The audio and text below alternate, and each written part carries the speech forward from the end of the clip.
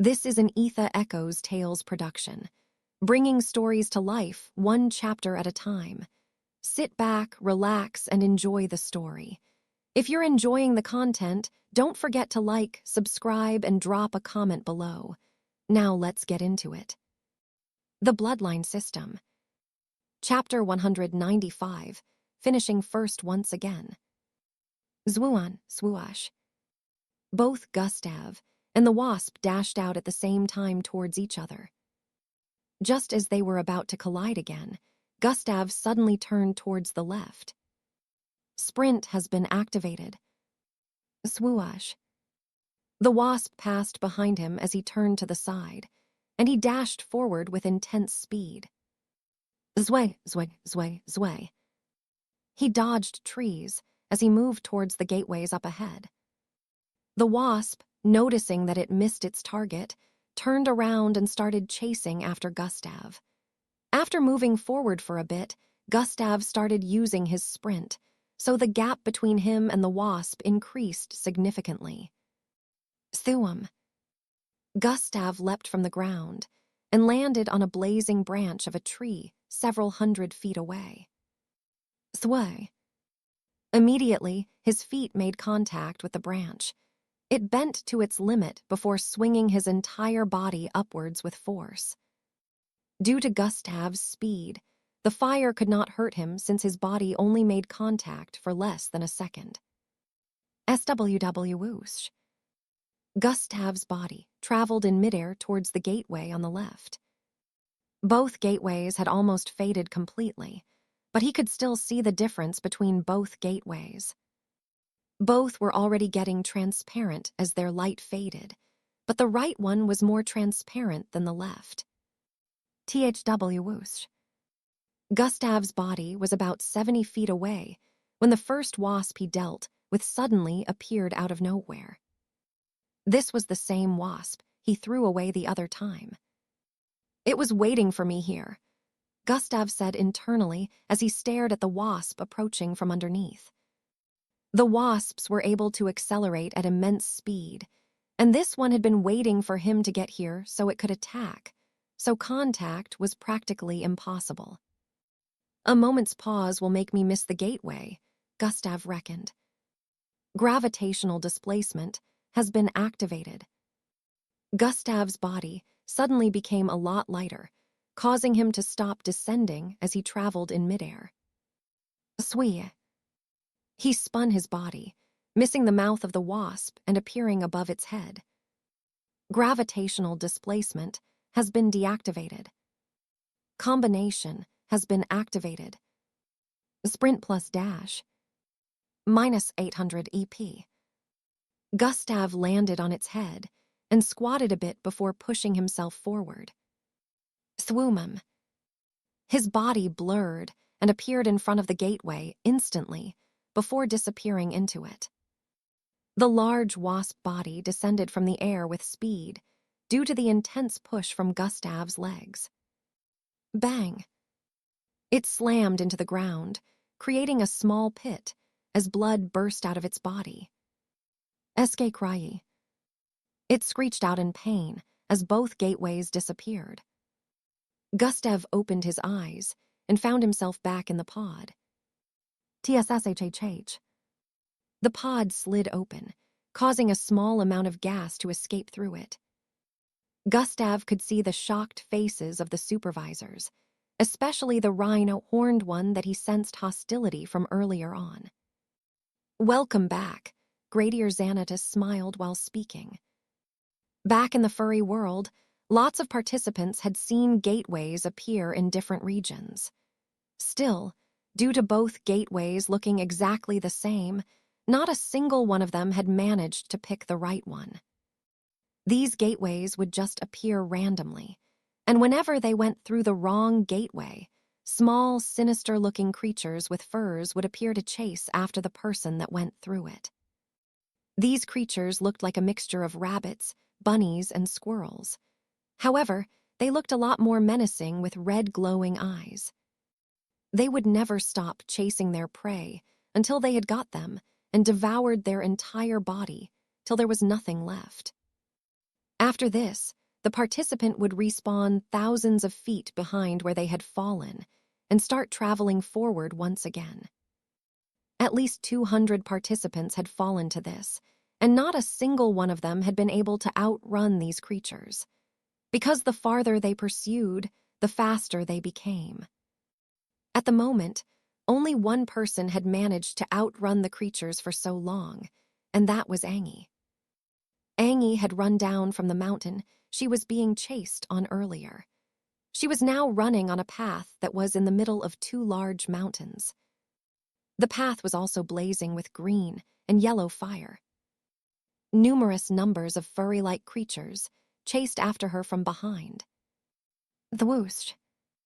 Angie was currently moving at a speed that couldn't be followed with the naked eyes, yet the creatures were able to keep up with her.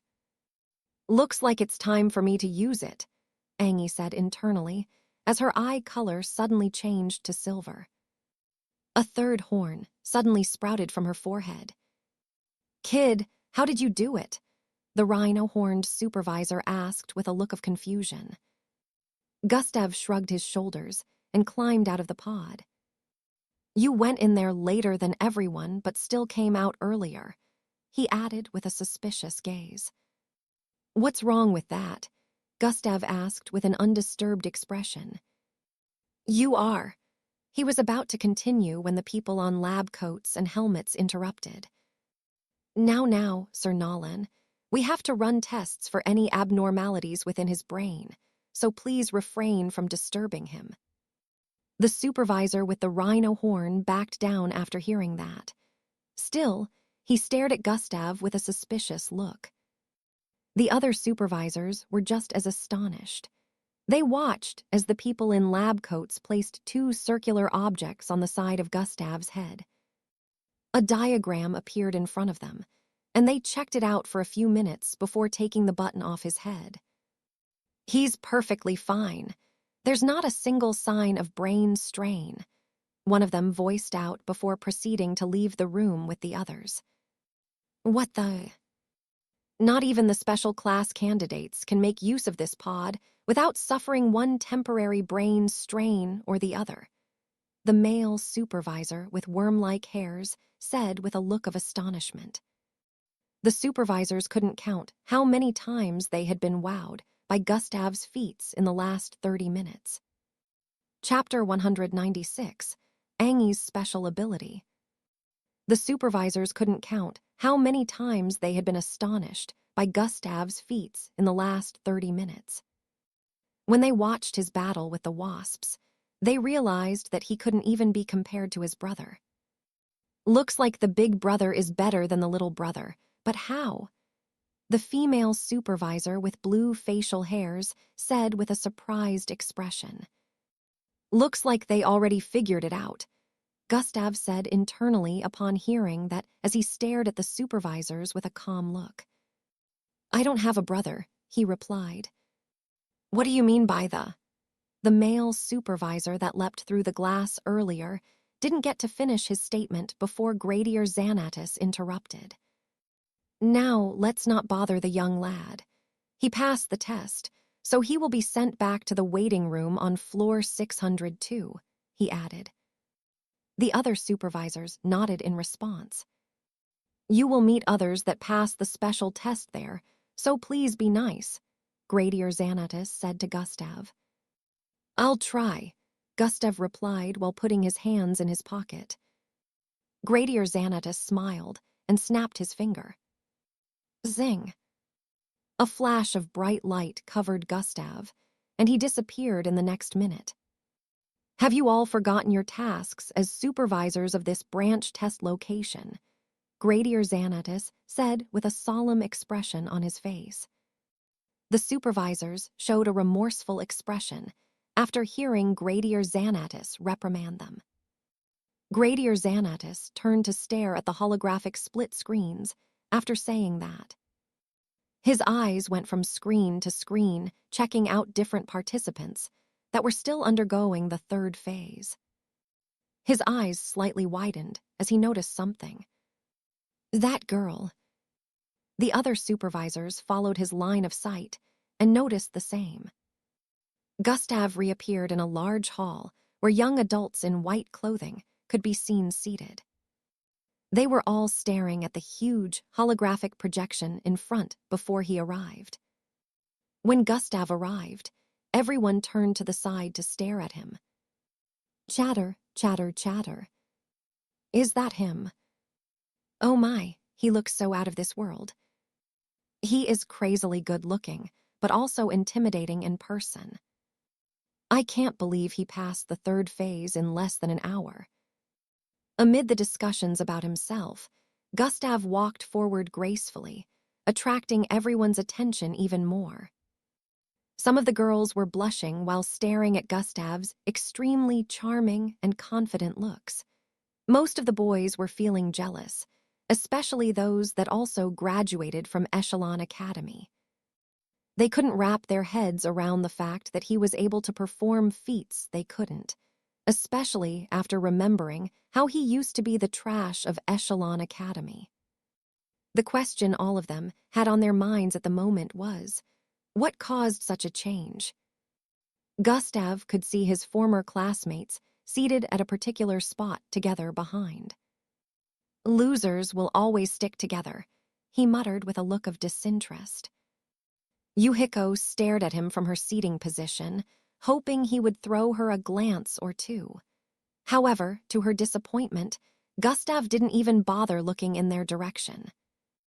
He moved towards the front and picked a seat there.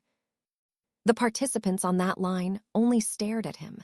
Some wanted to initiate a conversation, but didn't know how to. Oh, she seems to be using it, Gustav muttered while staring at the holographic projection displaying the participants within the furry world. On the top left corner of the projection, a whitish wave could be seen surrounding Angi's figure as she dashed across the place. The others within the room also noticed this part of the projection and wondered who she was. This is because they couldn't see her looks properly due to the whitish wave surrounding her. Angi had already passed the mountain regions in the furry world, and now she was running across a plain field. FW. Her body sliced through the air, generating massive gusts of wind due to her intense speed.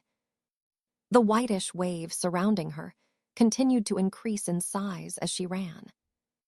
Her current speed was so fast that the creatures chasing behind her couldn't follow her speed a few seconds after she activated this form. She already left them in the dust. After running forward for one more minute, Angi performed a surprising action. She turned around and started running back in the direction she came from. This action surprised everyone that was watching. They wondered why she would be heading back in the direction of those creatures after escaping them. The whitish wave surrounding her had now covered a radius of more than 100 feet as she closed in on the thousands of furry-like creatures ahead. Gradier Xanatus and the other supervisors already had an idea of what she would do. Still, no one knew what her end goal was. Even Gustav had no idea of what her end goal was, even if he knew what she was planning at the moment. Angi closed in on the creatures, with the whitish wave surrounding her expanding more and more. The creatures already noticed her approach and crazily lunged towards her. Immediately, Angi arrived in front of them. They leapt upwards towards her. Angi kept running till she arrived in the midst of the thousands of creatures. They bared fangs and swung out their claws as they descended from the air upon her. "Release," Angi voiced out. The creatures in midair suddenly felt a sense of crisis as their furs stood in fear, but it was too late. Shruhamam. The whitish wave that had been accumulating around her suddenly burst forth from her body, spreading across the surroundings. It slammed forcefully into the creatures within the vicinity, sending them flying into the distance with broken bones and disfigured looks. The whitish wave kept on spreading, disintegrating a lot of things in the surroundings until it covered a radius of more than 1,000 feet. By the time it finished blasting outwards from her body, only the bodies of the dead furry creatures could be seen in the vicinity. Piles upon piles of corpses, stacked upon one another, could be seen in different parts of the surroundings. Chapter 197, Appearance of the Gateways. By the time it finished blasting outwards from her body, only the bodies of dead furry creatures could be seen in the vicinity. Piles upon piles of corpses, stacked upon one another, could be seen in different parts of the surroundings. Within the hall, everyone had their mouths wide open after witnessing what had just occurred. The environs were full of destruction.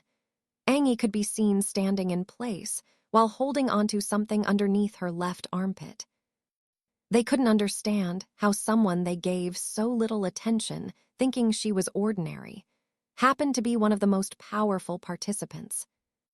Even the supervisors were just as surprised.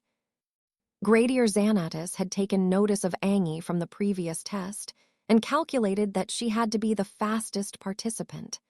However, speed was something that every mixed blood would have as long as they kept increasing in strength. So, he was hoping she would have something else up her sleeves.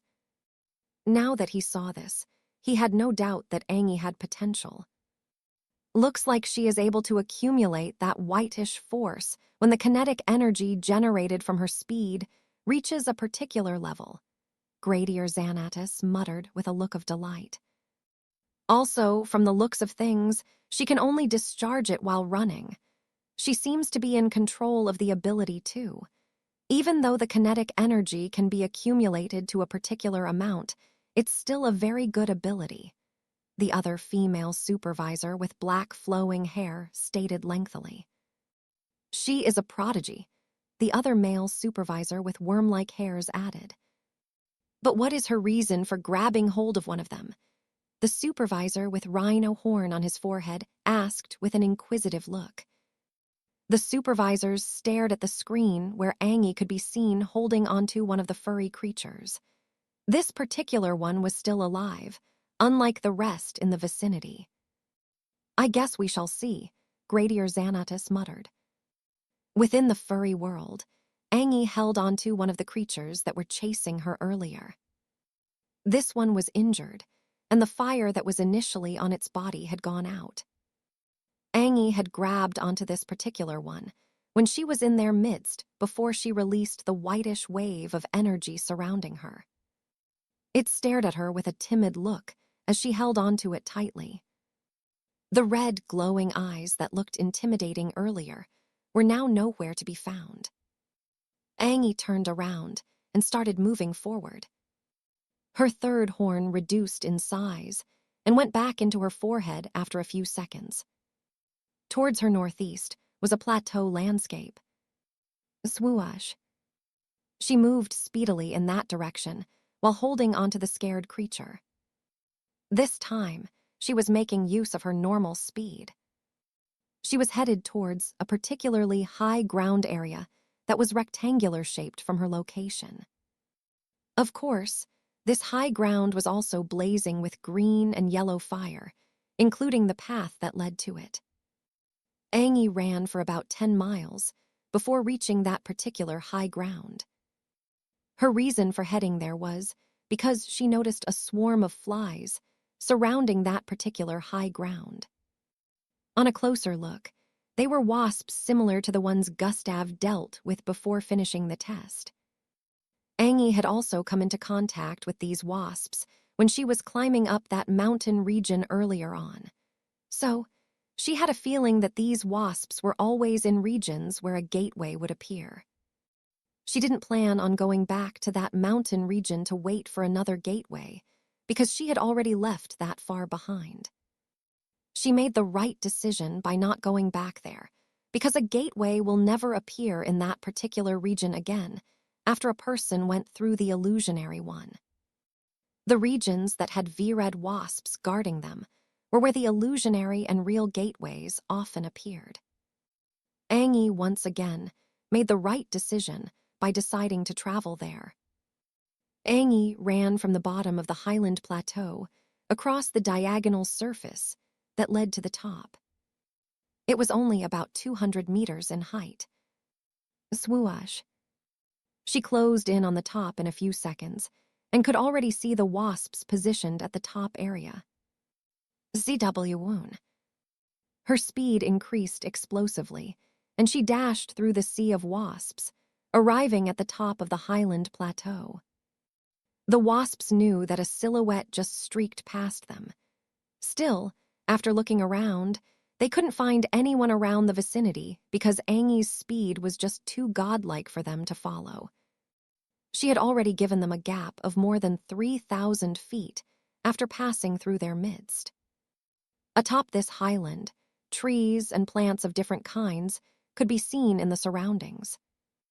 Everything was still blazing with fire, so Aang didn't pause for a moment.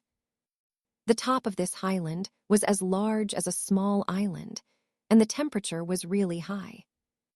After a few seconds of running, Aang could see some participants in the distance. These participants were a group of 4 that didn't move from their position. They surrounded a small tree and stood in place. They looked like they were waiting for something. Aang decided not to approach them for now. Instead, she kept moving around the vicinity, checking for any abnormalities. She moved from place to place across the top of the highland for about 10 minutes. When she didn't notice anything, she started thinking that the gates weren't going to appear. Nevertheless, she kept circling around the top. After another 20 minutes went by, Aang was already thinking of leaving the region when a flash of bright silver light appeared towards the far east of her current position. Swoosh. Aang quickly dashed in that direction. In a few seconds, she arrived back at where she found those groups of participants earlier. Jack, have you figured out which one is the illusion? One of the participants asked a boy in a full blue bodysuit. Chapter 198, Clever Decision. No, we'll have to go through one of them also. After this, I'll have studied enough to figure out the difference, the boy in full blue bodysuit replied as they moved forward. Do you still have enough juice to take us all on a jump? One of them asked again, and the boy replied by nodding. Ahead of them were 2 glowing silver gateways. It would seem these participants could pinpoint the location where the gateways appeared. From their conversation, Aang already deduced that they planned on entering one of the gateways blindly. Swoosh. She quickly dashed forward and arrived in front of the group. The group paused their movement and stared at her with suspicious gazes. She finally placed the furry creature that had been in her arms all this time on the ground several feet in front of the 2 gateways. Hey, who the hell are you? Get out of our way, a girl in a pink outfit shouted out. Aang turned around and stared at them. If you want to finish the test now, you can follow me, Aang said, and proceeded to look forward again.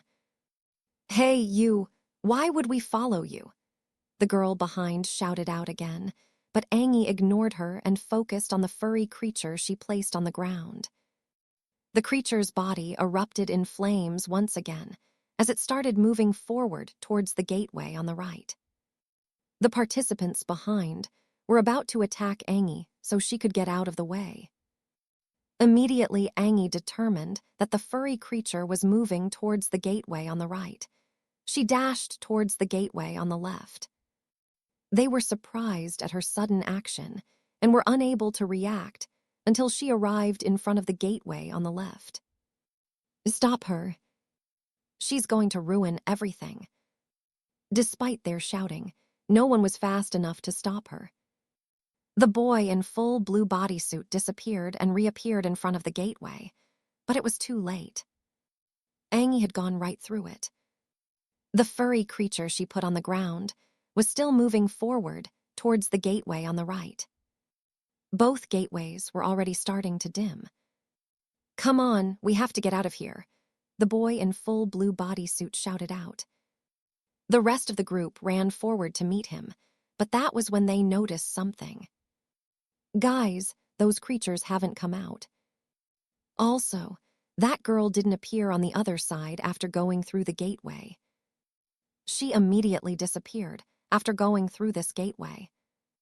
They all turned to stare at the furry creature that was still moving towards the gateway on the right.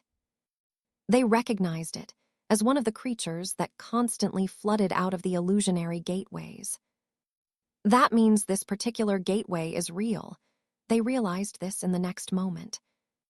With no further ado, the group quickly went through the gateway. Within the hall, where lots of pods were situated, a few pods opened up in different parts of the large room.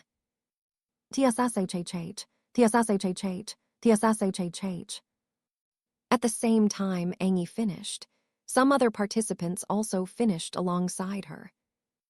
The group she left behind also awoke several seconds after she did. They climbed out of their pods and stared at the glass wall above, on the east side of the hall. Congratulations on passing the third phase. You shall now be transported to the waiting room. Gradier Xanatus's voice reverberated across the room before the participants all disappeared with a flash of bright light. That was a really smart move. Candidate 121, Gradier Xanatus said as he stared at the hall through the glass wall for a few seconds before turning to face the holographic projection once again. Let's see what the others have in store. Within the hall on floor 602, about 7 participants appeared. Angie was among the 7 as well as Glade, the green-skinned girl. They didn't see each other when they were in the hall earlier. Still, they noticed one another the instant they appeared within the hall. I see you're also among the ones who finished first again, Glade said with a smile. The same could be said about you, Angie replied with a smile as they walked towards the sitting area. The group that followed after Angie when she went into the gateway approached her. We're sorry for earlier. They apologized for almost attacking her and also thanked her for her help. Angie, of course, held no grudge towards them and smiled dismissively when they apologized. What of Gustav? He didn't get finished yet, Glade asked as they approached the sitting area. He's over there. Angie pointed at the front, where Gustav was in the sitting area, crossing his legs with his face turned towards the side. He didn't arrive with us.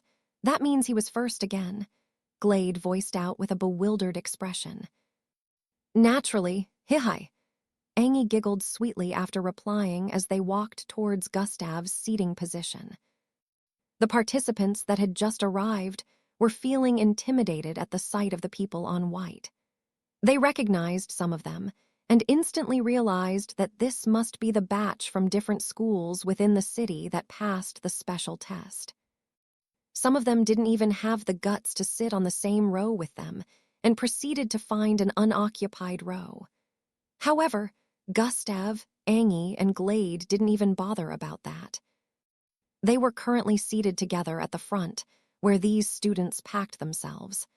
They didn't look disturbed or intimidated in any way. In fact, those sitting beside them were the ones who looked intimidated. You did well, Angie, Gustav praised her with a smile. No, it was nothing. Compared to you, I'm still lacking, Angie replied with a bashful expression. Don't sell yourself short, Gustav said once again while turning to stare at her. Angie's ears turned red as she noticed his glance. Are they like a couple, or what? Glade was starting to feel like the third wheel around them. How did you think of using that creature as a means of differentiating between the real and fake gateway? Gustav asked with a look of amazement. Chapter 199, The Cloning Revelation. How did you think of using that creature as a means of differentiating between the real and fake gateway? Gustav asked with a look of amazement. Angie stared at Gustav's face. And her ears turned red as she moved her face towards the front to avoid eye contact. I only thought of what you would do in that situation, and the idea came to me. she muttered with a bashful look as her face turned even redder than before. Glade heard that and sneakily took glances at Angie from the side.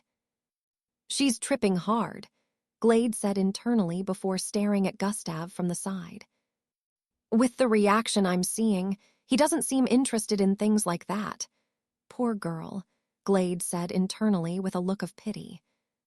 She was already fond of Angie because of her kindness, so she sympathized with her.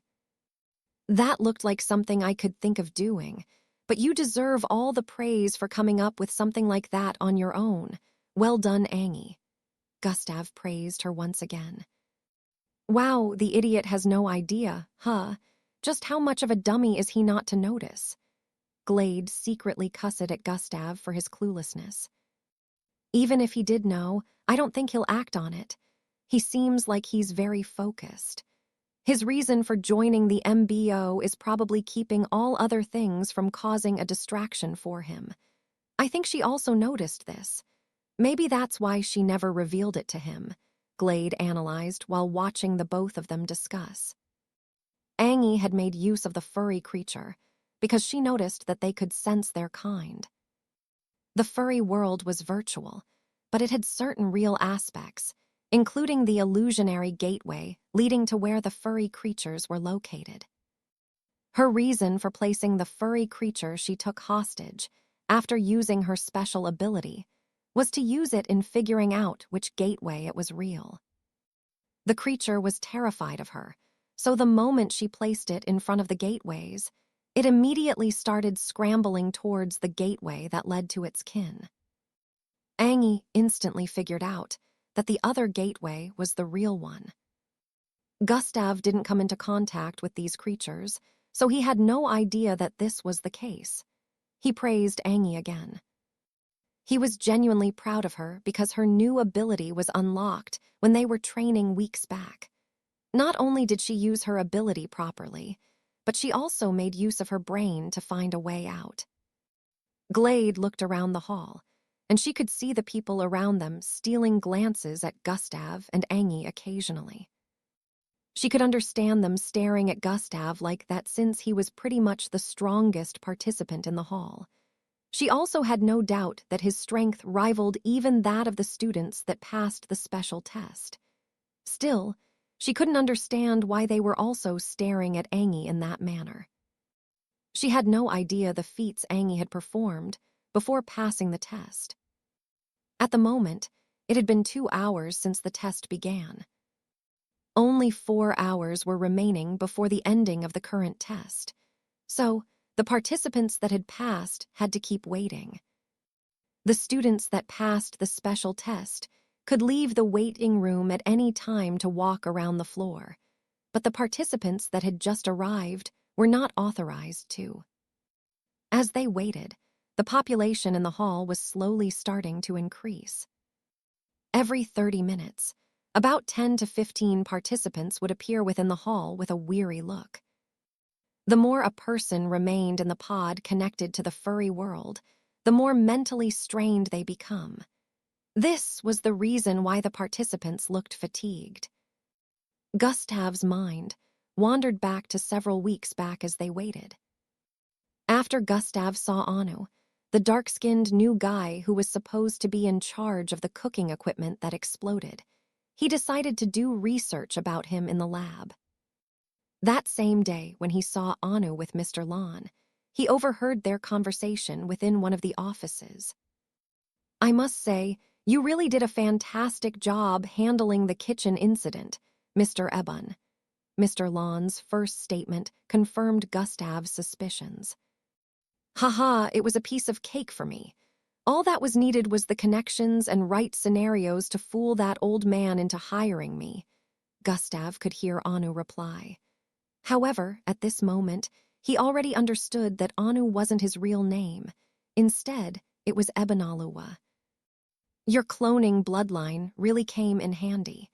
It was really perfect to the extent that no one could tell that it was an artificial corpse," Mr. Lon added.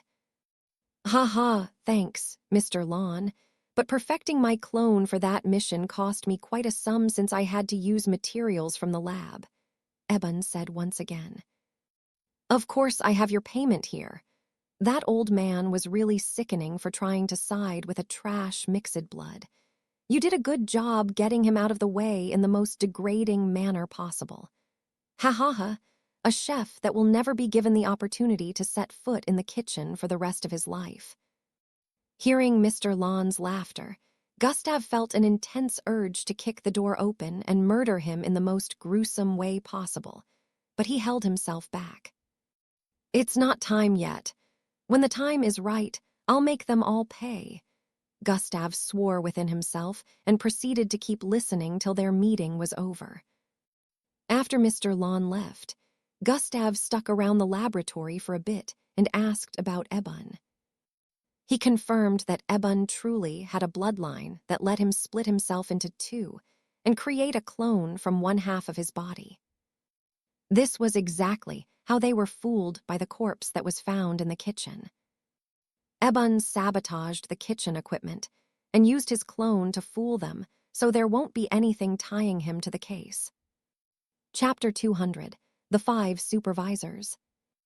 Eben sabotaged the kitchen equipment and used his clone to fool them so there won't be anything tying him to the case.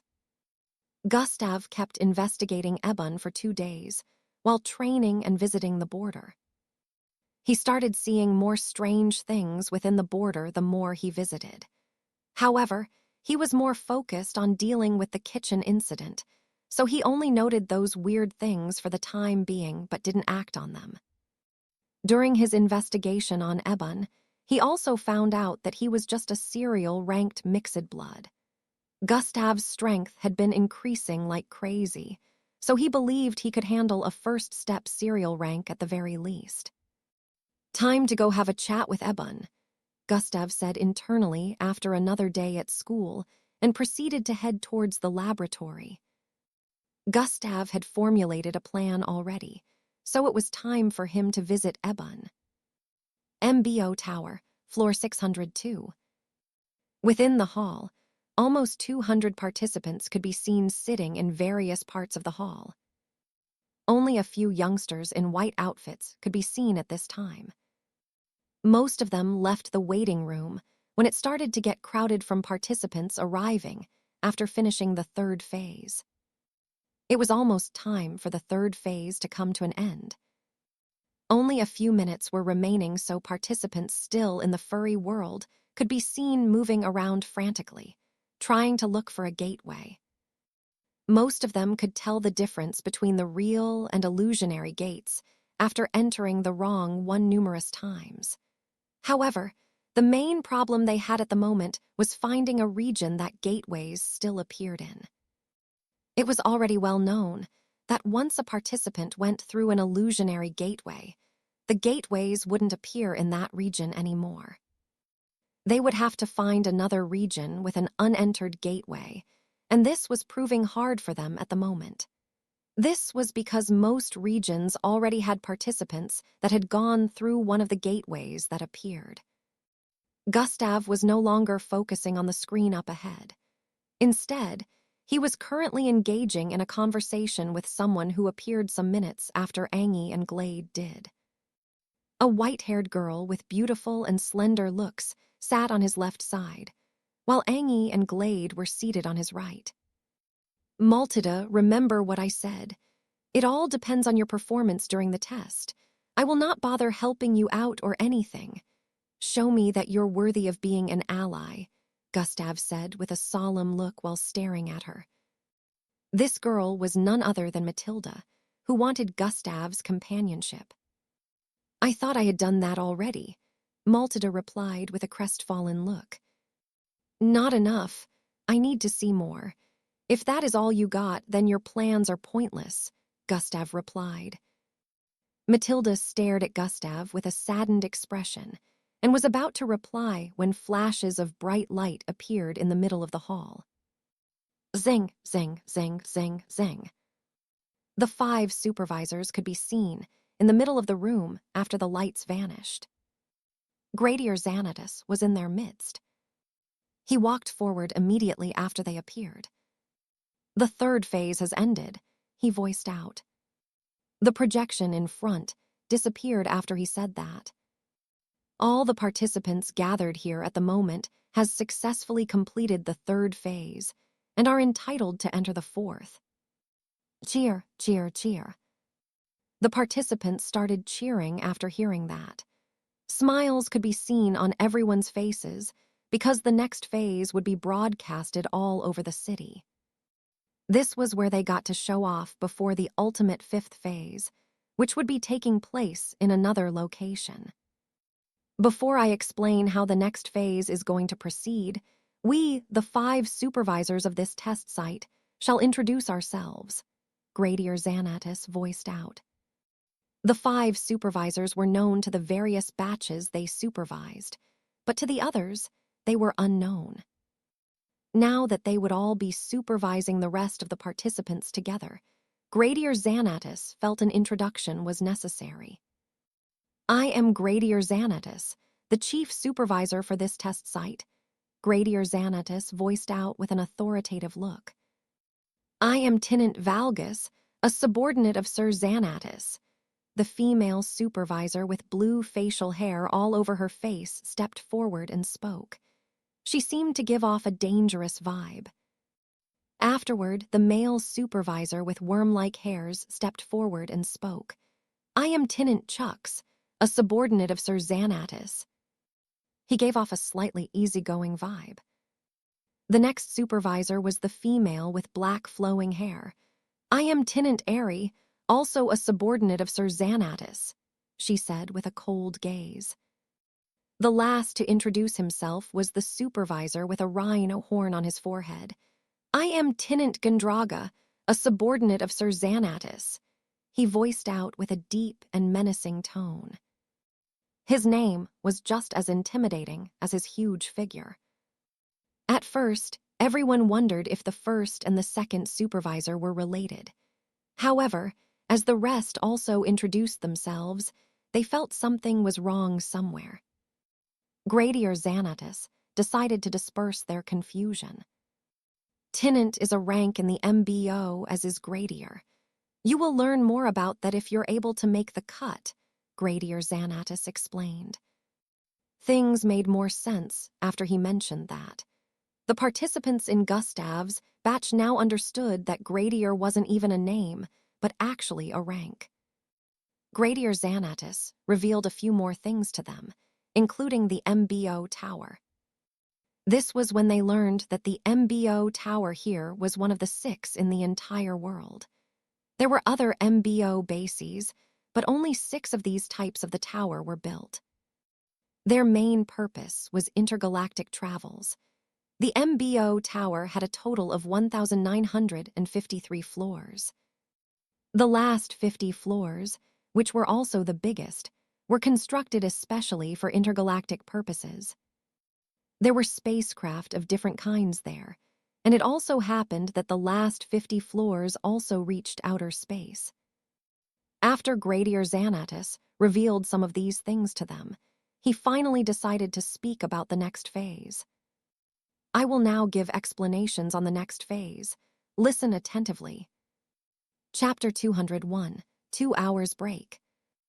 After Gradier Xanatus revealed some of these things to them, he finally decided to speak about the next phase. I will now give explanations on the next phase.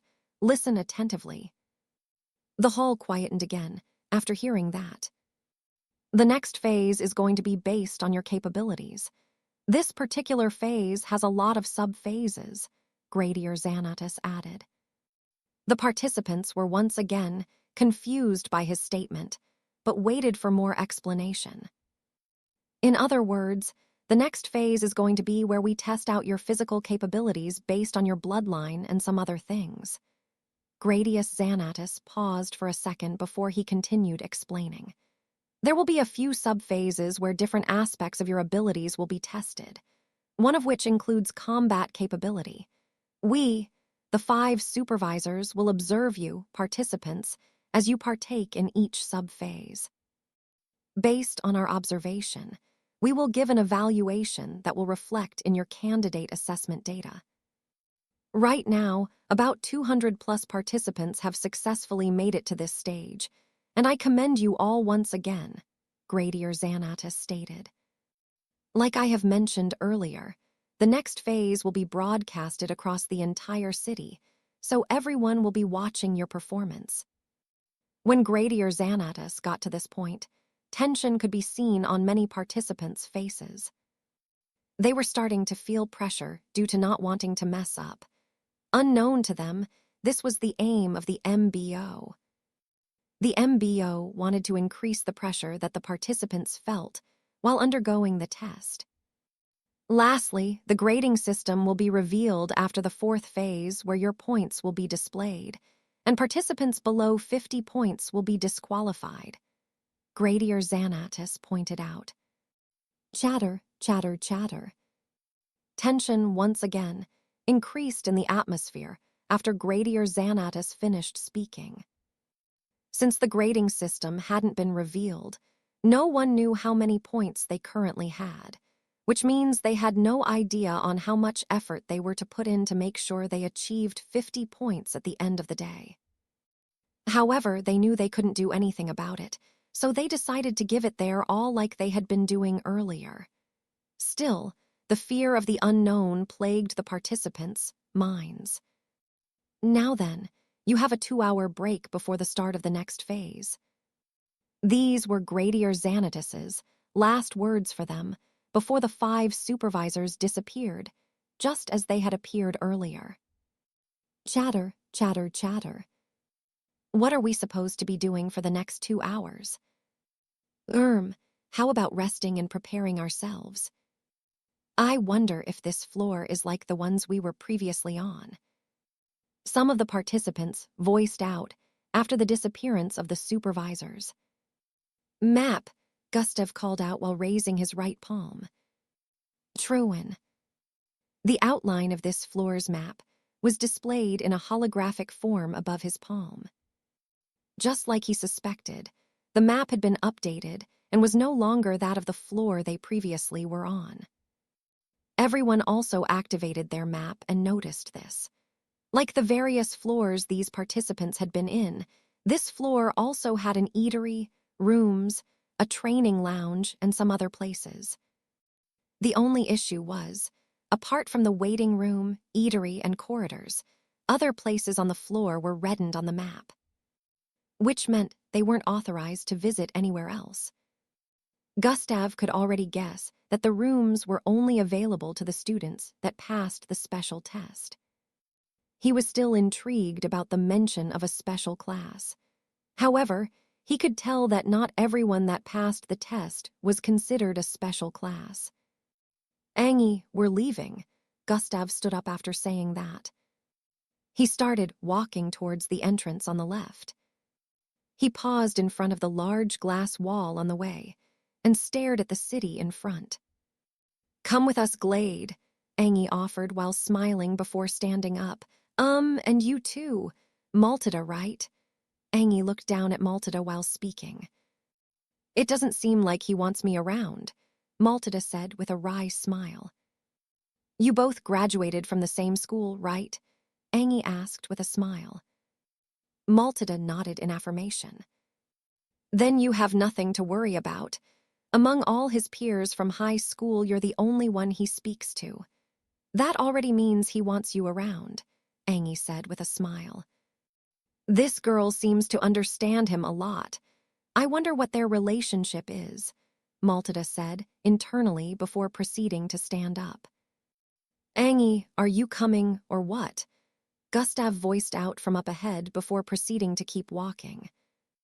Angie, Maltida, and Glade approached Gustav from behind, and they all started walking towards the exit. Hold it there, rival. You didn't think you could get rid of me, right?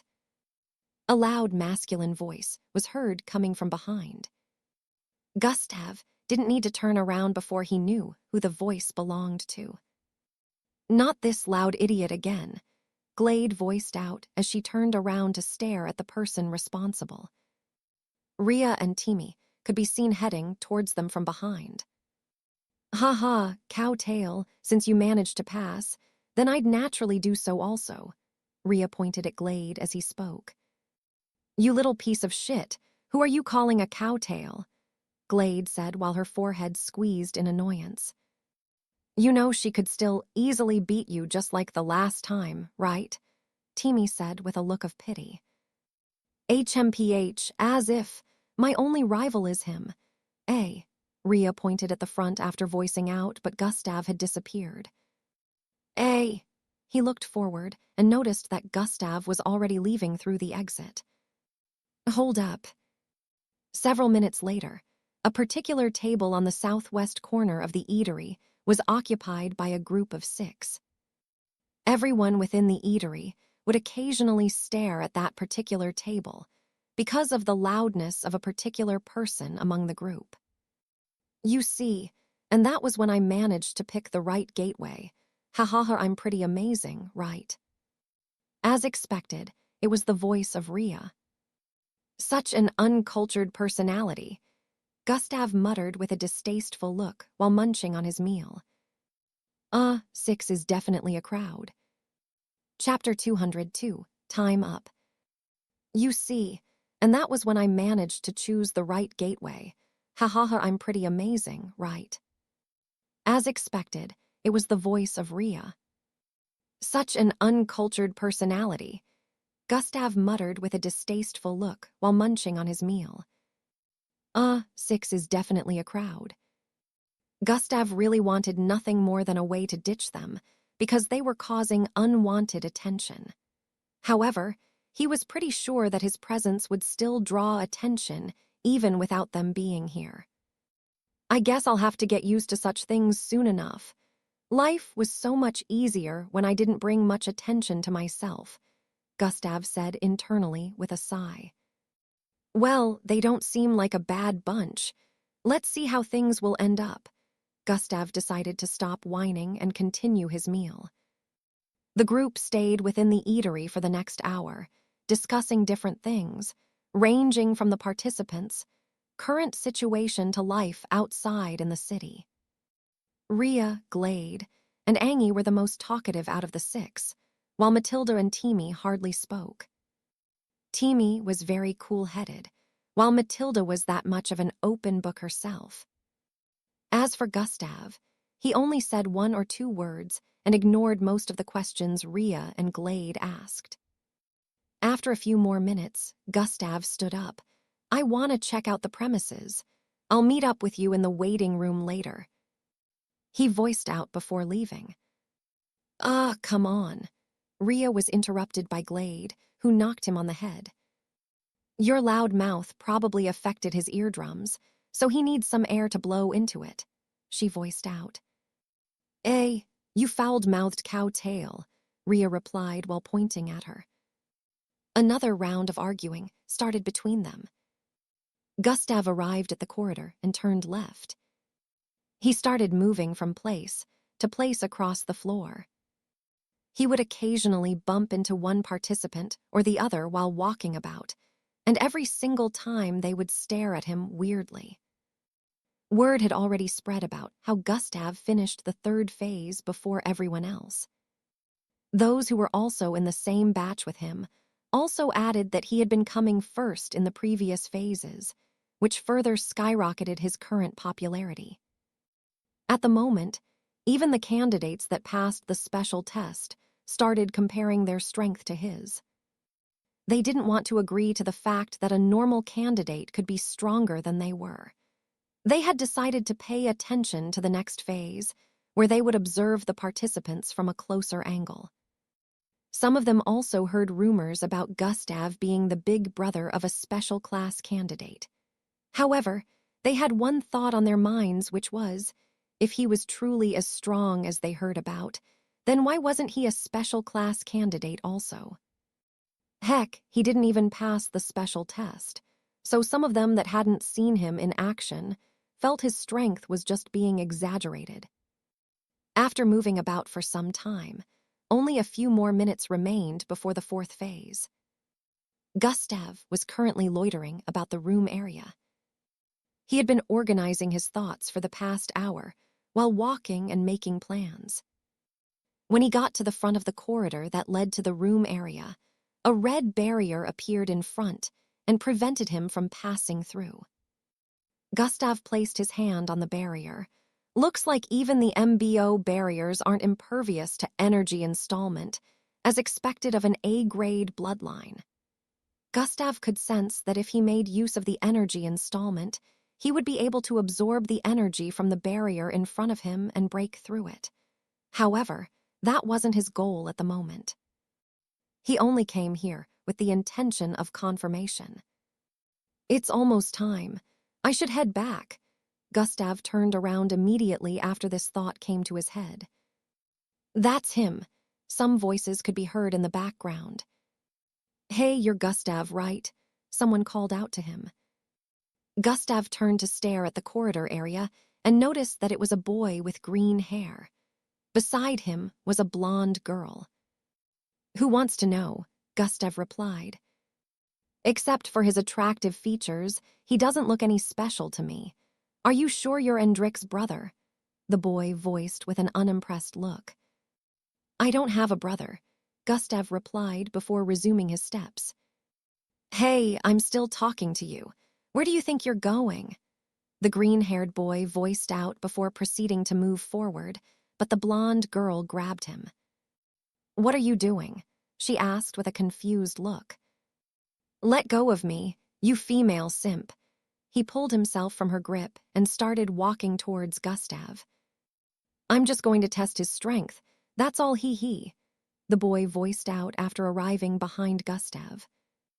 He cracked his knuckles and smiled before reaching out his palm to place it on Gustav's shoulder to stop him.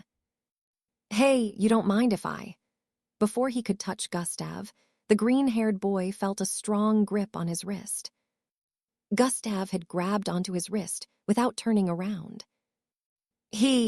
Before the green-haired kid could react, he felt a strong pull from his wrist, and the next thing he knew, his body was flying through the air. Whoosh. He was unable to regain his composure before he slammed into the wall on the right. Bang. Only 2 minutes left. I don't have time to mess around, Gustav voiced out before he resumed walking forward. Everything in the line of sight of the green-haired kid was blurry at the moment. His body had slammed into the wall with such force that he felt his vision darken for a few seconds before lighting up again. By the time his vision cleared up completely, Gustav was out of sight. The blonde girl walked towards him and asked, Are you okay? He defeated me with just a casual throw, he voiced out with a look of confusion. From behind, a boy with black curly hair walked towards them. So useless, you couldn't even stall him for 2 minutes. Chapter 203, Appearance of the Second Special Class. The blonde girl walked towards him and asked, Are you okay? He defeated me with just a casual throw, he voiced out with a look of confusion. From behind, a boy with black curly hair walked towards them. So useless, you couldn't even stall him for 2 minutes. They recognized the voice and turned around to stare at the person. He was a young and handsome-looking boy who was about 57 in height. His looks were a bit similar to that of Gustav. Endrik, both of them voiced out at the same time. Endrik was Gustav's younger brother, who was currently 11 years of age. However, he looked like a 16-year-old. You had one simple task, and you messed it up. Worthless. Endrik walked to the front of the green-haired boy as he spoke. I'm sorry, I don't know how it happened. I'll get him next time. The boy shouted out with a look of panic on his face.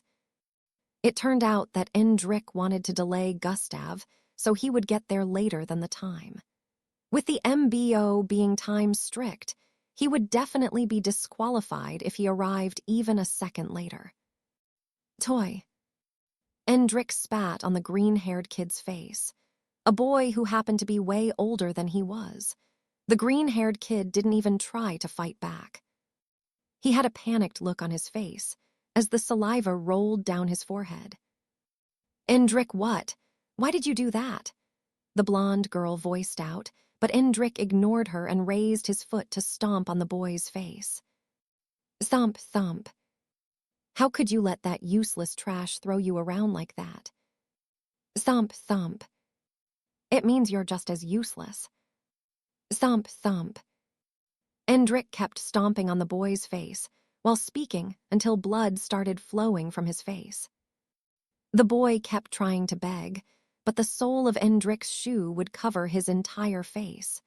So, he wasn't able to get the words out. Thump, thump, thump. Indrik's face shone in anger as he repeatedly stomped on the green-haired kid's face. He pictured Gustav's face being underneath his foot and started laughing crazily as he stomped. Indrik, stop it! The blonde girl behind couldn't take it anymore and shouted out while reaching out to grab Indrik's arm. Get off, Paula. Indrik not only pulled his arm back but also pushed her. FWM. It was just a casual push, but he subconsciously made use of his telekinesis, so she ended up flying far backwards till she slammed her back against the wall. Bang! I will kill that useless scum of a big brother. Indrik voiced out while laughing as he continued to stomp on the face of the green-haired kid that was already covered in blood. There were about 6 candidates within the vicinity, but they only stared at what was happening and didn't interfere. Everyone was scared of interfering and incurring Indrik's wrath on them. ENDRIC OSLOV, back down. A loud voice was heard in the hallway. Step, step, step. A teenage boy with pale white skin sporting silver-colored hair could be seen walking down the hallway towards Indrik. He was almost 7 feet tall with a slender figure. His hair was so long, it was reaching his buttocks area, and half his face was covered due to this. His looks were so beautiful that he could be mistaken for a girl. He looked quite weak. Still, the candidates in the vicinity stared at him with respect and moved to the side to create a path for him to walk through. It's Adris. I can't believe he left his room today. Oh my goodness. I hope he ends Indrik's bullying. After all, he's a special class too. The voices from the candidates in the background could be heard as more and more candidates arrived on the scene. Adri's steps were very light and graceful. His eyes were closed, but he was walking perfectly like he could see the environment without looking. Indrik ignored his call and kept stomping on the face of the green-haired kid, whose skull had nearly been cracked open at this point. Back down, he voiced out again as he closed in on them. His voice sounded calm, especially with the way he spoke, but it was extremely loud. Indrik still ignored his call and kept stomping. Thump, thump, thump. Immediately, the teenage boy was 5 feet away from their position. He opened his eyes. Tiaroyan. A pair of beautiful eyes, glowing with different colors, were revealed. He opened them. Oh, my goodness, I can't believe he opened his eyes. So pretty. His irises and pupils had so many different colors blended together that they could be mistaken for rainbows. Even rainbows could be said to be lacking in comparison. However, immediately his eyes opened, the surroundings lost color. Diaroyan. It was almost like the color in the surroundings was being absorbed by an invisible force. I asked you to back down. Adris reached out his hand to grab Indrik's, as everything in the surroundings turned black and white. Indrik sensed a dangerous force building up around him and jumped backward. Thoom. He landed a few steps backwards and threw Adris a provocative glance. What is it? You want a GO? Indrik's forehead creased together as he stretched out his right palm towards Adris. The space around them turned weird and started to twist and turn. AS a special class. This is how you choose to ACT. You're truly a child that isn't supposed to be here. Adris also stretched out his hand, and glowing colors of different kinds like indigo, velvet, scarlet, aqua, blue, cobalt, ash, and yellow started gathering around his palm.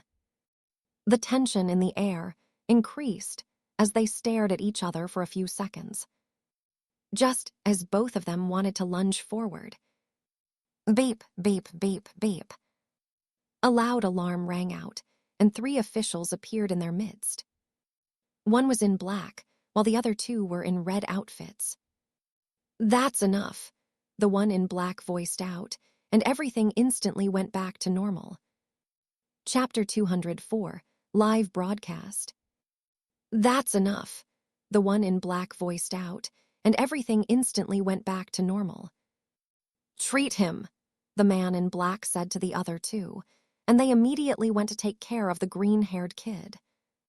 "You're coming with me," the man voiced out once again before touching Indrik's left shoulder. Before Indrik could reply, zing. They both disappeared. Adris stood there for a while and looked around. He walked towards the blonde girl, sitting on the floor with her back against the wall, and helped her up. "Are you okay?" he asked. She nodded, with a look of panic on her face. The tension in the environment died down, and everyone began to move towards the waiting rooms because, at this moment, the 4th phase had begun. A few minutes ago, after Gustav arrived in the waiting room, the 5 supervisors appeared within the room. They appeared at the exact time, after 2 hours had gone by. "We will now move to floor 817, Gradier Xanatus voiced out immediately after their arrival. This time, everyone arrived in the waiting room at the right time, so no one was disqualified. Tiaroyan, Truin. 6 glowing doorways suddenly appeared in the middle of the room, and Gradier Xanatus urged everyone to go through it. The participants did as they were told and arrived in a large stadium-like arena upon going through the doorways. Everyone was directed towards the sitting area. The supervisors took their seats on the west side of the large arena, and a large screen appeared behind them. Zing, zing, zing. 3 more holographic screens appeared on the east, south, and north of the stadium-like arena. Now screens appeared on the 4 corners of the stadium-like arena, so everyone could see from every direction. ZWEI. Some orb-like flying objects dived into the arena through the glowing doorways, and the holographic screens instantly lit up. The holographic screens started displaying different parts of the stadium like the arena. The orb-like flying objects disappeared after entry. It was apparent that they were cameras that could turn invisible. At this moment, the location of the 4th phase was being broadcasted all across the city. Every skyscraper and advert screen in every corner of the city displayed the event, and everyone was watching. It had been announced earlier that the MBO entrance test would be eventually broadcasted, so the whole city had been waiting for it. They were informed of the time as well as the phase that was currently ongoing, so everyone was intrigued to see the participants that had made it so far. People watched from all across the city as the participants picked different spots to take a seat. It was like a stadium, but the space in the middle was a black-colored smooth floor. The entire space in the middle was as long as 1,200 feet and wide as 400 feet. The city's citizens watched as some youngsters in white walked through the glowing gateways and found places to sit. Some of them already figured that these were the ones with privileges, while the youngsters in the normal outfits were the ones that would be participating in the current phase. "That's my son, haha, he made it. Oh my goodness, my child is there." The cameras would sometimes zoom in on the spectator seats, and the screen would display the faces of some participants. The parents of these kids recognized their children, the instant they were displayed on the screen. Even though they hadn't seen their child home yet, which proved that they probably passed the previous phases, most parents still needed confirmation. About 200 participants made it to the current phase and were about to display their abilities. After the youngsters had stopped streaming in, Gradier Xanatus stood up from his sitting position, and all the cameras focused on him. "Now the fourth phase will begin," he voiced out. Everyone focused on him as he started speaking. "According to your badge numbers, you will approach the static floor and display your abilities based on the subcategories," he explained. From this, everyone already deduced that there will be different categories. When your badge number is shown, approach the static floor. Remember, your data assessment scores, as well as points, will be based on your performance in this phase. A suit has been designed for this phase to aid in the usage of your bloodline and also ensure that your flow and movement are not restricted in any manner, Gradier Xanatus added before taking his seat. The participants were feeling tensed, now more than ever, while some actually hyped up since the eyes of the whole city were on them. Candidates 139 and 327 approached the static floor. A robotic voice reverberated across the vicinity. It turned out that this phase was going to be taken in twos. 2 participants started approaching the floor from the east and west sides, respectively. One was a male with short black hair and green lines on his neck area, while the other was a female with long purple hair and ram horns. They both looked fierce as they approached the floor. Immediately, they got to the middle of a long, black, glowing wall, extended from the floor in front of them both. "Place your palm on the change board." The robotic voice resounded again. They placed their palm on the wall, and a bright glow covered them from head to toe. Their clothes were being ripped from their body and slowly replaced by an organic technological suit. Of course, due to the bright light, no one could see their bodies, so they had no idea what was going on within the light. By the time the light disappeared, both participants were now clad in full white organic suits with blue and black stripes.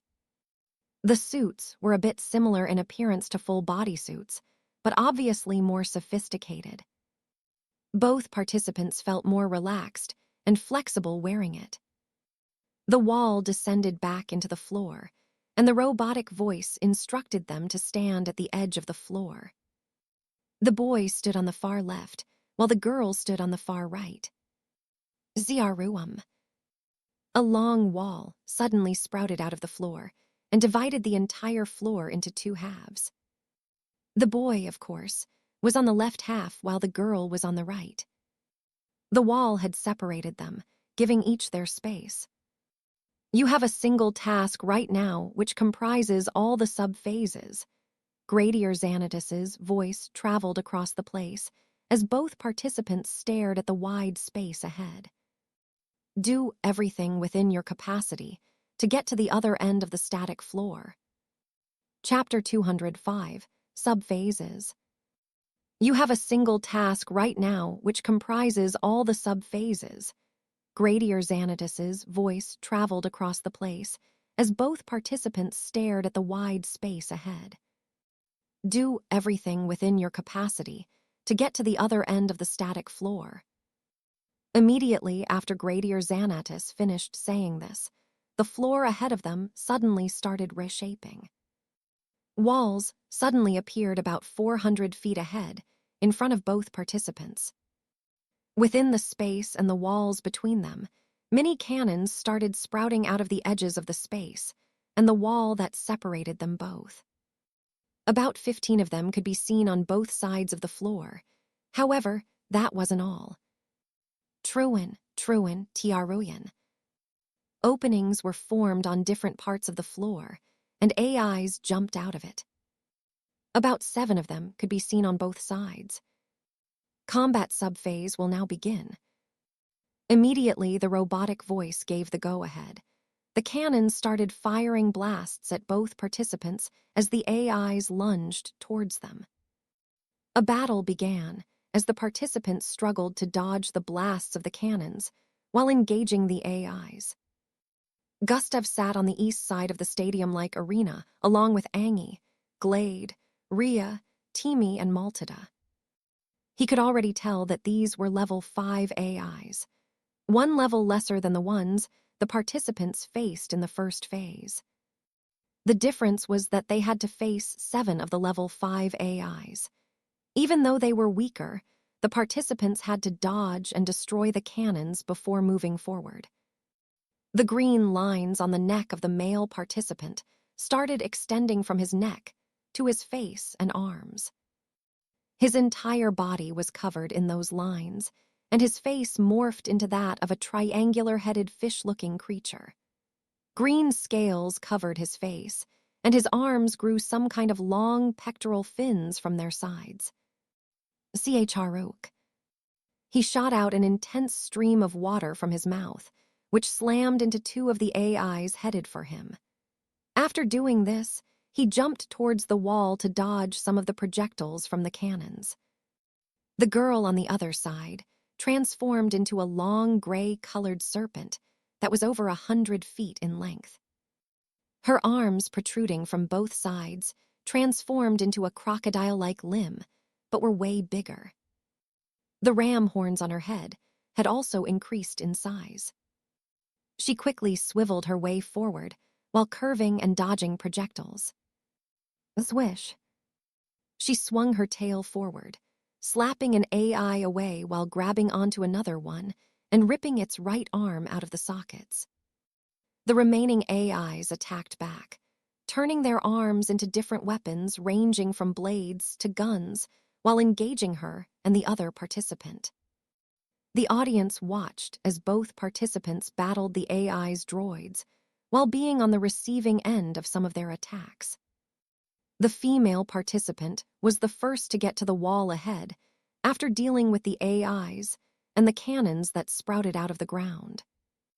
She had blood oozing out of several parts of her body due to injuries received from the attacks, but she had managed to deal with all of them completely. Candidate 327 has completed the combat phase. The robotic voice reverberated once again across the entire place. Calculating combat assessment score based on the feedback of the supervisors. While the score was being calculated, the suit on her body suddenly lit up, and her injuries started healing. Candidate 327 combat score has been calculated completely. Truin. The wall in front of her lit up, and the score, 6.5, was displayed in front of her badge number. All the holographic screens showcased this too. Some of the participants began to panic upon seeing her combat score. That kind of performance only got her a 6.5. I wonder what the other guy will get. They muttered amongst themselves. The wall in front of her lowered, displaying a 200-foot-long space with a wall in front. This was another sub-phase that she would need to go through. Attack power sub-phase will now begin. A large board protruded from the ground. It was 9 feet tall and 3 feet wide. Strike the board with as much force as you can muster. The robotic voice instructed. As she stepped forward to do as she was told, the male participant just finished the first sub-phase. He got to the wall in front with a lot more bruises and injuries than the other girl did. Just like the female participant, his score was also calculated as his injuries healed up. After the calculation was done, his score was 5.2. The other female participant transformed back to her serpent form and squirmed forward with speed before swerving her body and swinging her tail forward towards the large board. SWEI. Spikes grew out of her tail as it went with full force and slammed into the board. Bang! A loud sound rang out, and the board started displaying numbers. 3,000, 6,000, 8,000, 9,000. It finally stopped moving up when it got to 9,500. Chatter, chatter, chatter. The audience started chatting amongst each other upon seeing that.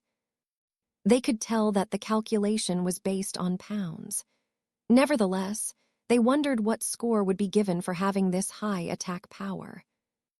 Calculating attack power assessment score. Calculation complete. Her score was once again displayed on the screen, and it was a 7.5. The male participant also underwent his by attacking the board in front of him with the most powerful water stream he could shoot out of his mouth. His score was calculated as well, and it happened to be a 6.7.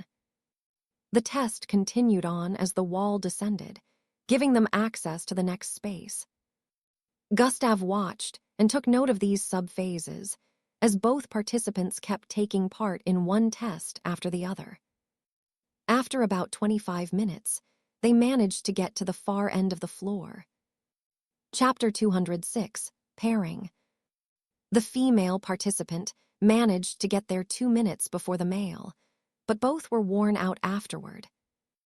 Even though their injuries were healed because of the suit, they still felt fatigued after they finished each phase. Candidates 139 and 327 can now leave the static floor. The robotic voice instructed, and both participants returned to their seating positions. 7 subphases, each with different tests based on candidate assessment data. Gustav had taken note of a lot of things when the first 2 were about to start theirs.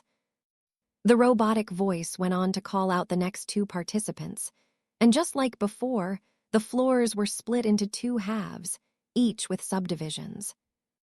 Looks like the AI calls out the participants randomly. Gustav had also noticed that numbers were not being called in an ascending or descending order, which meant that anyone could be called on at any time. This further increased the tension in most participants' minds, since no one could predict when it would be in their turn. Gustav wasn't really bothered by the difficulty of the subphases. He was only thinking about one thing at the moment. There was a subphase where the participant would have to channel their bloodline while placing their hand on a particular measurement device. This time, he couldn't hide it anymore. He had to make use of a bloodline during that subphase. This measurement device would record the rank of a mixed blood and display it along with some information on the bloodline like the grade and ability. He wasn't really bothered since he already knew what ability he was gonna display. As time passed, most participants were either first or second step Zulu ranks with bloodlines ranging from D grade to B grade. Even though one of the requirements for getting into the MBO was having a bloodline no less than C grade, participants with lower bloodline grades were still given the opportunity to try it out. According to the MBO, if they were able to get to the last phase with such low-grade bloodlines, they might be given a chance to get in. Only about 5 participants so far had F-grade bloodlines. The rest were mainly C-grade, and only about 2 were B-grade so far. Different participants displayed their abilities passing through phases. Not a single person had been able to get up to a 7 in the attack power subphase, besides the Serpentine girl. That was one of the first participants. After about 2 hours had gone by, Maltida's and Timi's badge numbers were called out simultaneously. Both walked over to the static floor to start their test. Everyone already knew that Timi and Maltida were among the strongest participants here, so they were curious about their performance. Immediately after they changed into the organic suit, the test began. Timi dashed forward as red energy surrounded his entire frame, while a strange whitish mist started erupting from Maltida's body as a white rhombus tattoo appeared on her forehead. Her skin suddenly started to change color, and in the next second, she had turned into a silver-like being. She slid forward on the floor that was being transformed into her current skin color as her hand morphed into a long, sharp blade. Pace. She pierced her arm into the chest of one of the AI droids, causing it to transform from blue and red into silver. TRI, TRRH, TRHHI. The AI suddenly started malfunctioning, and at the same time attacked the other AI that was about to land a hit on Matilda from the side. This is the first time I'm seeing her use her ability on this scale. She seems to have increased in strength, Gustav thought. Although he had seen Maltida use her bloodline before, he never really knew what her abilities consisted of. He also turned to stare at Timi's side of the floor. Decomposition, or something else. Gustav activated God's eyes and zoomed in on Timi using his bloodline to deal with an AI. Timi would grab onto a part of an AI's body, and it would instantly age and crumble. Nevertheless, Gustav felt that since this was the ability of his bloodline, he shouldn't be able to have speed. Also, he shouldn't have been able to pass through the gravitational area where the green ball of light was located. It's not decomposition. He's able to speed forward at times, increasing his speed by a lot even though it isn't his normal speed. He fired a red beam at one of the AIs earlier, and its movement slowed down. Gustav thought about this deeply and realized that Timi's bloodline was actually a very powerful one. He can accelerate and decelerate the composition of things. That's really powerful. Gustav longed for this ability inwardly. Still, he didn't have plans of stealing the ability of those who hadn't wronged him or done something that went against his principles. As the test continued, both of them passed through the first subphase with ease. None of them were injured in the slightest, and every single one of the AI droids and cannons had been smashed to pieces behind them. Their combat scores were displayed as 8.5. They had both gotten the same score. The entire audience was in shock because these were the highest so far. No other participant had gotten past 8 points in the combat assessment score since the test began, and over 30 participants had finished already. They continued on to the next ones and kept on getting high scores. Throughout the entire subphase, none of them got lower than 8. In the end, they were also graded, and their data assessment was updated. Both returned to their seats, amid the cheers and discussion of other participants. For the next hour, other participants also went in and had their tests. After 2 participants that barely managed to finish their tests left the floor, Glade and Rhea were called on to start their tests. Both of them. Just like Matilda and Timi, Gustav could see a pattern here, and he looked forward to stare at the area of the supervisors. Chapter 207, Glade's Amazing Attack Power. Both of them. Just like Matilda and Timi, Gustav could see a pattern here and looked forward to stare at the area of the supervisors. There were tab-looking devices in front of all the supervisors, where they input the data and observations they had gathered on different participants. God Eyes has been activated. Gustav's eyes zoomed in on the supervisor's area, and he stared at them like they were right in front of him. The supervisors felt a weird sensation and looked around. Gradier Xanatus suddenly raised his face and stared back at Gustav's position. Since Gustav's eyes were zoomed in on them, it was like Gradier Xanatus was staring right into his eyes. Gustav flinched back and deactivated God Eyes. The supervisors returned their focus to their duties, while Gradier Xanatus smiled before continuing. Gradier Xanatus seems really powerful, not as powerful as Miss Amy, but his strength cannot be taken lightly. Gustav noticed this after retracting his vision. I have to be careful, so he doesn't see through me, and notice my many abilities like Miss Amy did, since I don't know his intentions yet. Gustav focused back on the floor after making this decision internally. Glade, just like Teamy, had the same red-like aura covering her body. Still, the usage of her ability seemed to be different from his. However, when Gustav used God eyes to inspect her body, he could see that her internals seemed similar to his due to the color showcased. This had Gustav wondering if their bloodlines were the same, but they unlocked different abilities for it. Having a similar bloodline to another mixed blood was not an uncommon experience, but there were always one or several differences. Miss Amy and Yuhiko had the same bloodline, but Miss Amy couldn't create things from thin air, while Yuhiko could do the same and transform one object into another. Yuhiko's bloodline could be said to be more advanced than hers. Miss Amy, being stronger, could create objects from thin air on a grander scale, unlike Yuhiko, who was soon exhausted after a few attempts. Either way, people with the same bloodline always share similar abilities with slight differences. Still, Gustav hadn't seen any similar ability between Glade and Teamy bloodlines. Glade dashed forward and smashed the AIs and cannons to pieces with the large sickles she conjured from the energy surrounding her.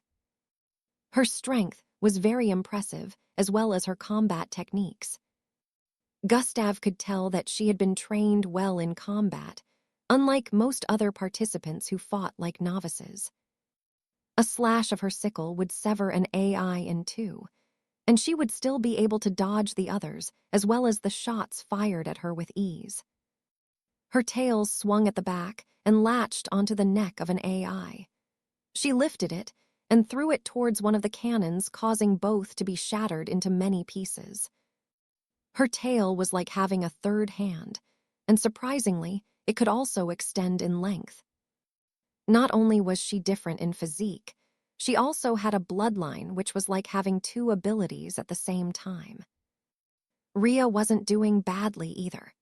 Since his bloodline ability was attuned to rock manipulation, he already carried with him a few stones that could fit into his palm, knowing that he couldn't find anything to control within the vicinity. TWEI, thway. Stones flew around at extremely super speed, tearing into the metallic body of the AIs. Another thing that helped him was that he could increase the size of the stones to a certain amount, so he made it sturdier too. Glade finished before Rhea did, and her score was calculated to be 9.2, while Rhea was given the score of 8.3. Rhea wasn't satisfied after hearing her score from his side of the floor. He didn't want to be a sore loser among the three, so he vowed to do better. When the attack power subphase began, he increased the size of the stones to the max, merging them all into one to become as large as a small car, and he hurled it towards the large board in front. Bang! A loud sound reverberated across the entire place as the numbers went up like crazy, and the board vibrated. The rock crumbled to little pieces after contact due to the immense force from the collision. 12,000. This was the highest so far. Teamy and Matilda got lesser by 1,000 plus. Rio was satisfied with this input, and since he hadn't heard any sound from the other side, he figured that Glade hadn't done hers yet. I'm definitely getting the highest in this subphase. You can kiss my ass, Glade. He shouted out in a loud voice while his score was being calculated.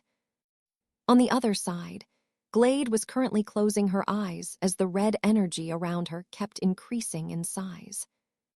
She had made the sickles she conjured earlier disappear, and right now, she was conjuring something else. The red aura-like energy kept on climbing to the extent that the entire floor was now shining bright red. Even Rhea saw it and turned to stare at the side.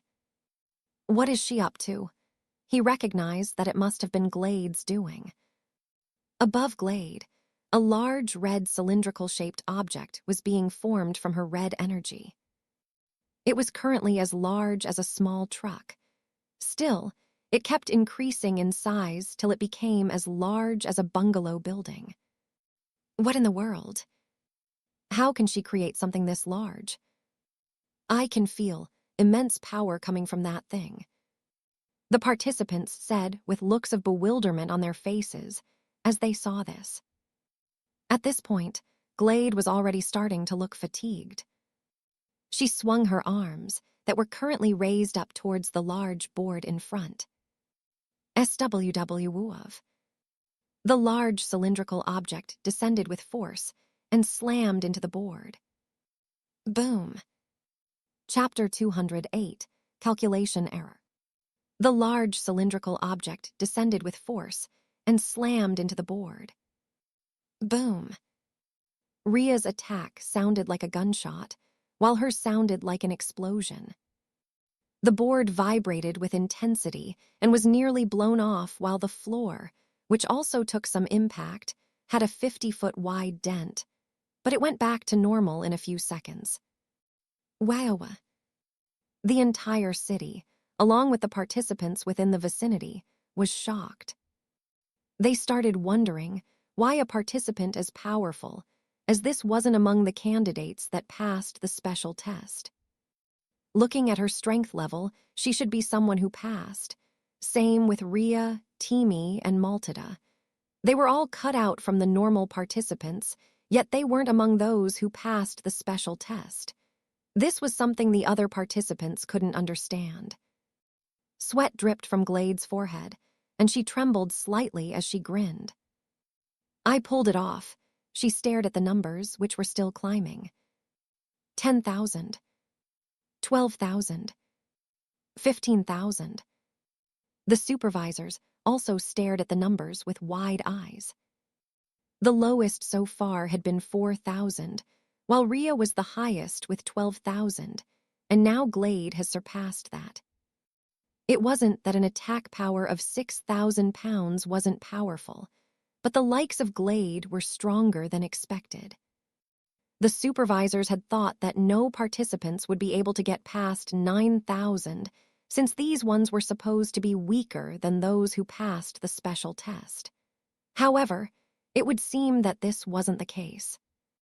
Who knew just how inferior the participants with lower scores were feeling now? The score finally stopped at 16,700, and Glade was given a score of 9.5, while Ria was given 8.8. Ria was dejected about getting lower, but he cheered up immediately after remembering that there were other phases. They went on to the next sub-phase, which was aptitude, reasoning, intelligence. Ria was able to get higher than Glade in the sub-phase by solving more issues projected in the space than she did. After some minutes, they finished the entire sub-phases.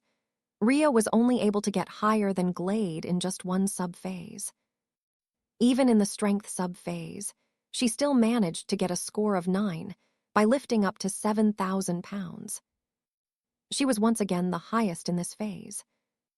After both of them left the floor and went back to their seats, everyone couldn't take their eyes off them. Other participants that came next hardly piqued the interest of everyone again after seeing their performances. The participants would occasionally glance in the direction of Glade. They would also notice Gustav, who was seated in the midst of the 5 with Angie beside him whenever they did that.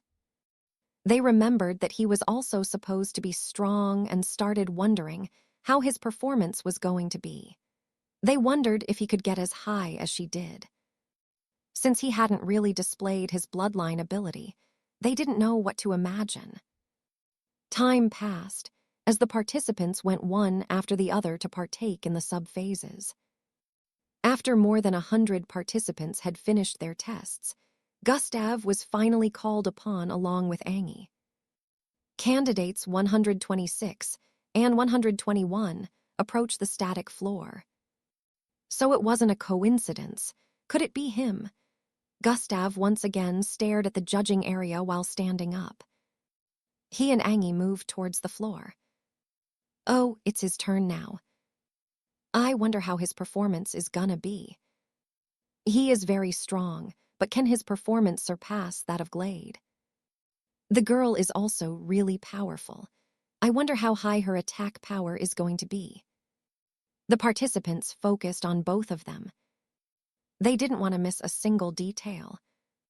In different parts of the city, the students from Echelon Academy and the teachers all stared at the screens with wide-open mouths. Gustav made it to the 4th phase. Was it luck? How did he do it? They couldn't wrap their heads around how Gustav was among the 200-plus participants that managed to get this far. In Gustav's former household, his father and mother stared at the screen in their houses with looks of shock. Is that Gustav? How did he make it there?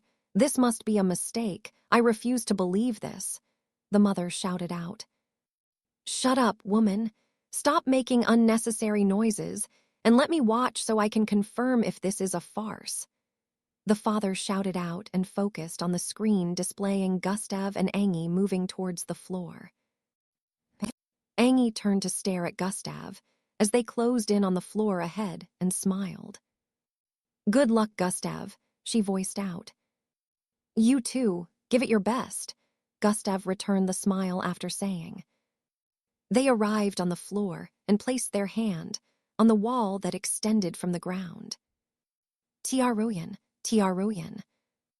Bright light engulfed their bodies for about 5 seconds, and after it died down, the technology suit could be seen on their bodies. The wall descended as the AIs and cannons started appearing in front. Angie is sure to pass this subphase with ease, Gustav said internally, and decided not to worry about her. Now then, I'll focus on mine. A smirk appeared on his face as he dashed forward. Dash has been activated. Swoosh. Gustav moved once and appeared in front of one of the AIs on the side before throwing his fist out. Bang! His fist tore through the chest of the AI, and he instantly shifted to the side, dodging 3 beams which ended up slamming into the AI he just attacked. Dunk! Gustav bent with speed, dodging the sharp blade that was swung towards his neck. By the time he rose up, his fist was also ascending with him. Bam! His fist slammed into the jaw of the AI that attacked him a moment ago, causing its entire head to be uprooted from its neck. Swoosh! He dashed away again and ran across the wall for a few seconds, smashing the cannons on them in the process. Jumping downwards from the wall, he raised his legs and brought it down upon the head of one of the AIs, causing its head to blast open. SKRE.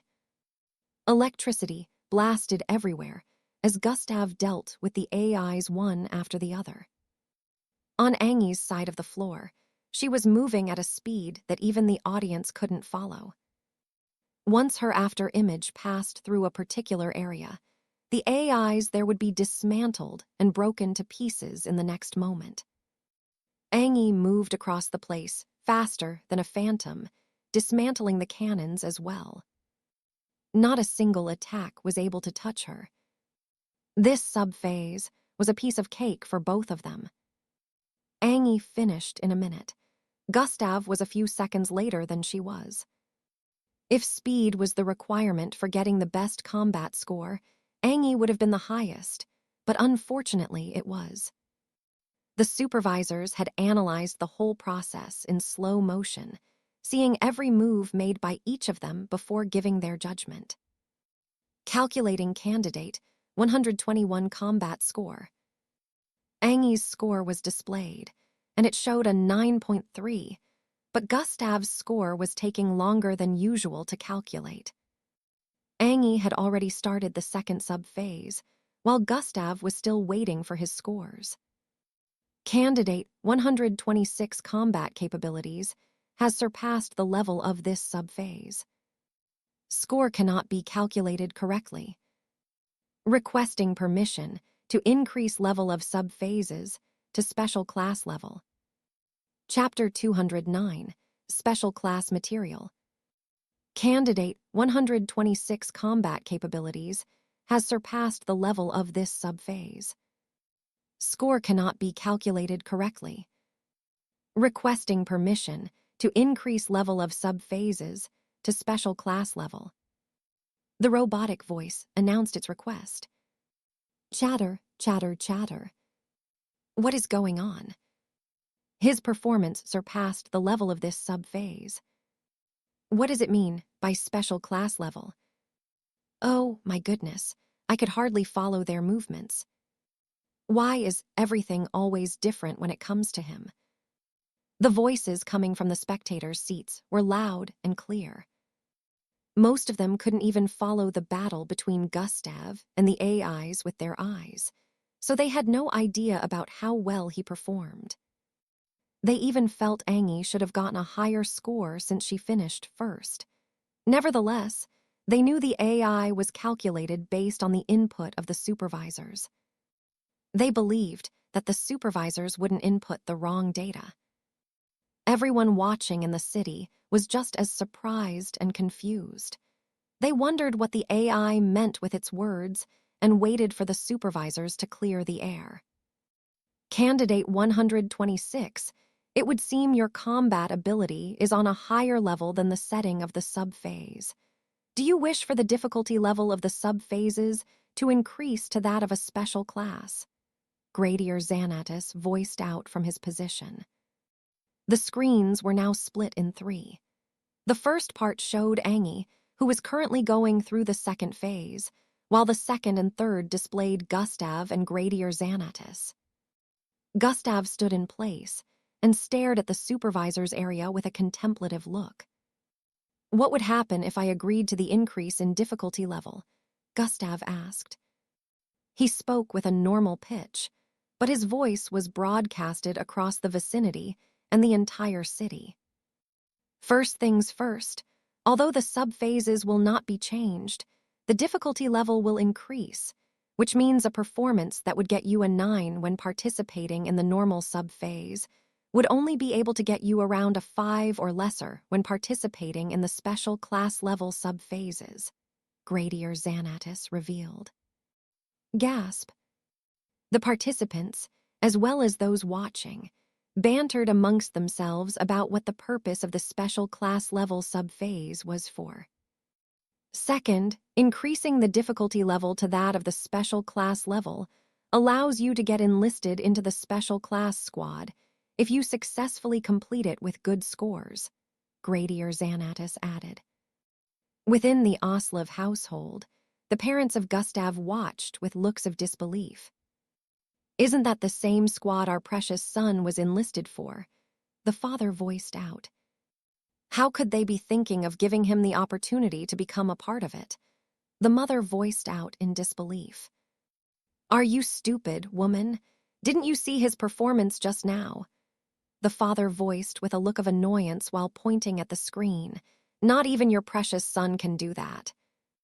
He turned back to stare at the screen, where Gustav was being displayed. He is no longer the Gustav we used to know. He mentioned this special class earlier. I'm sure it has something to do with grouping the elite participants together, Gustav said internally as he kept listening. You might wonder what being a member of the special class is all about, so I will tell you 1 or 2 things. A special class recruit has certain privileges that normal recruits don't get upon entering the MBO. There are some youngsters who have been chosen to be special class candidates right now. They are a group of elite candidates, Gradier Xanatus explained. Oh my goodness, there was such a squad. Looks like he's hit it big. His brother is also one from what I have heard. What, he has a brother? The participants argued among themselves as Gustav contemplated. That kid must be a special class candidate, I'm sure. The image of a curly-haired kid appeared in his mind as he thought of this. Becoming a special class looks good, but it definitely has its pros and cons. Special class recruits might get opportunities and privileges, but what if they aren't given freedom like the others or something? I could decide to participate in the test, but I have to find out more about it before deciding to actually become a special class. If I pass the special class level subphases, I could still turn down being a special class at the end of the test phase if I find out that it isn't favorable. Gustav processed these thoughts in less than 3 seconds within his head and raised his head up once again to stare in the direction of the supervisors. I agree to partake in the special class level subphases, Gustav voiced out. The entire vicinity quietened down upon hearing him speak. They had all expected that he would agree to it after all, who wouldn't jump at such an opportunity. However, they had no idea that he almost declined. Are you sure? Gradier Xanatus asked to confirm. Yes, I am, Gustav replied instantly without a shred of hesitation. All right, before I give the permission, you have to understand that getting below a 7.5 score in any of the subphases would result in an automatic fail. Even though a 7 score is higher than a perfect score for a normal assessment test, it is considered too low for a special class. Hence, you're not special class material if you don't get at least a 7.5 in all subphases, Gradier Xanatus stated. So this is the case, Gustav smirked. 7.5a. If I may ask, what is the highest assessment score a special class candidate has gotten? Gustav said with an inquisitive look. Although Gradier Xanatus wondered why he would ask such a question, he didn't see anything wrong with answering. The highest so far is an 8.8 in attack power, Gradier Xanatus responded. Now, if you don't have any more questions, I will now grant the permission, he added. Gustav nodded and stared at the front. Since I decided to play it this way, I will have to go beyond. Besides, doing things this way will have more benefits when I make up my mind on deciding whether or not to become part of the special squad. Chapter 210, Retrying the Combat Subphase. Gustav nodded and stared at the front. Since I decided to play it this way, I will have to go beyond. Besides, doing things this way will have more benefits when I make up my mind on deciding whether or not to become part of the special squad. Gustav concluded in his mind as Gradier Xanatus gave the go-ahead to the AI to increase the difficulty level of the subphases for Gustav. At this point in time, Angie was already undergoing the third subphase. Candidate 126 side of the static floor will now undergo a change in difficulty, the robotic voice announced. The black floor started restructuring. Gustav was moved back to the beginning of the large floor. After a few seconds, it was done. It generally still looked the same as before. Still, there were changes like obstacles on the floor along with sharp, pointy spears shooting out of the wall occasionally. There were places on the floor that had bumps and different kinds of things. The AIs began to appear once again, along with cannons.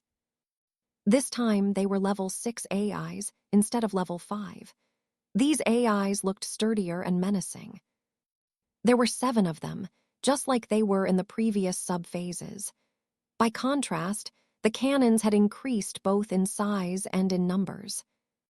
Each cannon placed on the walls, and different parts of the floors were as large as 6 feet and a bit more robust than the previous ones. Gasp. Gasping sounds could be heard coming from the spectators' seats after witnessing the change. The difference in difficulty was very visible. Some of them already knew that they would struggle with finishing the subphase without actually getting scores if they were to undergo this. Candidate 126 can now restart the combat phase. Immediately after the robotic voice gave the go-ahead, the AIs and cannons came alive and started shooting at Gustav before he took a step forward.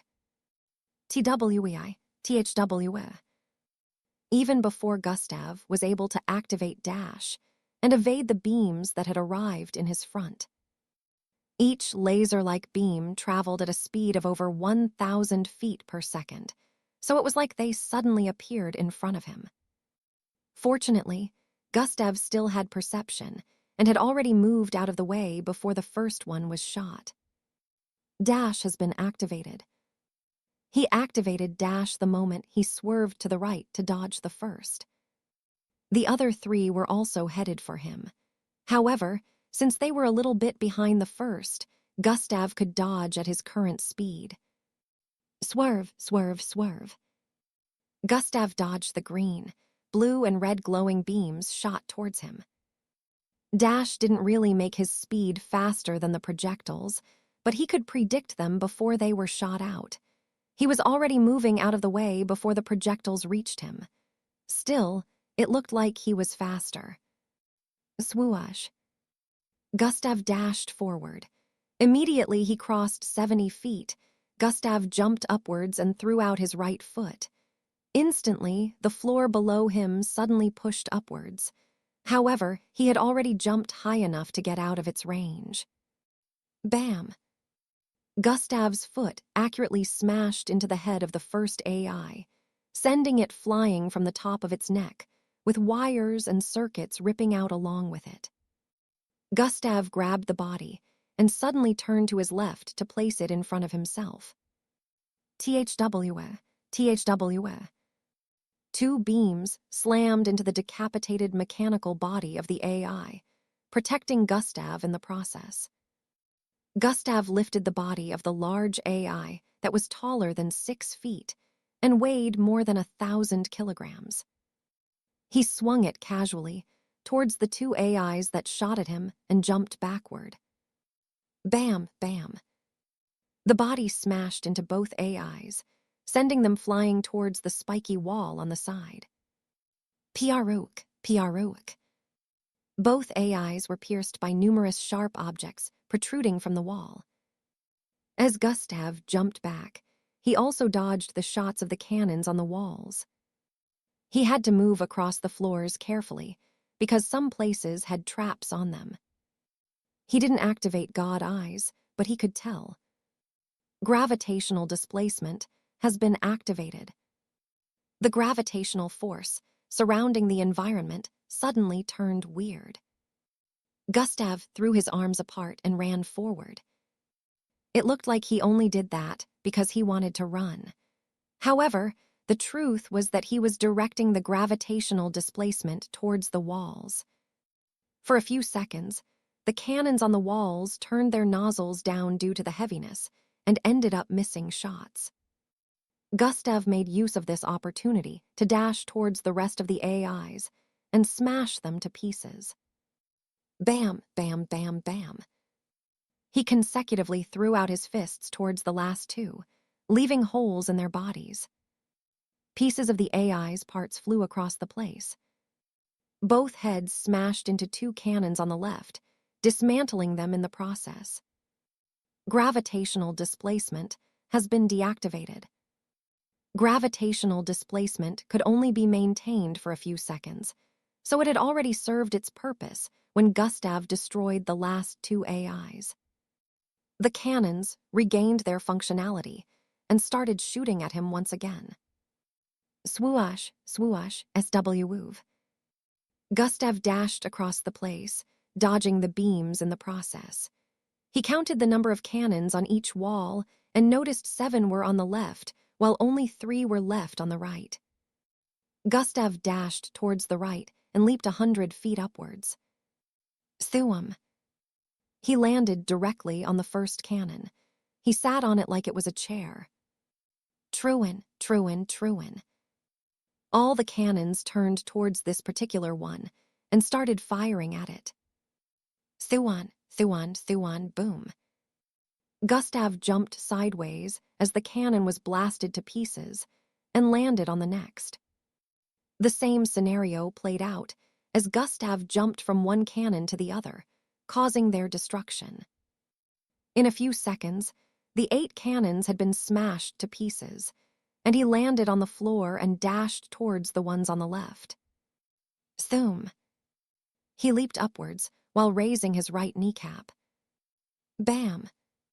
His kneecap smashed the cannon's middle, as he reached out with both hands to smash the ones on the right and left. Bang, bang. His fist broke them to pieces before his body started descending from the air. Candidate 126 has completed the combat phase.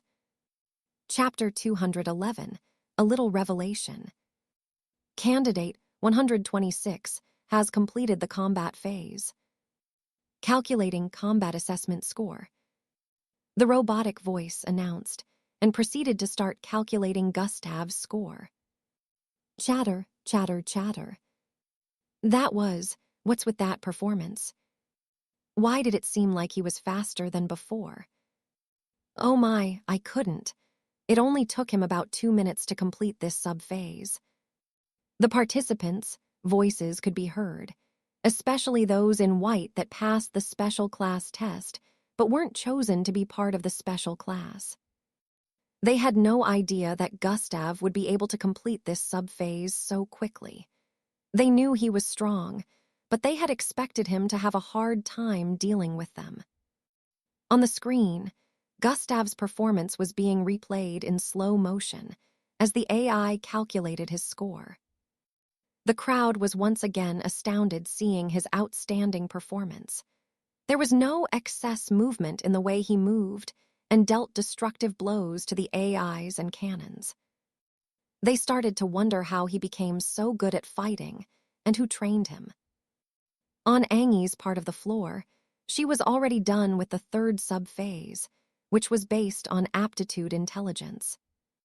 Angi had gotten a 7 in that, and now she was off to perform the strength sub-phase. In the middle of the next space, a large cylindrical-shaped black structure extended from the roof of the stadium-like arena. It was very long and wide enough for 6 people placed together. There was space underneath it, which was where Angi was required to stand.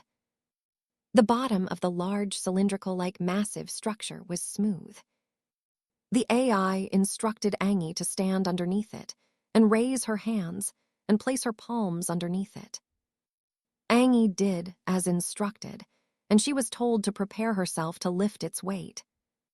The weight of the TRAVIC gondola will be released bit by bit, and your body status will be observed in the process. Once it has been discovered that your body has reached its limit, when the mass of the gondola gets to a particular amount, the subphase WILL end. The robotic voice explained. Total amount of weight, 12,000 pounds.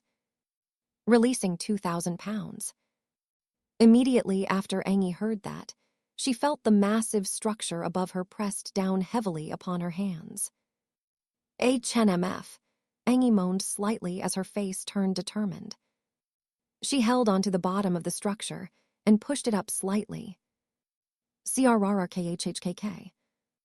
The cylindrical structure moved up slightly, which proved that Angi had enough strength to lift something that weighed 2,000 pounds. Releasing 3,000 pounds. The robotic voice announced. Angi felt the weight increase again, pushing her body downwards slightly. Her legs bent a bit due to the increase in weight. Still, Angi slowly started pushing upwards again. On Gustav's part of the screen, his score was finally displayed. Candidate 126 combat score has been calculated completely. Gustav stared at his score and nodded slightly. Just what I was aiming for.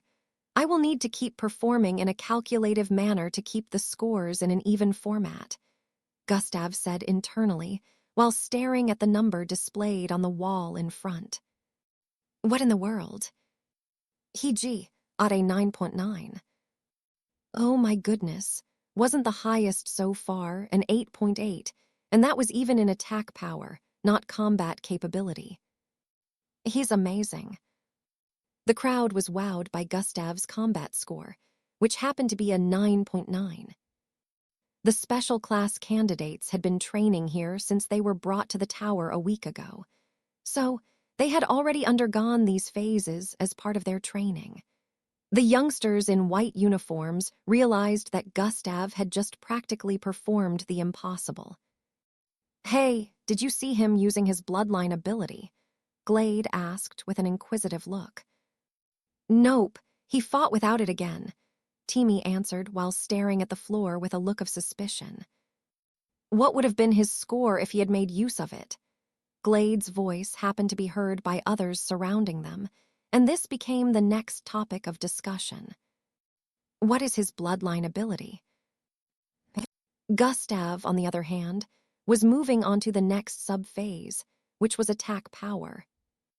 The floor restructured itself in front again, and a large board protruded out of the ground. "It's been a while since I tried to test it. Last time it was 6,000. Let's see how much I've grown since then," Gustav said internally with a smirk hanging on his face. This was a bit similar to the board Gustav used to test his attack power back then in Echelon Academy. 5 months back, Gustav's attack power was around 6,000 pounds. He hadn't tried it out since then. "I have to reveal a little bit here. I guess it's that time, eh?" Gustav breathed in as he arrived in front of the board. Angie and Gustav were going through different subphases. In each subphase, both of them were outstanding in their own right. Nevertheless, at the moment, everyone was more interested in Gustav's current subphase. Gustav stood about 20 feet away from the board. He closed his eyes for a few seconds and felt the world around him. He could sense the entire crowd focusing on him at the moment, giving him a kind of weird feeling. "It's time." Immediately after he said this internally, he suddenly opened his eyes, which were glowing red. Combination has been activated. Bloodwolf transformation plus bull transformation. Minus 1,000 EP. His body suddenly started transforming.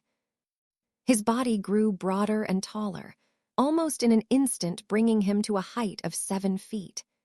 His arms bulged intensely, becoming muscular as red hair grew out of his right palm, which turned into a paw a moment later with 4 claws that were 7 inches long each.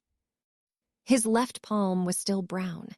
It had no claws, but it was larger than normal, with prominent reddish veins protruding from his skin. Claws appeared on his feet, and long horns similar to the looks of tusks grew out of both his thighs. Chapter 212, Attack Power. Claws appeared on his feet, and long horns similar to the looks of tusks grew out of both his thighs. His face was the only part of his body that didn't transform. However, even with his charming looks, nobody could look at him at this moment without being scared.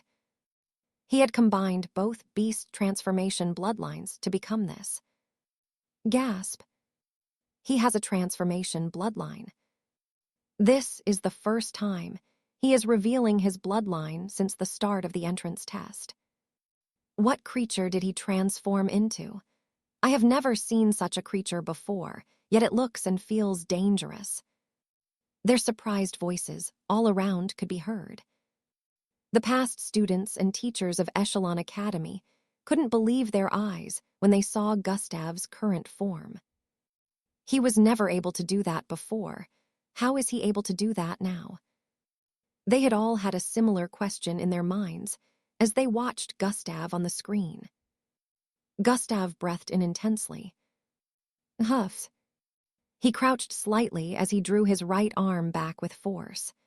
As he clenched his fist, his muscles bulged so much that his sleeves looked like they were going to rip apart. By my calculations, this might not be enough, so I'll add a little explosion from the energy container to it, Gustav said internally as his right fist suddenly became coated with a circular, milky and red glow. Phoo. The instant Gustav breathed out, he dashed forward with speed and threw out his fist once he arrived in front of the board. His fist tore through the air with speed and force before slamming hard into the large blackboard.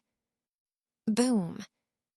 It sounded like a thunderclap as Gustav's fist collided with the board intensely. His feet had already created small pits on the floor due to the intense force. The board vibrated intensely as it bent backward. Numbers appeared on it, changing rapidly. As Gustav withdrew his fist, the milky and red glow covering his fist earlier could be seen on the board. Tiaroyan. It spread across the board, and in the next instant, boom! Another explosion rocked the board again. Karayak. Cracks appeared all over the board afterward, causing the audience to gasp in shock again. The cracks slowly started to disappear as the board mended itself while calculating Gustav's attack power. I might have overdone it, Gustav figured after redrawing his fist from the board earlier. However, it was too late to stop the explosion. That explosion came from one of the energy orbs he usually formed with the energy container bloodline. He already filled that orb with power. Additionally, he also learned a new skill. With this skill, he could coat any part of his body with that orb. Once he used that part of his body to contact anything, the power absorbed within the orb would flow into the object that would explode in the next instant. Gustav slowly transformed back to normal. Well, even if it goes beyond, it won't hinder the end goal, he said internally while the score was being calculated. 7,000. 9,000. 12,000. 14,000. The crowd just had their mouths wide open as the number kept increasing without showing signs of wanting to stop anytime soon. On the east side, the supervisors seemed to be having a conversation. Sir Xanatus, what type of mixed breed did he just transform into? The supervisor with blue facial hair asked from the left. That transformation is nothing like I've ever seen before, the rhino-horned supervisor added. He doesn't seem to have a normal type of transformation. He has been fighting all this time without making use of it. We can't jump to any conclusions. We have to observe him more, Gradier Xanatus stated. The calculation of the number of pounds his attack weighed finally came to a stop at a number that left everyone gobsmacked. They already expected it to be high, but they still couldn't comprehend how a Zulu ranked could have such immense strength. 33,700. Oi, isn't that above a Zulu ranked strength? Is he truly a Zulu ranked? I think he's a serial ranked. Even the supervisors were having a hard time believing this. They knew Gustav was 18 years, so being above Zulu rank at such age was practically impossible. Nonetheless, Gradius recalled Endrick, who became a Zulu rank at the age of 10, so they decided to keep an open mind. Besides, there was still a sub-phase where everyone's rank would be revealed. So, everyone believed that when the time came, they would know Gustav's rank. At this moment, they all believed he would be above Zulu rank. Gustav stared at his score with a wry smile. I really overdid it, he said internally. On the screen, it showed above the threshold. The supervisors have decided to give candidate 126 a perfect score of 10 in attack power assessment. The robotic voice announced, and Gustav moved on to the next sub-phase. The next sub-phase had to do with aptitude intelligence and reasoning. After Gustav arrived in that space, a projection appeared in front of him, which displayed some questions. Gustav began to answer the questions one after the other. Some were technical questions, while some had to do with leadership. Gustav was asked some questions based on how he would lead a team to victory against a terrorist group in a certain kind of situation. Another part was where the projection flashed multiple colors within 5 seconds, and Gustav was asked how many colors were displayed. Gustav was able to see around 79 colors in 5 seconds, which was higher than other participants were able to notice. As Gustav was taking part in this sub-phase, Angie was already reaching her limit in the 4th sub-phase on her side of the floor. Above her, the cylindrical structure was further pressing her to the floor, making her squat more due to its mass. At this moment, she was struggling to lift 5,000 pounds of weight. Sweat was already dripping from her forehead. If her knees kept descending due to the weight, the subphase would come to an end, since the AI would believe that she had reached her limit. However, Angie didn't want it to end here. She had only been able to lift 4,000 pounds successfully. If it ended here, she would be seen among the weakest, and she didn't want that. She wanted to surpass her limit, and now. Grrrhh. Angie groaned as her body started vibrating with intensity. VVRRHHHRRHH. At first, it looked like she was trembling, but when some of the spectators stared properly, they noticed that this wasn't the case. Chapter 213, Unfazed. She wanted to surpass her limit here and now. Grrrhh. Angie groaned as her body started vibrating with intensity. VVRRHHHRRHH. At first, it looked like she was trembling, but when some spectators stared properly, they noticed that this wasn't the case. Angie was vibrating at super speed, making her body look like it was a computer glitch. As she kept vibrating, the large cylindrical structure above her was slowly being bounced upwards. Her body started straightening as she pushed her knees up. Arg! Angie screamed as she kept it up for a few more seconds. Vruamum. She finally managed to lift the entire structure up again, straightening her body completely. Huff, huff, huff, huff. She started breathing in and out while her hands were still holding up the structure. A smile appeared on her face as she felt her body get lighter. Finally, I got to the second step, Angie muttered. Just a while ago, when Angie was vibrating intensely with the determination to go past her limit, along with the pressure of the large cylindrical structure pressing down on her, she broke through to the second step Zulu rank. Since the beginning, Angie had been channeling her bloodline, making use of the pressure to push herself further. Now she had successfully channeled it past the first step. Angie felt like her body was floating, and energy started circulating inside her. Her bloodline increased in saturation, pumping more strength into her body. Releasing 6,000 pounds. The robotic voice announced, and Angie felt the weight of the structure above her increase. Unlike the last time where her body had been vibrating, this time, she pushed the structure upwards slowly with a smile on her face. I can do this.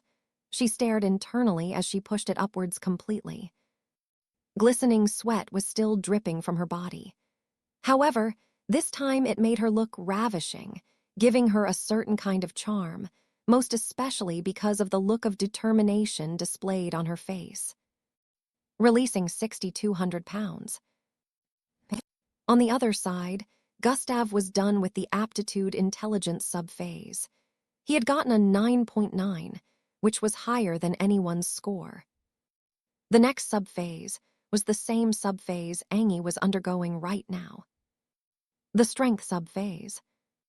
Gustav walked towards the cylindrical structure that was extending from the ceiling above. By the time he got under it, Angie had already reached her limit, and the test ended for her. She managed to lift 6,700 pounds worth of matter, which was her limit. Normally, she would be getting a lot of recognition from this feat, since mixed bloods with speed-related abilities were always physically weak. She managed to lift up to 7,000 when the highest was 10,000, which was quite unique. However, Gustav had completely stolen the spotlight. Everyone was eager to see how his performance would be till the end, so they weren't really noticing Angie. Only the supervisors had eyes on both of them and were constantly taking notes. Angie had gotten a score of 7.8 in the strength phase, which was a lot higher for a speedster. She proceeded on to the fifth subphase, which was based on speed. This was Angie's forte, so she wasn't in any way tense about this. All she needed to do was run, something she had been doing all her life.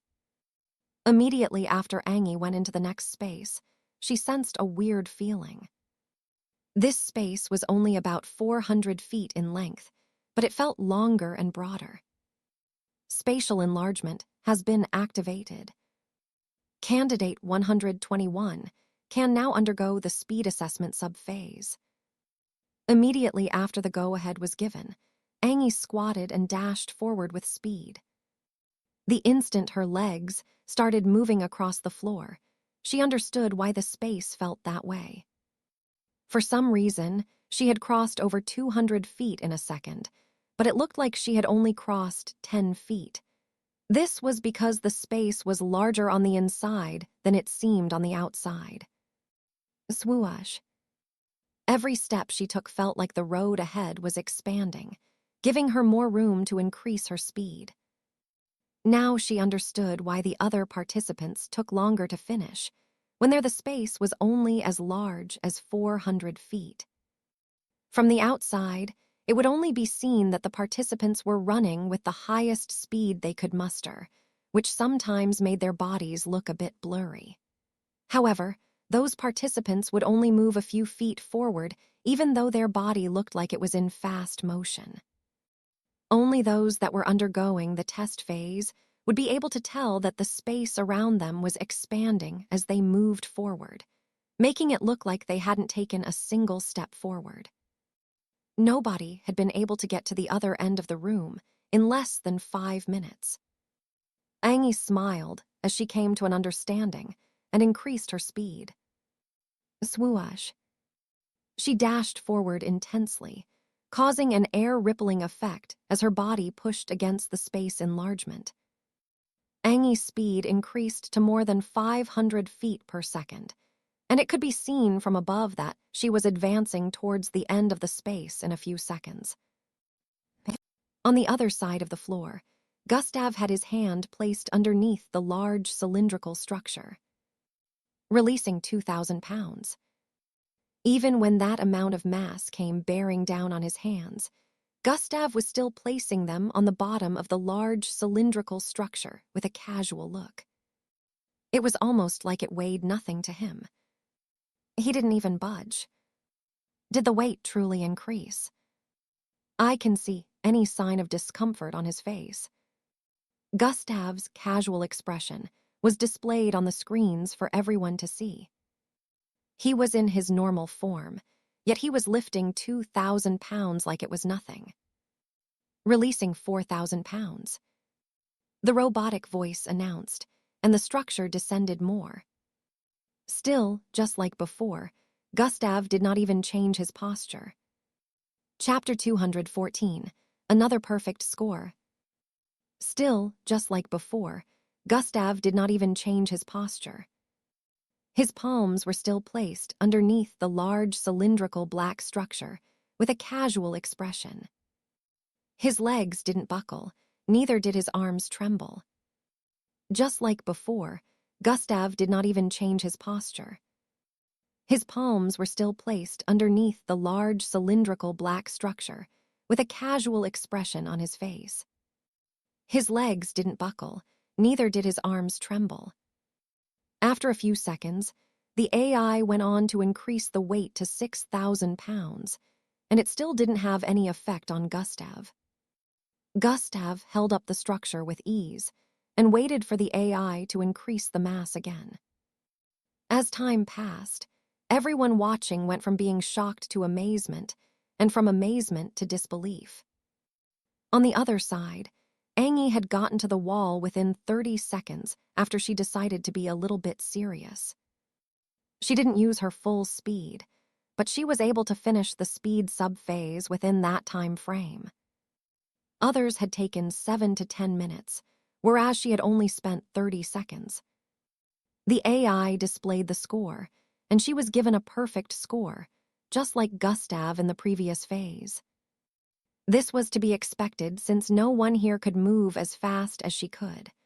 Also, the supervisors could tell that she wasn't using her full speed, so they decided to give her a full score. They also remembered her performance in the virtual furry world. After this, Angie moved on to the next sub-phase, which had to do with bloodline grading and rank. In a particular part of the city, a beautiful lady sporting gray-colored hair stood atop the roof of a large 200-story building. This part of the city was a business area, so tall skyscrapers could be seen all around. She was clad in a full black leather jacket and skirt with a purple t-shirt. Her figure was slim and slightly curvaceous. Anyone that recognized this lady would be very surprised to see the expression on her face. Because at the moment, she had a beautiful and warm smile on her face as she stared at the footage being displayed on the skyscraper towards the northwest. "You're doing a great job, kid," she muttered. On the screen, Gustav could be seen lifting a large cylindrical structure. "You're playing your part. It's time for me to play mine." The lady, who was obviously Miss Amy, added and looked down at the roof she was currently standing on. "Will I have to take off my limiter today?" She questioned no one in particular as she kept staring at the roof. Faint bumping sounds could be heard coming from underneath. As seconds passed, the sounds increased, and once it got to a particular level, Miss Amy moved a few steps backward. Bang! A hole was torn through the roof the next moment, and a large piece of greenish rock came flying out of it. The rock was so large, it could be compared to twice the size of a trailer truck. Miss Amy quickly jumped upwards and grabbed onto the large rock in midair. She placed it on her left shoulder while still in midair as her body, and the rock traveled on the roof area from building to building on the other side of the street. The distance between these buildings was well over 1,000 feet away. Bam! Miss Amy landed on that roof, along with the large rock on her shoulder. "That wasn't as bad as I expected," she muttered while turning around to stare at the building she just leaped across from. "Just as before, I can truly sense it better. It feels like him. Why does it have a hint of his presence?" Miss Amy questioned with a confused look while staring in the direction of the skyscraper that was currently showcasing the entrance test. Just as Miss Amy wanted to turn around and keep going, she noticed something. I knew it wasn't going to be as simple," she muttered while turning around and leaping towards another tall building thousands of feet away while carrying the huge rock. In a study-like room, a man with smooth, dark brown hair sat in a cross-legged format. He was clad in an azure-colored business suit. He stared at the person in front of him with a cold expression. A man in a full black bodysuit knelt in front of him and was currently speaking. "So she has taken the bait?" he asked the man kneeling. "Yes, Sir Young," the kneeling man replied with a respectful tone. "Tell them to remain on her tail and not in any way give her a break because the slightest hesitation will result in suspicion. We cannot give her any reason to feel suspicious," he instructed. "Yes, Sir Young." The man on his knees proceeded to get up and leave after responding with that. The man seated reached out his hand and grabbed onto the teacup beside him before proceeding to lift it towards his mouth. He took a sip and placed it down. "What better place is there to keep it than in your hands?" He smirked devilishly after muttering those words. This man was none other than young Joe, the big brother of Hung Joe. "If you do find a way of cracking it open, you'll just be doing me another favor. All I'll need to do is get it back," he added. After taking 2 more sips from the teacup, he stood up. "Anyways, I need to prepare for my attendance at the final phase. Looks like I'm going to meet that brat in person soon," he smirked again as he walked out of the room. Back in the stadium-like arena, where the sub-phases were ongoing, Angie was already finishing the 6th phase and moving on to the 7th while Gustav was still in the 4th. Releasing 35,000 pounds. The weight of the cylindrical structure increased again, but this time Gustav's body slightly descended. However, in the next instant, he pushed the structure up again. At this point, everyone had been shocked senseless, releasing 38,000 pounds. This was when Gustav finally decided to take the partial form of the mutated bull transformation bloodline. The weight became lighter the instant his arms transformed into that of the mutated bull. He pushed up the structure again, releasing 40,000 pounds. This should be enough. Gustav decided that he would stop and let his strength score be calculated after he pushed the structure upwards. Immediately he did that, he was ready to stop lifting. However, the AI made a different announcement from what he was expecting. Candidate 126 has been awarded a perfect score in the strength subphase. Chapter 215, Assessment Data. Immediately after doing that, he was ready to stop lifting. However, the AI made a different announcement from what he was expecting. Candidate 126 has been awarded a perfect score in the strength subphase. After that announcement was made, Gustav stopped feeling the weight of the large cylindrical structure bearing down upon him. He retracted his arms and stared at the score of 10 projected on the wall up ahead. Such inhumane strength. He didn't even transform after lifting up to 30,000 pounds. The crowd spoke about Gustav's insane strength as he walked towards the wall up ahead. In the household of the Oslovs, Gustav's birth parents stood in front of the screen with their mouths wide open. His mother's fingers trembled as she pointed at the screen. "Is that the same person I gave birth to?" Gustav moved on to the next subphase amidst the cheers and chatters coming from the spectators' seats. On the southeast side of the stadium-like arena, a youngster with silver-colored long hair sat within the crowd. His eyes were closed, but if they were open, it would look like he was staring in the direction of the screen ahead. So that is Indrik's brother. Why wasn't he the one chosen for the special class? The youngster muttered underneath his breath.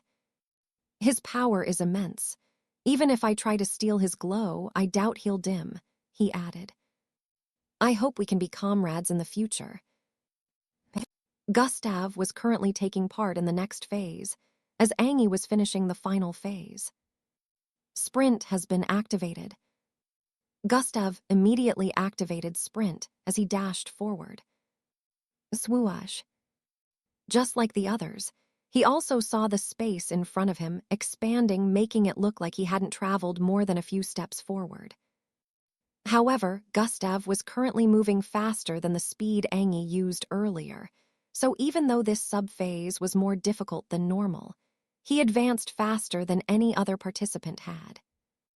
Unlike Angie, who didn't use her full speed, it was apparent that Gustav was using his. So, even though he currently moved faster than she did, whenever everyone remembered how fast Angie moved in the furry world, they would dismiss Gustav's speed as nothing. After 2 minutes of running, he finally got to the end of the room. This was also the fastest anyone had ever gone in the special class speed subphase category. Gustav was given a score of 9.9 and proceeded to head to the next space, which was also the 6th subphase.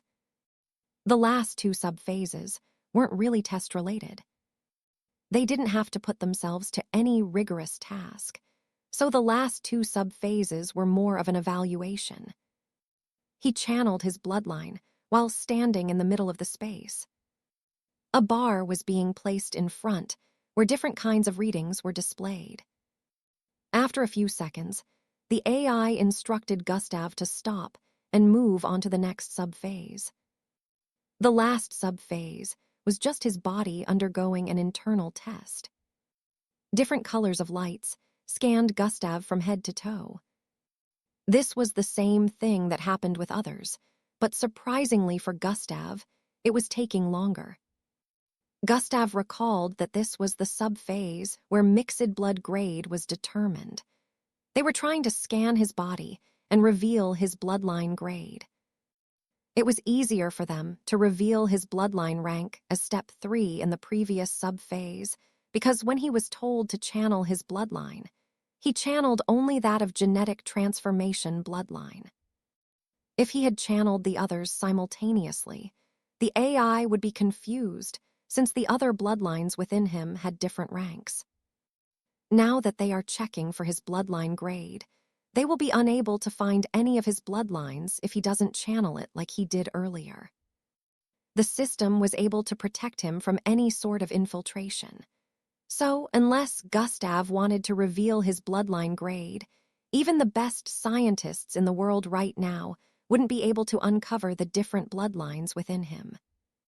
To save them the trouble, Gustav channeled his original bloodline, which was the genetic transformation bloodline.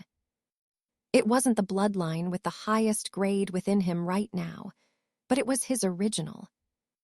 The results were displayed on the screens. Wow, he has a B-grade bloodline. He shouldn't be so powerful with just a B-grade bloodline. I also have a B-grade bloodline, but I'm nowhere as strong as that. I have a friend with an A-grade bloodline, and I can tell y'all that his strength isn't even half of this. The participants spoke amongst themselves. Glade, Rhea, and Timmy all had A-grade bloodlines, so they expected Gustav to be the same. This revelation made them feel shocked. They couldn't wrap their heads around the fact that a B-grade was way more powerful than A-grades.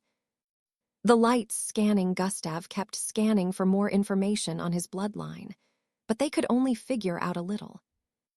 The subphases ended, and Gustav's information was displayed on the screen along with Angi's.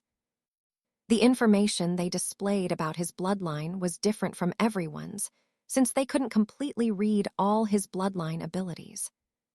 Candidate 126. Full name Gustav Crimson.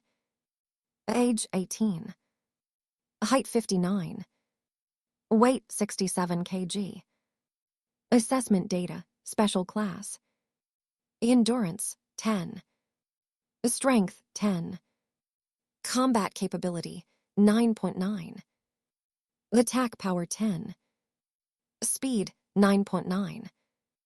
Mental capacity 10.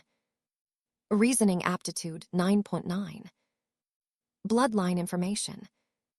Bloodline potential S. A bloodline grade B. A bloodline rank step 3 Zulu. A bloodline ability transformation, unable to compute more data than this. This information was displayed at the end of every participant subphase. The subphases were for the computation of every participant's assessment data. Now that Gustav had completed the subphases, his assessment data had been computed so he could check it out with the badge at any time. Everyone stared at Gustav's data with shimmering eyes. It was astonishing that he could get this high even after the difficulty was increased.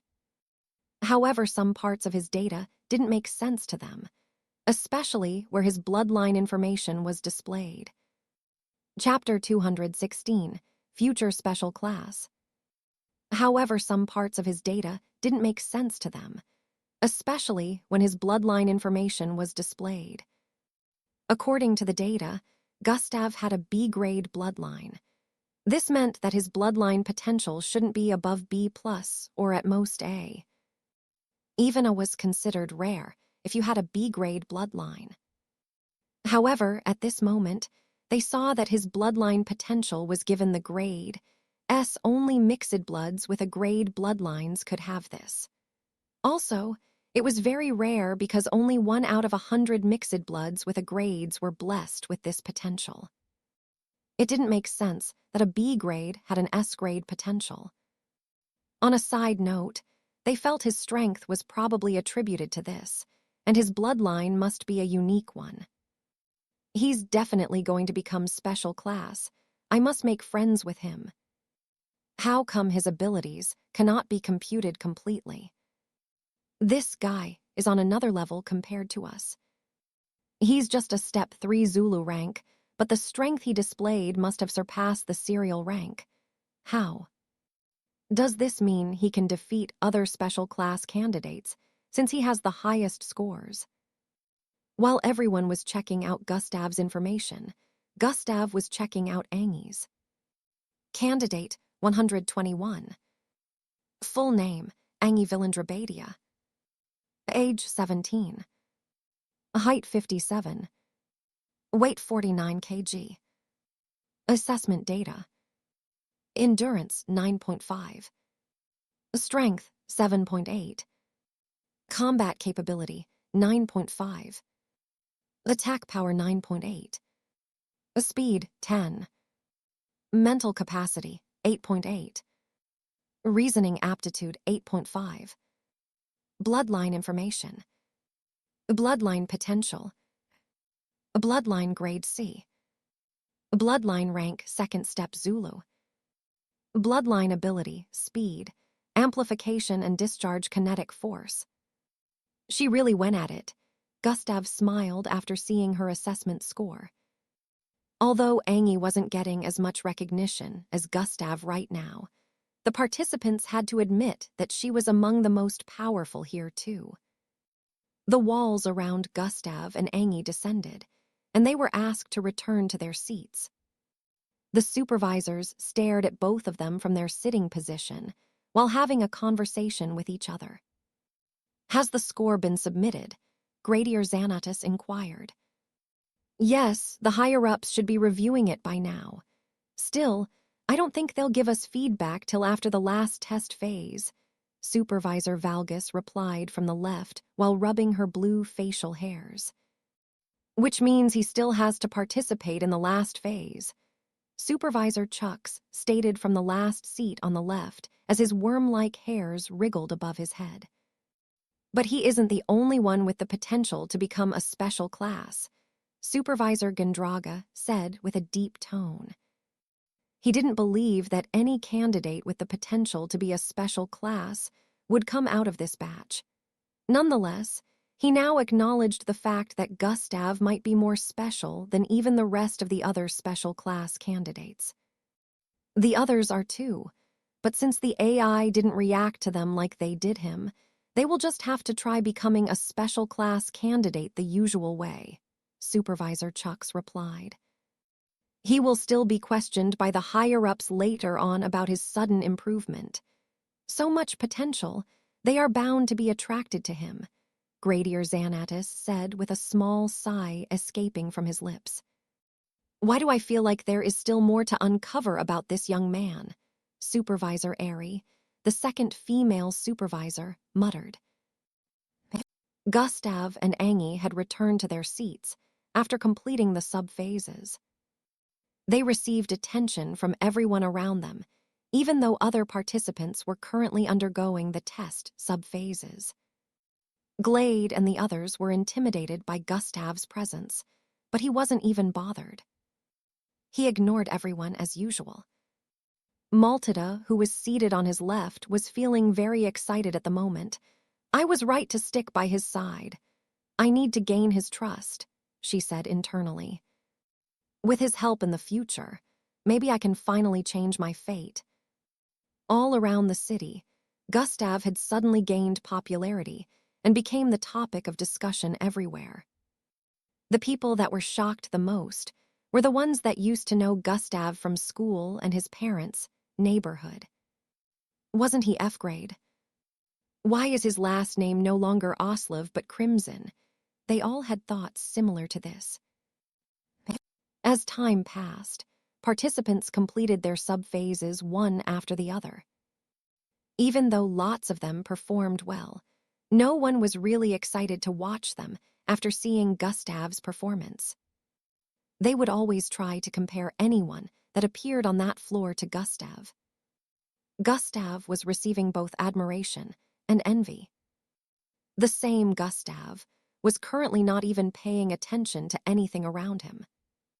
He stared at the system notification in front of him. Hidden quest completed. Goal completed. Become a city-wide known figure. As Gustav stared at these notifications, His mind went back to a few weeks ago.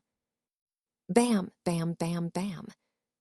The sounds of beating echoed in the vicinity as a full-grown man was being struck down by a 56-tall silhouette repeatedly. Blurg, why? Oh, you. He vomited blood as he tried crawling backward while pointing at the silhouette. The silhouette reached out his hand and grabbed onto the finger. Before the man could react, a loud cracking sound echoed in the vicinity, and he noticed his finger had been bent to the back. Arrig! He screamed out in pain while retracting his finger as he kept shifting his body backward on the ground. Whyryu do? Ingthis? He asked with a teary and bloodied face. Are you seriously asking me that right now?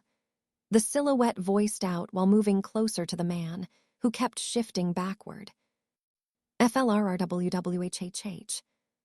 He got to the edge as his body pushed a stone backward, and it ended up falling from the height they were currently positioned on. Ki-ire! The man screamed out again in fear as he looked behind him. His body was close to falling off a cliff. He could see the bottom of the mountain, which was more than 1,000 feet away. This was when he realized that they were on a mountain top. The setting sun shone its light on this part of the mountain before going down completely.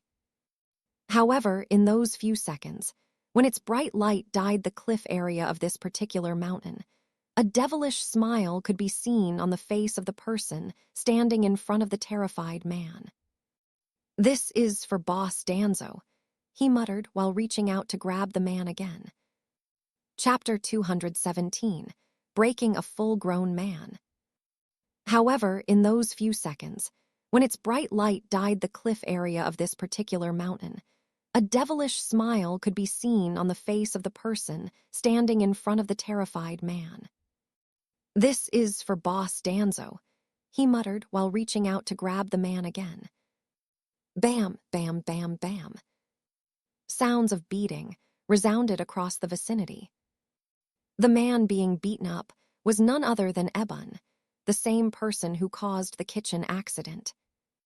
A few hours ago, Gustav visited the laboratory in the form of the persona he had been making use of. After selling off the corpse of the mixed breeds he killed recently, he sneakily found his way to Ebon's office. He assaulted Ebon the instant he got in and fed him the sleeping drug he prepared. Gustav held Ebon down till the drug took effect and wrapped him in a cover cloth he prepared. He placed Ebon's unconscious body on his shoulder and jumped out of the building through the window. After successfully abducting him, Gustav took Ebon to the mountain area he tried committing suicide from in the past. Although the mountain had practically been halved since the incident with the system, it still had a remarkable height. Anyone who fell from the top would definitely have their body turned into meat paste upon making contact with the ground. By the time Ebon opened his eyes, Gustav's cold face was what greeted him. Gustav was squatting right in front of him with their faces a few inches from each other. Did you enjoy the nap? This was Gustav's first question to him. Ebon voiced out while moving backwards in fright. This might be your very last nap, depending on how you answer the questions I ask you, Gustav stated while moving close to him again. What do you mean? Wait, it's you, Ebon muttered with a look of realization while pointing at Gustav. Before I start my questions, Gustav ignored Ebon's words while saying, Did you think you could just get away with what you did and there wouldn't be consequences? Gustav's face suddenly turned colder as he reached out to grab Ebon by the neck. Grrh. Ebon choked on his words as he felt Gustav's strong grip on his neck. Ba SSDT, Tad, DI, MSS, TTTL. His words turned muffled as the tightness of Gustav's grip increased on his neck. He felt he would be stronger and grabbed onto Gustav's hand to remove it from his neck, but no matter how much he tried, it was useless. Bam, bombs, bomb. He pummeled Gustav's arm with his fist, but even with that there was no reaction. Tears and snot had already filled his face, and his vision was starting to darken. He stared at Gustav's face, which was brimming with coldness. He could sense the murderous intent exuding from his being. He's truly going to kill me. I'm going to die in the hands of a kid. This thought plagued his mind, and just as his vision was about to darken completely, Gustav released his grip. Cough, cough. Eben held onto his neck, while coughing profusely and spitting out the saliva that was clogged in his throat. Oh, my bad. I got carried away, Gustav muttered while standing up. Now where was I? Gustav asked while staring down at Eben. YOUHOW. Are YOU trying to kill a mixed blood? The MBO will come for you. Eben managed to voice this out while raising his head to stare at Gustav. The moment he raised his head to meet Gustav's cold eyes that were staring back at him, he flinched. Before I start my questions, Gustav clenched his fists, causing his knuckles to make cracking sounds. This kid. He might be young, but I stand no chance against him. Eben's face showed a frightened look, and he wanted to get up, but the next thing he knew a leg had appeared in his front. Swoon, bam. Gustav's right foot accurately slammed into the middle of Eben's face. Air! He screamed out as his body was sent flying a few feet back. He still hadn't gotten a sense of his surroundings when Gustav dashed forward, grabbed him, and started raining slaps on his face. Pa, pa, pa, pa, pa. Eben was like a defenseless little chicken in the hands of Gustav, who kept raining mighty slaps on his cheek, causing it to bloat in a matter of seconds with blood spilling out of them. Ah, see what you did. My hands are all messed up with your filthy blood now, Gustav muttered as he let go of Eben, who fell face flat to the ground. Blood dripped from Eben's mouth and face as he hit the ground. Gustav stared at his right hand, which was currently bloody and squatted. He rubbed his hand on Eben's previously white laboratory coat, cleaning off the blood before grabbing onto him again. Now let's try another part of your body that wouldn't mess up my hand, Gustav stated before throwing out his fist towards Eben's stomach. Bam, blurg. Eben spat out a mouthful of blood as his body rolled back. Gustav dashed out again and grabbed him. Bam, bam, bam, bam. He started raining punches on Eben's body. This occurrence led to the current scenario. Eben was unable to run when he figured that they were on a mountain top. He couldn't go backwards, since he would fall off. Neither could he move sideways or forward, since Gustav would catch him. He had no choice but to receive the beating being fed to him by Gustav. Gustav beat Eben up repeatedly and fed him recovery pills just to beat him into a pulp again. It took everything in him not to kill Eben, because at the moment he was extremely incensed. He knew killing Eben wouldn't bring him any gains, since he still needed for him to confess about everything that had happened. This would also give him the evidence needed to deal with the 4 teachers from the disciplinary committee. Chapter 218, Hidden Skill. However, Gustav had something way worse in mind for the 4. He decided that after getting the evidence he needs, he would put that plan into motion. Bam, bam, bam. Pli, Asio, you have an Ev, en blurg as kedeniquez, tians yet, Eben pleaded while vomiting out more blood.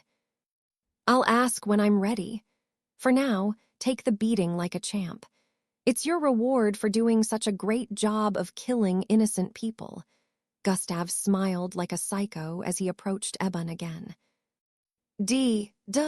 Mon SB, Army Erg. Eben screamed out again as Gustav grabbed his arm and twisted it at an unimaginable angle. Screams kept ringing out, and in a few seconds, all of Eben's limbs had been broken. After several more rounds of beating and suffering for Ebon, Gustav stopped. Ebon's face at this time looked listless. He had almost lost his mind from receiving unimaginable pain. He stared at Gustav with a look of fear and panic. "Now, tell me everything," Gustav voiced out while squatting in front of Ebon. Ebon, who was already traumatized by the pain he received earlier, started spilling everything about how he was approached by Mr. Lon. How everything was planned by them. After spilling out everything, Gustav got a system notification. Goal completed. Abduct, torture, and successfully break a mixed blood. Back in the stadium-like arena, Gustav decided to check his rewards from completing the hidden quest and goal after taking a trip down memory lane. "I hope the goal rewards are as good as back then," Gustav said internally while checking them out. Hidden quest completed. Achieve the highest assessment score. Rewards. +1 all attributes, stats. God Eyes level up. +50 credits. +20,000 EXP. These rewards are not bad," Gustav said internally after checking out the hidden quest. He decided to check out the upgrade God Eyes got first. Gustav opened the system interface and proceeded to check out his skills and abilities. Skills and abilities. Dash, level 6. Sprint, level 5. Regeneration, level 4. Shapeshifting, level 3. Joint movement, level 3. Toxin immunity, level 3. Recreation, level 3. Bloodline acquisition, level 3. Slash, level 4. Chop, level 7. Palm strike, level 5. God Eyes, level 3. God Eyes had gone from level 2 to 3. Gustav decided to check out the improvements. God Eyes, level 3. Abilities. 3000 FT eyesight zoom in. Visualize life signs. Read internal energy. See through anything 3 inches thick and below.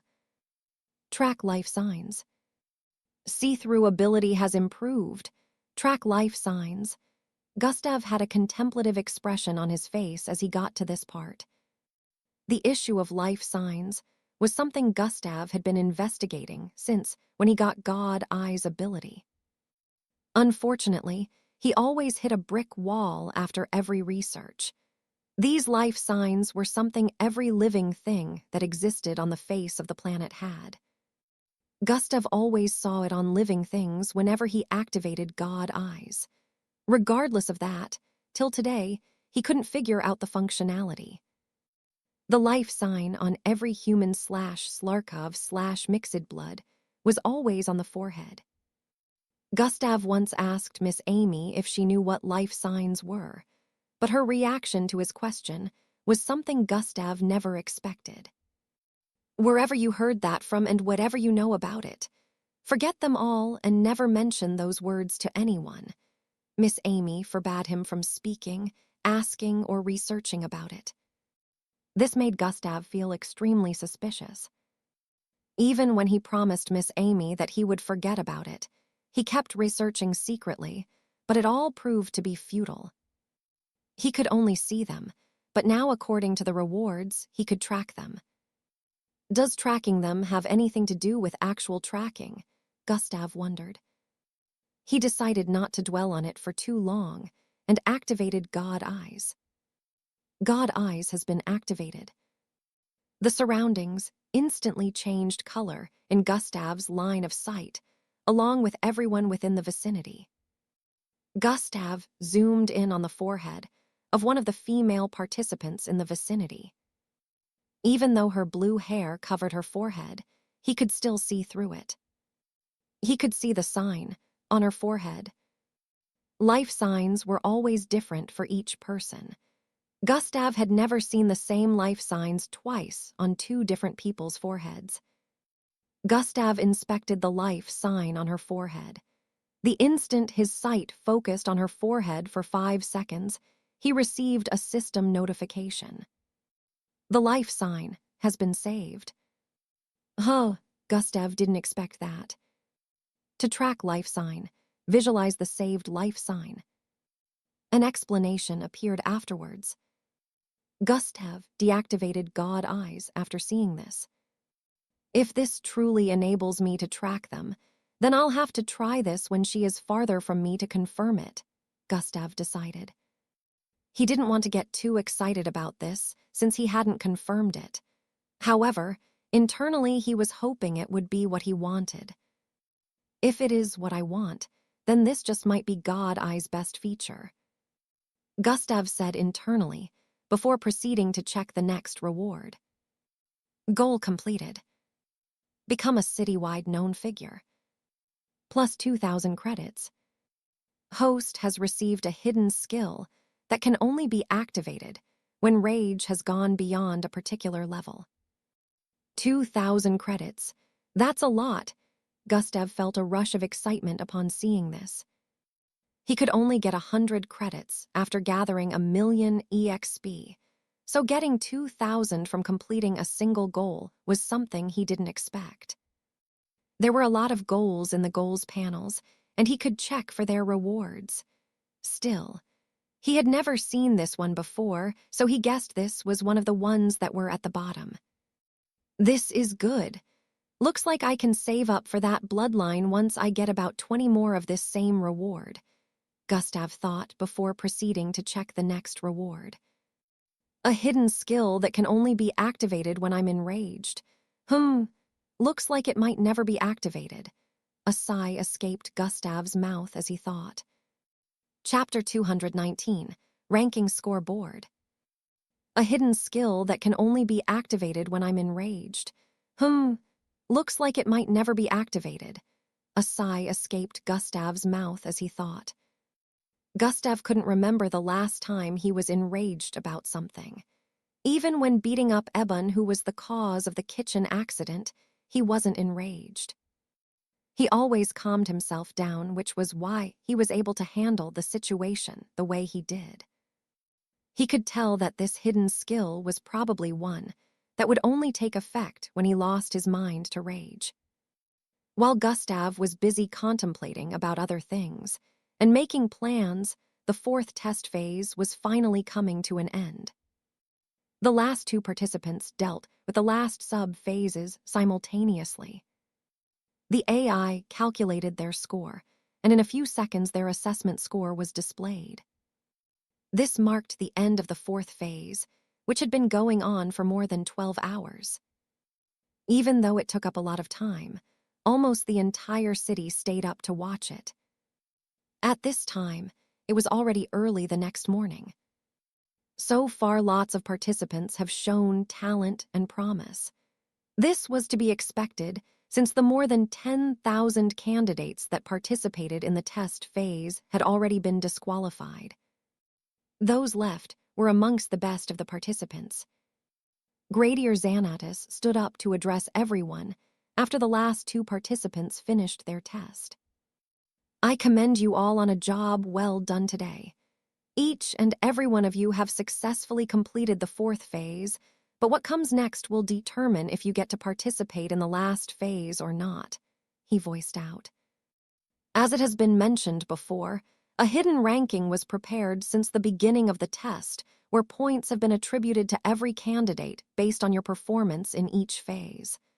The requirement for participating in the next phase is having at least 50 points, Gradier Xanatus added. Rest assured that even if you're at the bottom of the ranking, so long as you managed to get up to 50 points, you would be granted access to participate in the final phase. Gradier Xanatus had a feeling that some of them might feel this way, so he decided to add this. Now the ranking shall be revealed. Make sure to check for your badge number or name. Immediately after he finished saying this, Gradier Xanatus took his seat. Troyan. On the 4 screens placed in different parts of the stadium like the arena, a ranking board suddenly appeared. On this ranking board, names and badge numbers of 233 participants appeared along with scores in front of them. The participants began to check the ranking out for their names and scores. Even though there were up to 200 names on the screens were big enough so everyone was able to check for their scores without having to strain their eyes. All over the city, everyone could also see the ranking board on the screens. Parents prayed while checking for the names of their children, hoping they made the cut. Chatter, chatter, chatter. The spectators' area became noisy as participants began to see their names and scores. I'm safe, 60 points. 80 points, yes. I really cut it close to 51 points, sigh. I was really lucky this time. Damn it, I only needed one more point. How could this have happened? Some voices were cries of joy, while others were the opposite. Haha, you weaklings bow before my 150 points, Rhea shouted out and stood while laughing after noticing his score. Oh my, he truly got that high. Damn, my points are nothing compared to his. With points that high, I guess, he does have the right to be cocky. Voices of defeat could be heard coming from the participants sitting around them. Hey, idiot, check out the number 3 name. Glade folded her arms and closed her eyes as she spoke in a cool manner. Rhea did as he was told and looked for the 3rd name on the ranking board. He noticed Glade's name and checked for her score. His mouth hung wide open immediately after he saw it. TW, 200, dread and 30 points. He stuttered with a look of disbelief after seeing her points. Fool also checked 2 names below yours. Timmy also voiced out while folding his arms on Rhea's left. Rhea did that also and noticed Timmy's score was a solid 200. Haha, he's the weakest among them all. Serves him right for being so cocky. Rhea's forehead creased as he heard that and sat down with a dejected look. How could they get such higher scores than I did? Rhea looked down as he thought. HMPH, weak loud mouth, Glade said with a look of dominance. What are you talking about? You only managed to defeat me this time, but next time you both will kiss my ass, Rhea replied while shouting out. I'm very sure I wouldn't want to kiss something so smelly and disgusting, Glade voiced out with a repressed look. You, who told you it's smelly? Rhea questioned with an annoyed tone. I can sniff it from miles away. What? How dare you, Cowtail? Who are you calling Cowtail? I'll kill you. Not if I kill you first. Timmy shook his head from the side as both of them argued back and forth. You both have no sense of your surroundings, do you? He said internally with a look of pity. He turned to stare at Gustav and Angie, who were seated on the right side of Glade. As expected, who else would have gotten the highest? He muttered while turning his face to look up. One candidate 32, Edwin Umbrella, 67 points. 2 candidate 45, Estrella Lombard, 102 points. 3 candidate 54, Glade and Ayesha, 230 points. 4 candidate 98, Gunter Badmus, 52 points. 5 candidate 121, Angie Villandrabadia, 223 points. 6 candidate 126, Gustav Crimson, 470 points. Chapter 220, Final Phase Incoming. 6 candidate 126, Gustav Crimson, 470 points. The names were arranged based on badge numbers and scores. Gustav's score was the highest among all the participants. After the participants noticed his score, he became the subject of discussion once again. It seems she's the only one he doesn't look at with hostility. There must be a reason why he shuts everyone out, Timmy thought while staring at them. Rhea and Glade were still in a heated argument, while Gustav was complimenting Angie on her performance. Timmy and Matilda were the only silent ones in the group currently. "It's all thanks to you drilling me," Angie replied with a smile. "No, it's all thanks to your ability. You don't have to give me credit for everything. Be proud of yourself this time. You truly did well," Gustav replied with a smile. Angie stared at his face, which seemed to glow up in a very attractive format as he smiled. A shade of red appeared on her cheeks as she turned to face the other side. "Ah, but it truly is no." Angie was in the process of speaking when Gradier Xanatus stood to his feet to address everyone again. "Now that the scores have been revealed, candidates below the score of 50 have 10 seconds to leave this place," Gradier Xanatus voiced out with an authoritative tone. A timer started counting down on the screens. Finally, some participants stood up with crestfallen looks before heading towards the glowing doorways behind the spectators' area. In about 10 seconds, 30 participants left through the doorways. Right now, the participants left were a little less than 200. All the participants that got below 50 points didn't bother waiting or trying to prove stubborn, since they knew how the MBO operates. The MBO wouldn't tolerate nonsense, so they all obeyed and left before the 10 seconds timer was up. "Now, I shall give some explanations regarding the 5th phase," Gradier Xanatus began speaking. "The 5th phase, which as you might have figured is the last phase. It will be situated at a secret location, where participants that also passed the 4th phase from cities all around the world will be gathered." Gradier Xanatus paused for a bit to let it sink in after saying this. Chatter, chatter, chatter. Joyous looks could be seen on the faces of the participants after hearing that.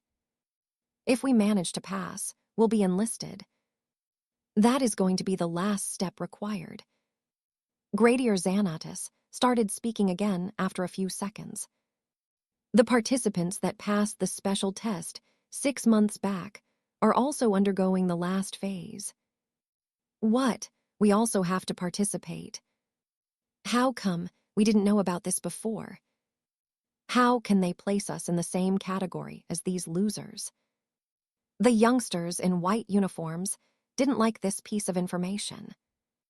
After passing the special test, they thought they wouldn't have to go through any other test, but it looks like their speculation was wrong. Only the special class candidates will be exempted from undergoing the final phase, Gradier Xanatus added. Everyone had already expected this, so they weren't surprised. Some of them started wondering if Gustav was also going to participate, since he passed the special class difficulty. "Now, the final phase is different from what you've been undergoing so far. But it is the real deal because you're going to be facing true danger," Gradier Xanatus said with a serious tone. "It won't be an understatement to say that there is the danger of death if you undertake this test," he added. Chatter, chatter, chatter. The place became noisy once again after the participants heard that. The participants were starting to understand why the previous tests were so difficult. It would seem the MBO was trying to eliminate the weaker ones, who probably wouldn't handle the final phase. Since the test was so dangerous, it would mean the weaker ones were bound to get hurt and most likely cause a death toll. Participants who made it this far would be strong enough to get through the phase with little or no deaths.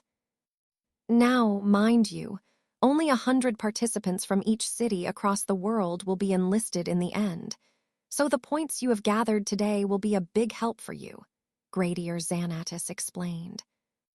"Not to worry, even if you have low points, you only need to do what is required in the next phase to increase your points and get enough to be among the top 100 participants in your city." These words made some of them calm their minds. Everyone was either tense or intrigued about the final phase or both. The normal participants realized that since candidates that passed the special test would be participating in the final phase, not only was the competition going to get tougher, but the numbers would be higher. This meant there will be over 200 participants, and more than half of that would be unable to make it through. This made them feel even more tense, since the candidates that passed the special test were stronger than normal. You have a 24-hour break to do whatever you want, and also think it over if you truly want to participate in the final test phase. More information on the test will be given at the gathering tomorrow before you're transported to the secret location. You're free to visit anywhere on floor 602, and the next 5 floors above floor 602, beyond that, are restricted. Rooms and other facilities needed are available for every participant. Fighting or getting physical amongst each other will result in disqualification. After saying this, Gradier Xanatus and the other 4 supervisors disappeared with a flash of bright light. When the supervisors disappeared, the participants stood up and started leaving through the glowing doorways behind the spectator seats. They were transported back to floor 602. Immediately they arrived on floor 602. Gustav excused himself from the group and started heading towards the room area. "It's time. I only need to channel it a little bit more to get to the 4th step," Gustav said internally as he moved across the corridor. Chapter 221, Unexpected Contact. They were transported back to floor 602. Immediately they arrived on floor 602. Gustav excused himself from the group and started heading towards the room area. "It's time. I only need to channel it a little bit more to get to the 4th step," Gustav said internally as he moved across the corridor. Gustav activated the map and confirmed that the room area that was restricted to the normal participants was now accessible. Gustav deactivated it and started moving towards that area once again. When he got to the area of intersection, he could see the route that led to the room area on the left while going up ahead, led to the exit of the floor. Gustav noticed a figure coming from up ahead. The figure also seemed to be heading towards the room area, but he paused when he noticed Gustav. It was a black, curly-haired 57 kid with similar facial features to that of Gustav. The both of them paused their footsteps before arriving at the corner spot that led to the turning and made eye contact. Smirk, frown. Gustav smiled, while the other kid, who was obviously his little brother, had a long scowl on his face. The atmosphere became tense in an instant, but Gustav's reaction seemed to be reducing the tension. "I know what you did, kid.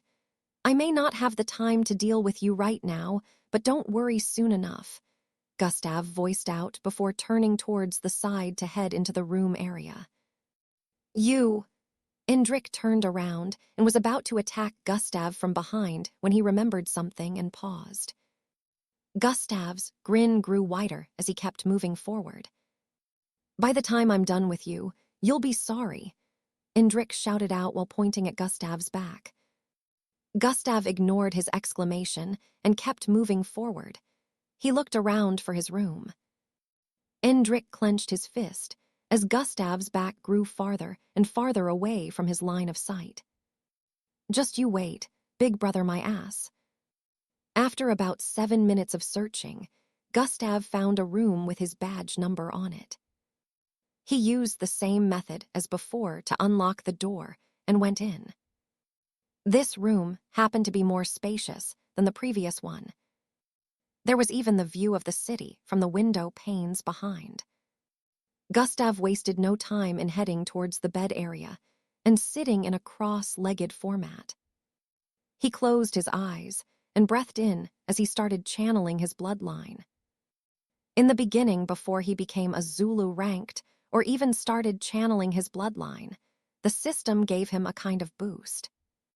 His bloodline was channeled past the 3rd point, and since there were only 4 channel points, he only needed to channel it to the 4th to become a Zulu ranked.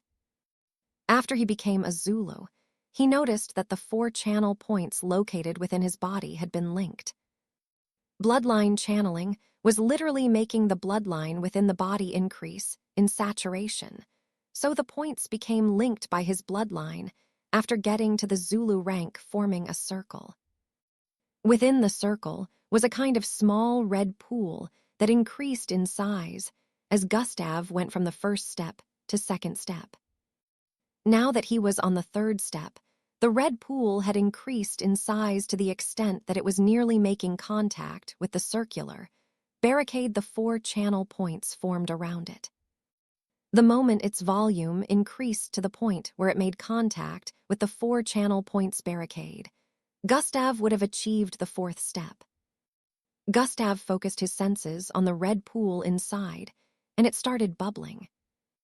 His focus at this moment was so intense that a kind of serene vibe had been formed around him. The surroundings was silent, except for the bubbling sounds coming from Gustav. 5 weeks ago, after Gustav got the confession from Ebon, he gave him something he had been preparing for a while. When he was abducted back then, he asked Miss Amy to get him the brain tweak helmet used on him. Of course, she asked why he needed it, and he just claimed that it was for research purposes, and truly Gustav wanted to experiment on the helmet, but he never truly had the time to do that since he was preoccupied with so many things. When he was putting revenge plans into motion, he remembered the helmet which he kept within his second room. He was initially going to wipe Ebon's brain with atomic disintegration, but remembering that he couldn't control how it went due to what happened with Hung Jo and Ben the other time, he decided making use of the brain tweak helmet would be a better option. He wiped Ebon's memory of the last day with the brain tweak device and returned him back to the laboratory after making him unconscious. Gustav didn't want to arouse any suspicions when he finally came for the true culprit behind the scenes, which was why he resulted in this. He had decided he would fully deal with Ebon after taking the entire disciplinary committee down. For the next 2 days, Gustav made plans. However, he didn't neglect his training and hunting down mixed breeds within the border. Even though he hadn't really been focusing on killing mixed breeds within the border, he still kept feeling a kind of tingling on his skin whenever he went there. It always felt like there was an invisible eye watching him, and it got stronger each time. Even when he tried to shake the feeling off, by running from location to location, within the border it was futile. Gustav had to multitask to make plans to discover why he felt that way within the border while also dealing with the kitchen incident. After Gustav finished making plans, he had to contact a particular person to assist in a crucial part of the plan. During break in school, the next day, he stood underneath a shade behind the school cafeteria, conversing with a girl. "Do you understand the plan?" Gustav asked the white-haired girl in front of him. Chapter 222, 4th step. "Do you understand the plan?" Gustav asked the white-haired girl in front of him. I do." The girl nodded slightly in response. "But if I do this, will that ensure that you'd help me out in the future?" She proceeded to ask. If this goes well, you'll definitely score more points with me and increase your chances of securing a future partnership. Just make sure you don't mess it up," Gustav stated. This girl he was speaking to was none other than Matilda. Gustav devised a plan where he needed the input of a prestigious and popular girl within the school. Matilda was the only one that came to mind, so he decided to call her up. "I won't mess up. I have good acting skills too, you know," she smiled wryly. Gustav could sense a feeling of melancholy in her voice, but he didn't dwell on it. "All right, let's head back." 2 hours later. Inside the room, Gustav opened his eyes and smiled. "Finally, the 4th step," he said with a look of elation. He could feel his body being nourished with energy the instant he achieved the 4th step. The red pool within his body expanded and made contact with the 4 points barricades. After that happened, they merged together, and Gustav couldn't sense the 4 points anymore. Everything became one large red blob for a few seconds. Red roots started growing out of it. Looks like achieving these roots have something to do with achieving serial rank, Gustav noted, while observing it within his body. After a few more seconds, he stood up and moved around the room, trying to feel the changes within his body. I can feel a certain kind of energy oozing out of my body. It's very faint, but I can sense it, Gustav said internally while throwing his arm out like he was fighting an invisible opponent. After a few seconds of jumping from place to place across the room in a bid to test out his body improvement, Gustav decided to head out. I won't be able to get a handle on my current strength if I don't test it out one way or the other, Gustav said internally while changing his clothes. He was still in the organic suit at this time. It wasn't hard to get out of it, since it had a computerized function that made it dismantle independently. After Gustav got out of it, he put on black pants and a hoodie before heading out of his room. He wore the hoodie fully on his head and held his face down as he moved across the corridor. After getting out of the room area, he headed towards the left. Time to check out the other floors, Gustav said internally as he moved towards the exit area of the current floor. Gustav was sure that the MBO tower didn't just have floors for sleeping and eating. Obviously, the participants were only sent to these floors for accommodation. Now that they were given access to the next 5 floors, he was intrigued about their functionality. He felt that the MBO wouldn't just make 5 floors next to each other just for the purpose of accommodation. Gustav arrived at the end of the corridor in a few and stepped onto the circular glowing panel in front. Immediately after he got on top, a bright glow appeared from above and covered him from head to toe. T.R.R. Rosen. His body was pulled up with intense speed. Gustav was unable to make out his surroundings and could only see a white light flashing in his line of sight for a few about 5 seconds. After the 5 seconds passed, his vision cleared up and he found himself at the end of a corridor. He could tell that he had already arrived on the next floor. He looked down and noticed that he was standing on a similar glowing panel to the one he used to get here. Gustav started moving forward down the corridor. "Map," he called out. "Troyan." The map of the floor was displayed, and Gustav instantly took notice of the change. Upon arriving on this floor, the map had updated itself and changed the layout to that of this floor's own. Oh, a testing floor. Gustav noticed that this was the only word on the map. There were different sections on the map, but they all had numbers representing them. Gustav moved across the corridor and turned towards the second left turning he came across. He even met some MBO officials while moving across the place, but they ignored him since they knew that no one would be able to get to this place without giving authorization first. After moving for a few more minutes and taking several turns, Gustav finally arrived in front of a doorway and walked through it. He arrived in a wide-open space. This space had runways and different kinds of humongous humanoid machines that could be seen moving about in different spots. Lots of officials in black could be seen moving about here. Towards the east, Gustav could see a massive green one. It was so big that its head was only about 100 feet away from making contact with the ceiling.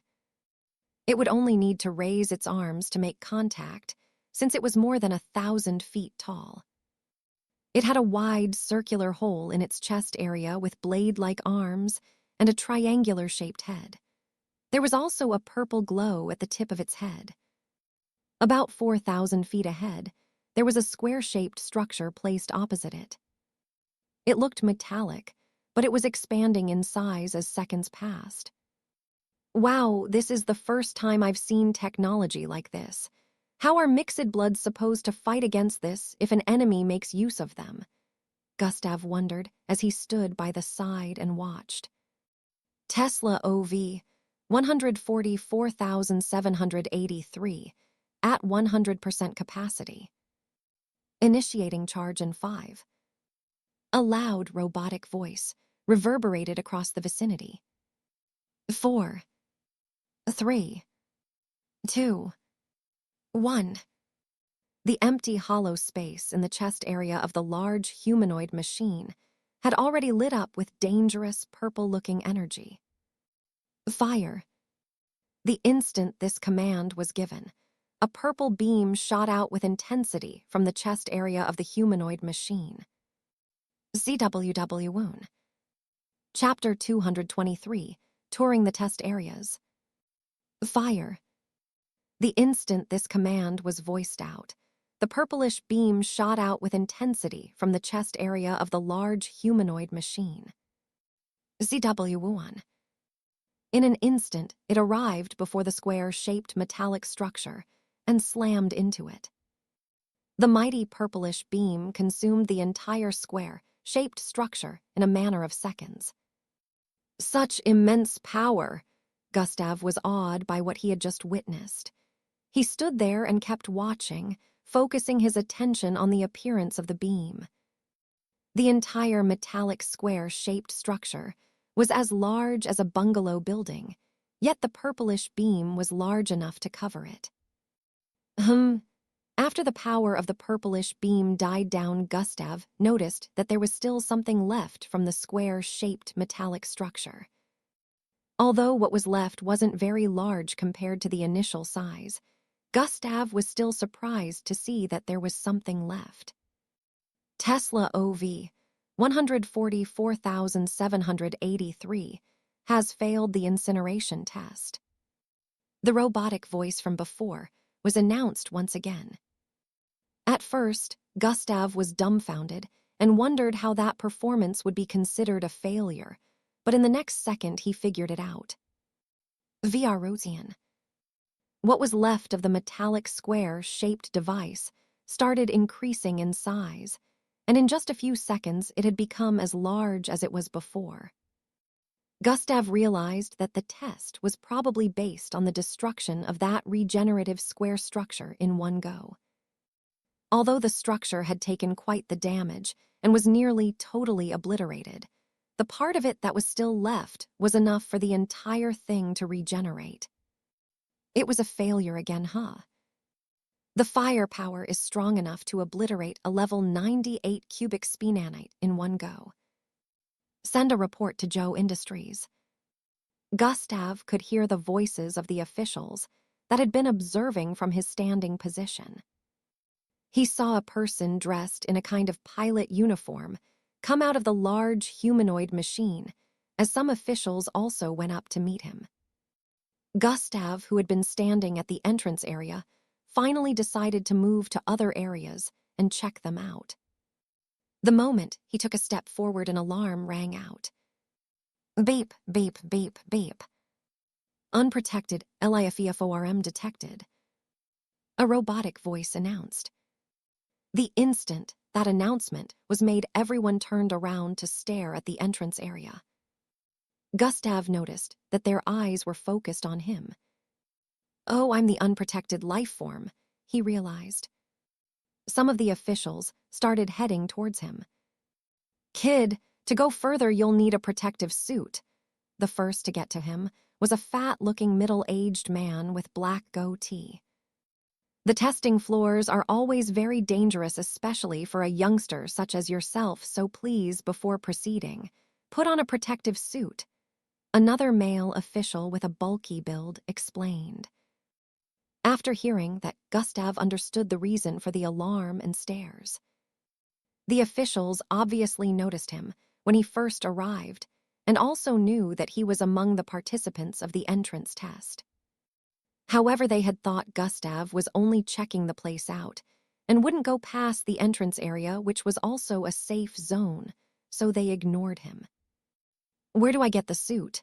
Gustav inquired. The officials pointed behind him towards his left.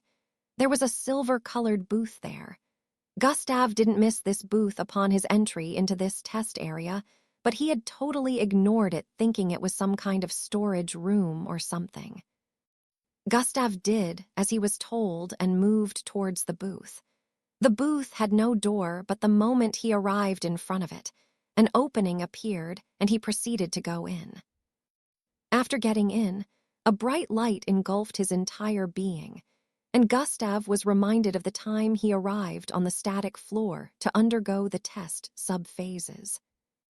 In a few seconds, the light went out, and Gustav found his entire body clad in a bulky white and black suit with a large helmet. His entire body had been covered from head to toe. Because of the helmet, his vision had been dyed red, however. It didn't hinder his visuality. Instead, it kinda helped in improving it. The helmet was a computerized type that gave him a 270 degrees vision and also red energy, so it could alarm him when a situation was dangerous. Gustav could read energy using God eyes, but he didn't have a 270 degrees vision unless he transformed into a solar worm. Also, the suit was extremely sturdy. From feeling the texture, Gustav could tell that it would be very difficult to break through its defenses. Gustav walked out of the booth, and the officials in the vicinity nodded before some of them went back to their activities. The fat official with a black goatee walked towards Gustav and asked, "Would you like a tour of test floor 12? Gustav nodded in affirmation and proceeded to follow behind the man. "By the way, I'm Glannis, from the HMR Warfare Department." The man decided to strike a conversation with Gustav as they moved about the place. "I'm Gus." Gustav was about to reply with his own name when Officer Glannis interrupted. "Gustav Crimson, haha, you don't need to tell me your name. You're popular all across the tower right now," he said with a burst of light laughter. "Oh," Gustav muttered with a wry smile. "Honestly, we're all proud that we have such a genius in our city. Be sure to represent us well in the global final phase," Officer Glannis stated.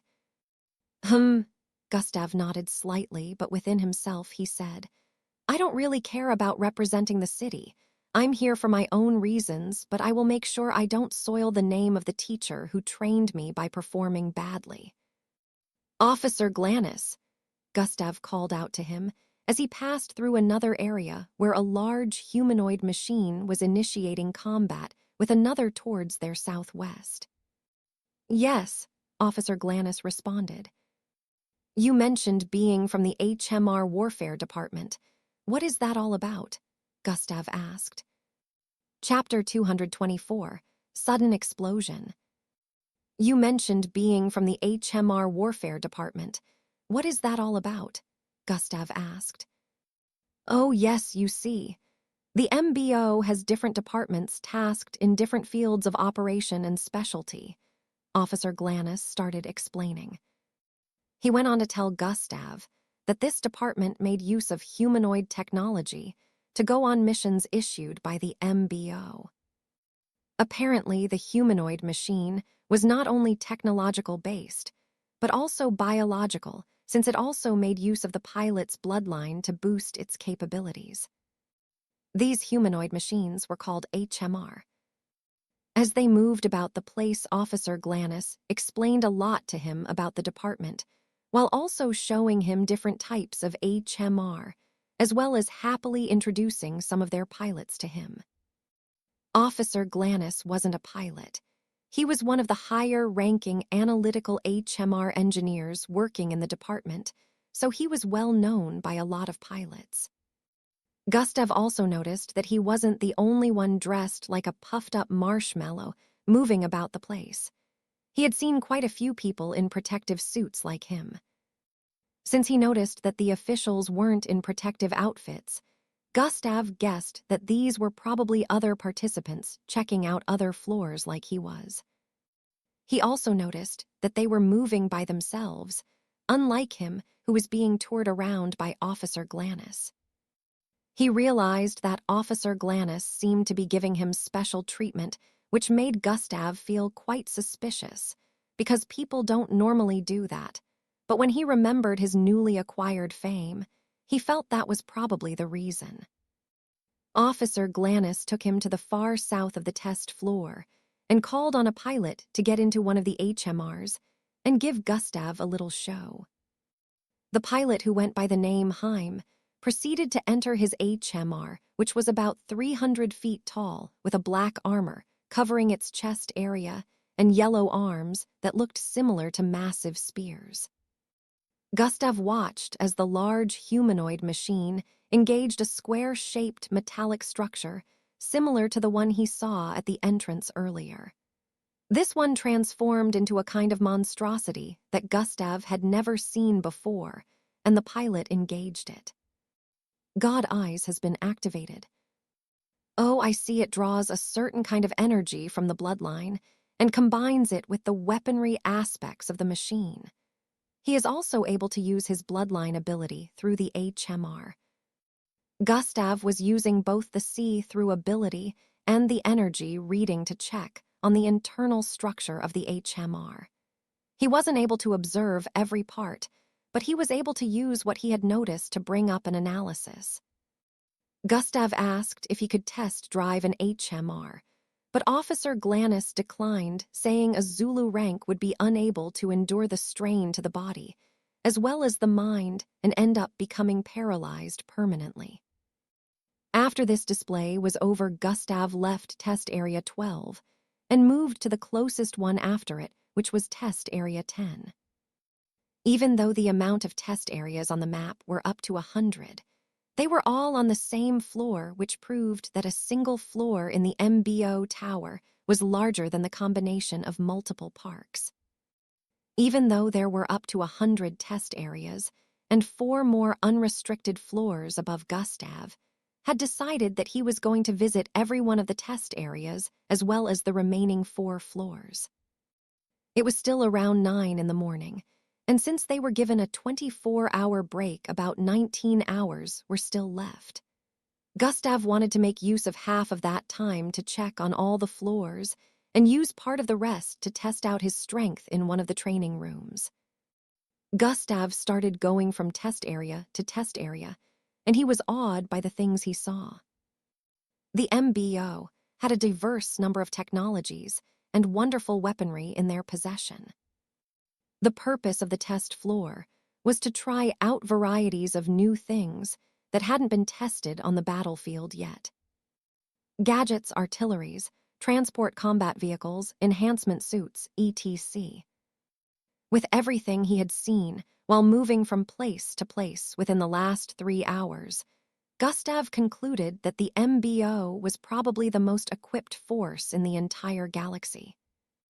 He hadn't gone into outer space before, but the fact that he had read about how Earth had made a pact with other life forms outside of the galaxy on mutual ground, without being exploited or invaded, proved that the MBO was capable, since they are in charge of keeping the Earth safe from extraterrestrial life forms. After another 2 hours had gone by, Gustav was finally visiting the last test area, which was Test Area 104. Immediately, he went through the entrance. A loud explosion greeted him. Boom! About 100 feet ahead of his position was a sight of a mighty explosion that was still increasing. Bang! The shockwave slammed into Gustav, sending him flying towards the wall behind.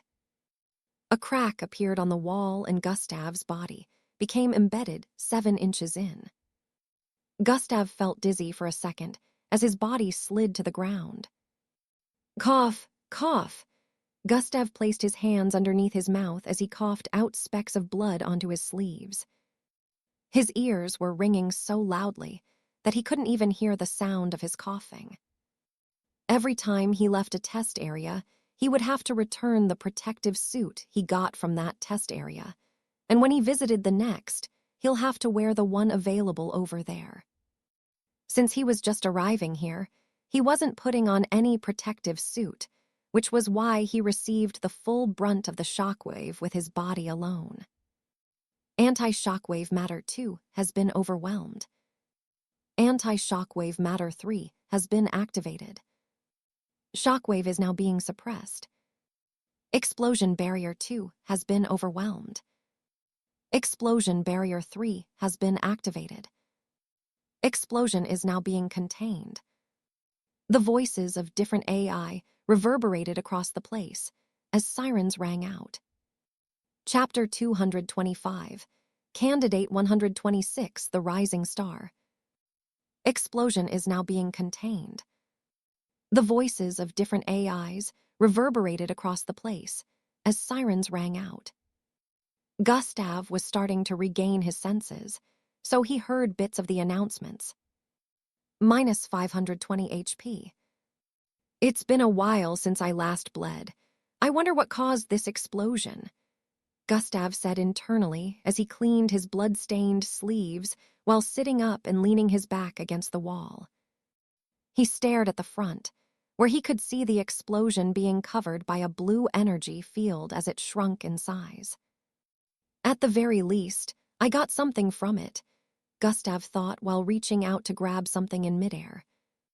He grabbed onto something only he could see because right before the shockwave slammed into him, he activated Energy Installment.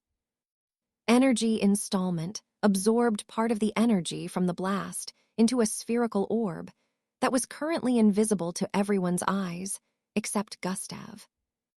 The system just reacted to it, Gustav noticed, but before he could confirm, he noticed the explosion had almost shrunk completely.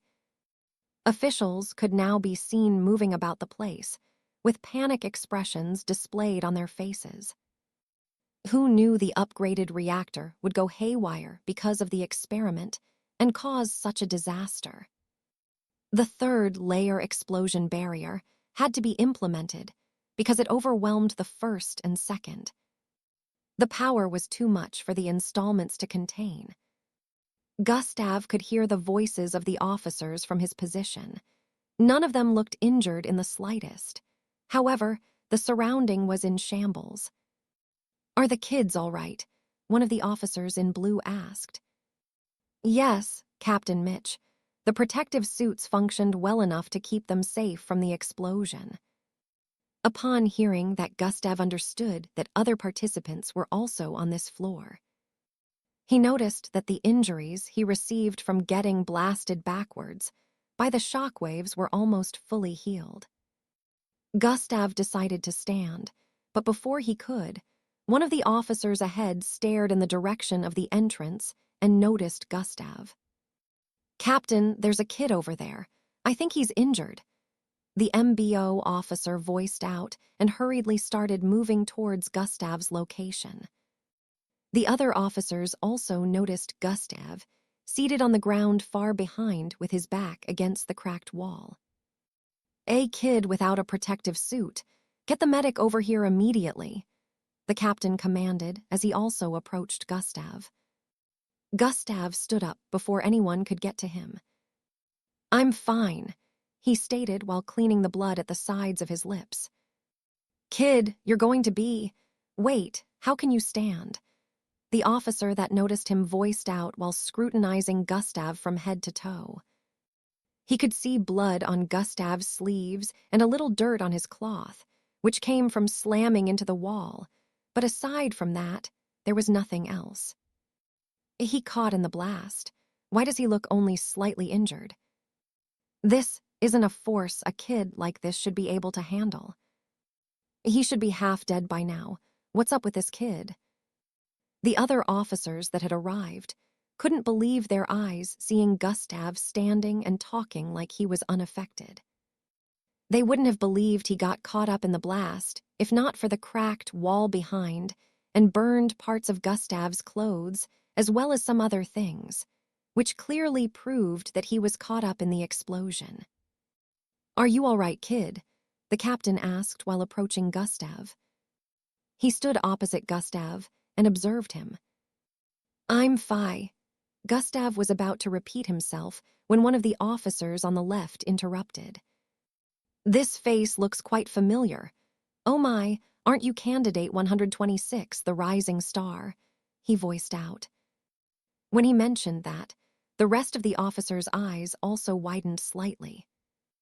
He is the one.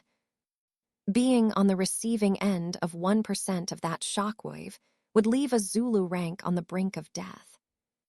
Oh, looks like he truly is more powerful than the rest. Truly a promising young lad, this one. Upon hearing them speak about him this way, Gustav was nearly half cringed to death. The rising star! What's that? More like a falling star, since that's what made me what I am, Gustav said internally. Although he felt like this on the inside, he didn't let it show in his expression. Instead, he just kept a blank face. The captain proceeded to apologize to Gustav and explain what had caused the disaster. The explosion, of course, was caused by an experiment gone wrong. A new power source meant for backing up a spacecraft's weapons system was being tested. The original power source and the substitute didn't sync well, causing the explosion a few minutes back. Both of them exploded together and overwhelmed the first and second layer security protocols put in place. Originally, incidents that involved explosions occurred a lot since they experimented with spacecraft engines. However, they hadn't expected it to be this bad.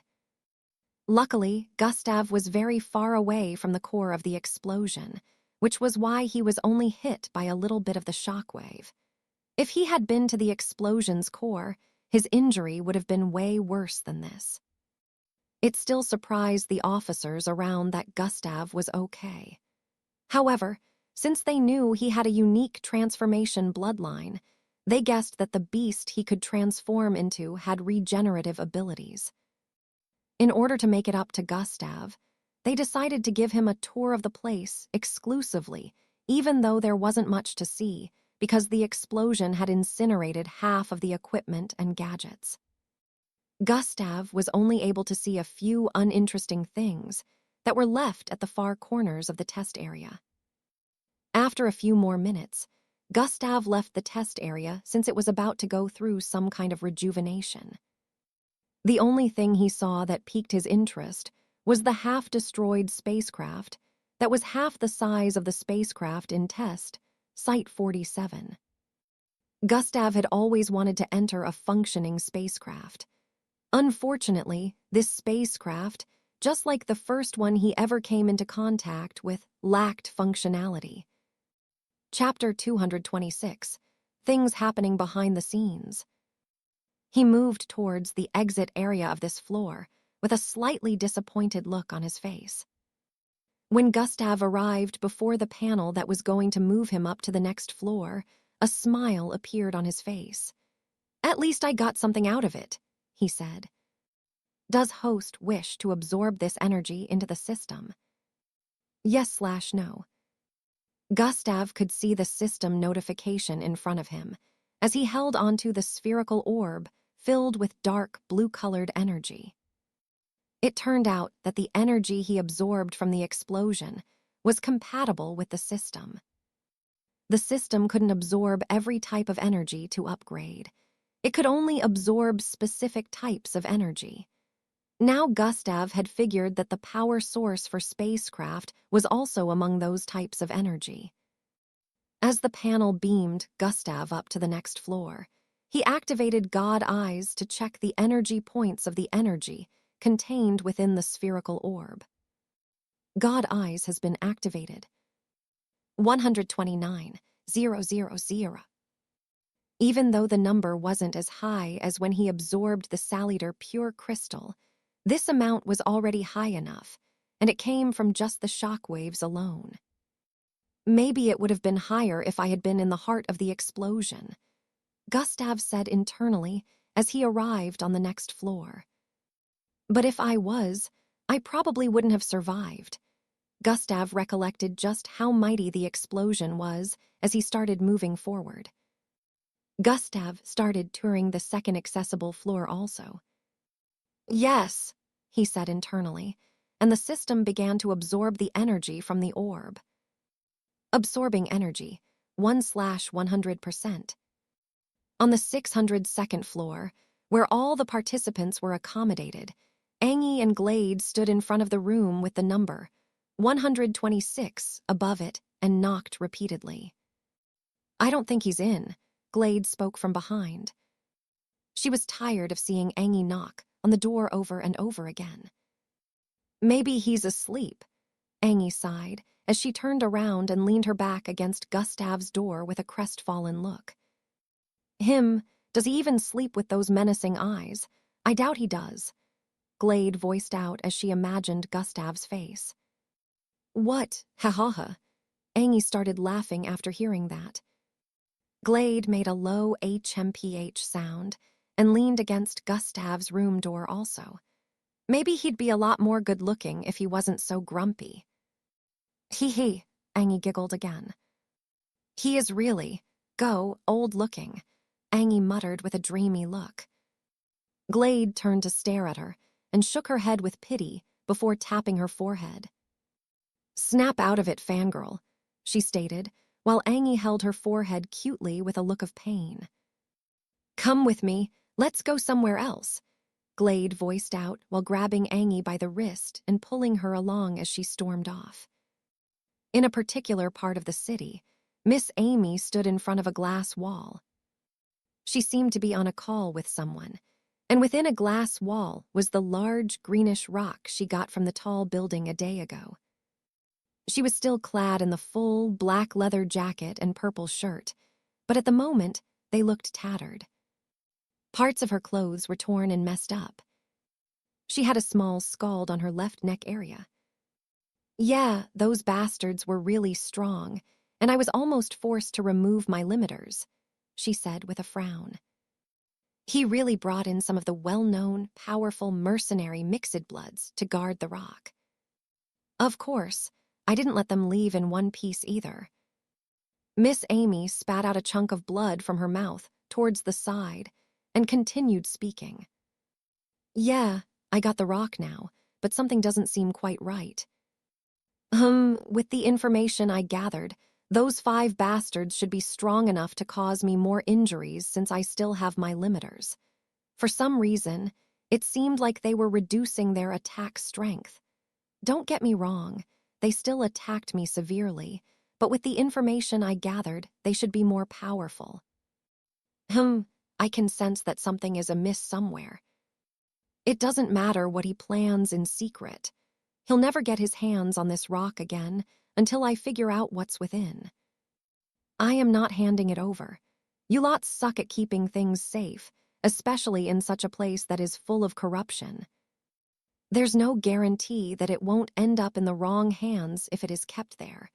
Have you forgotten that his father's industry partners with you lots?" "Shut up, you dimwit. I'm keeping it," Miss Amy voiced out and cut the call. She stared at the green rock within the glass wall barricade. "What's so special about this rock? Sigh, one thing leads to another, and I still haven't gotten a lead on what Gustav found within the border," she muttered, but then she noticed something on the rock. It just glowed up for an instant there," Miss Amy said, while moving closer to the glass wall. It was only for an instant, but she saw the glow. "Why do I feel like his presence has gotten stronger, and it's coming from that?" Miss Amy wondered while scrutinizing the crystal. "Even if it's risky, I must make him have contact with this rock to confirm my suspicions," Miss Amy thought with a fierce look.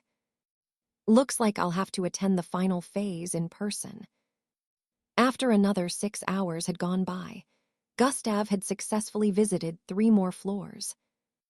His knowledge of the MBO had been significantly increased in the last 8 hours. He also realized that the MBO was very diversified. Different departments with different purposes had all come together to make a perfect base of operations. Remembering how there were other towers in the remaining 5 prestigious cities, Gustav came to the conclusion that the MBO had numerous resources. They would definitely be a force to reckon with if anyone tried to mess with them. This made Gustav wonder, Why does the MBO never interfere in matters regarding lower-graded mixed bloods abuse or the happenings within the neighborhood area? They could have easily dealt with such happenings, so why? Chapter 227, Making Infiltration Plans. This made Gustav wonder, why does the MBO never interfere in matters regarding lower-graded mixed bloods abuse or the happenings within the neighborhood area? They could have easily dealt with such happenings, so why? Did they truly feel it was beneath them to handle such tasks? Gustav said internally as he moved across the floor.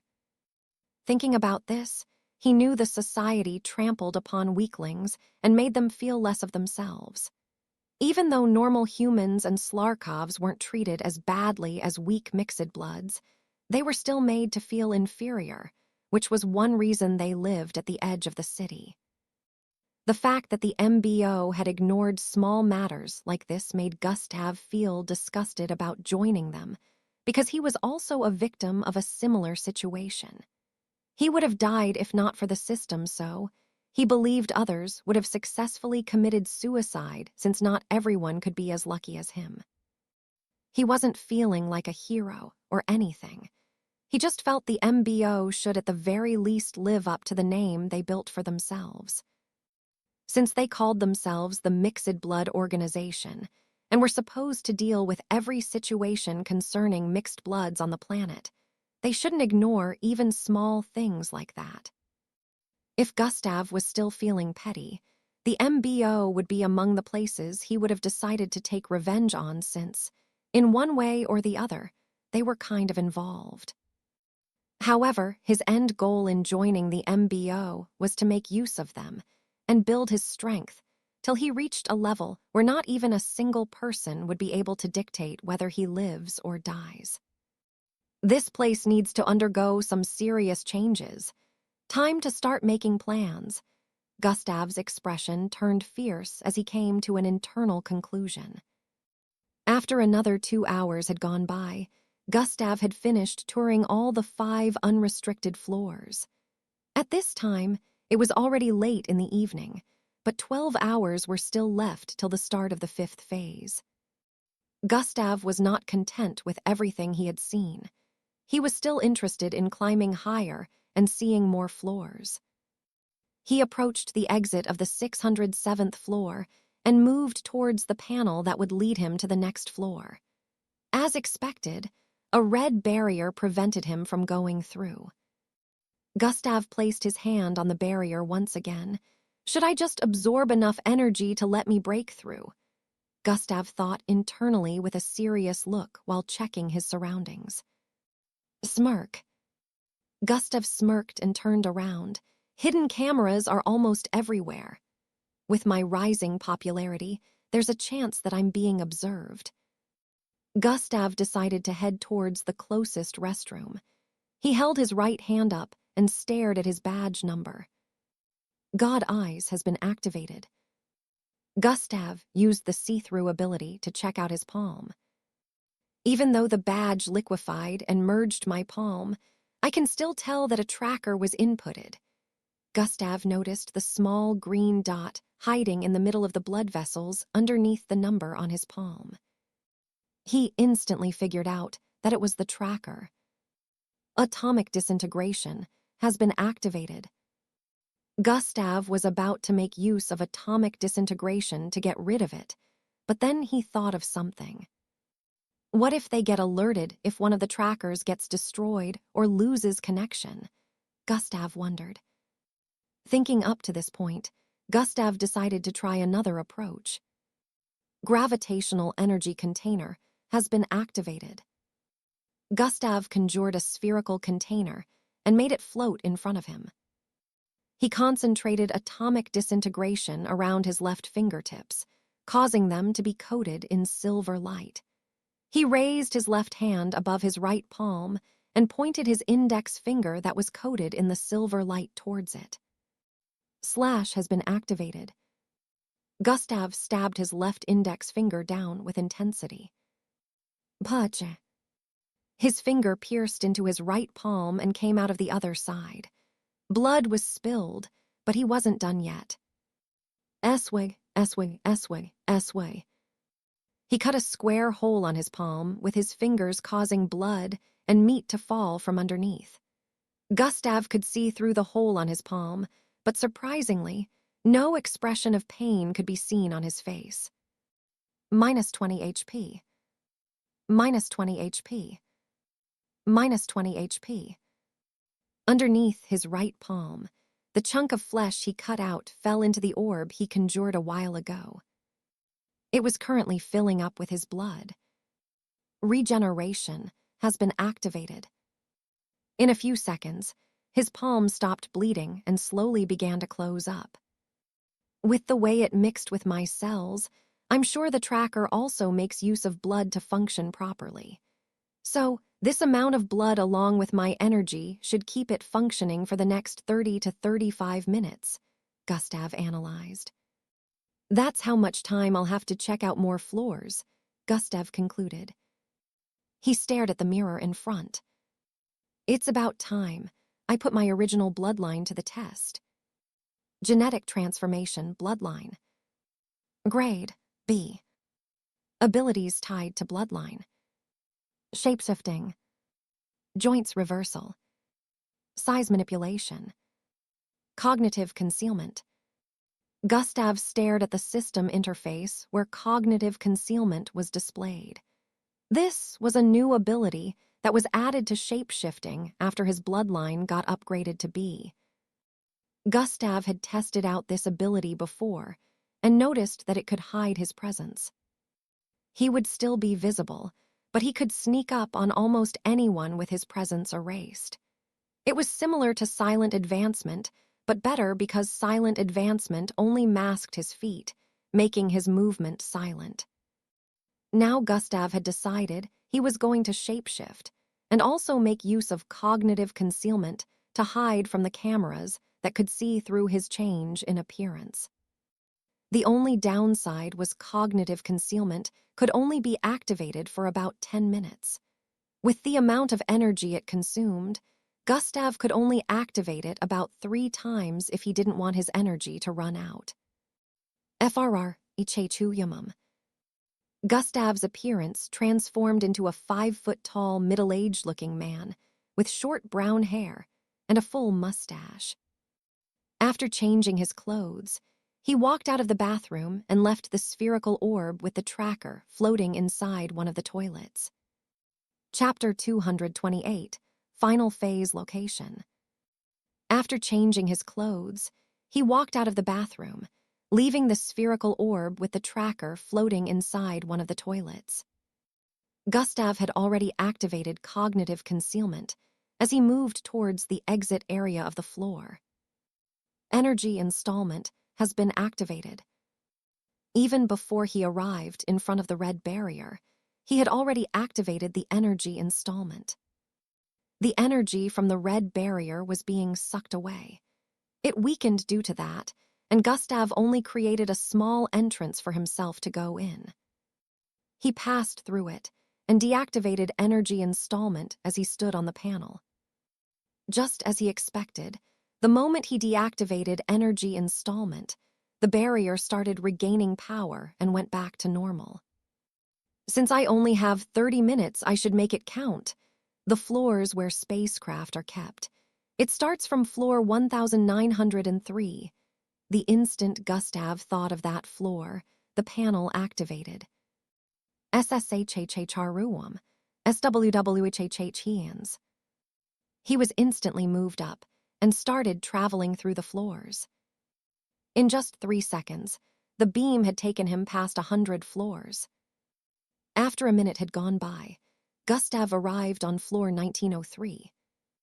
The instant he moved past the entry point, his sight was greeted with a large bluish space. Wow! Gustav couldn't help but exclaim as he walked into this place. The place was vast, but Gustav could see the walls behind were transparent.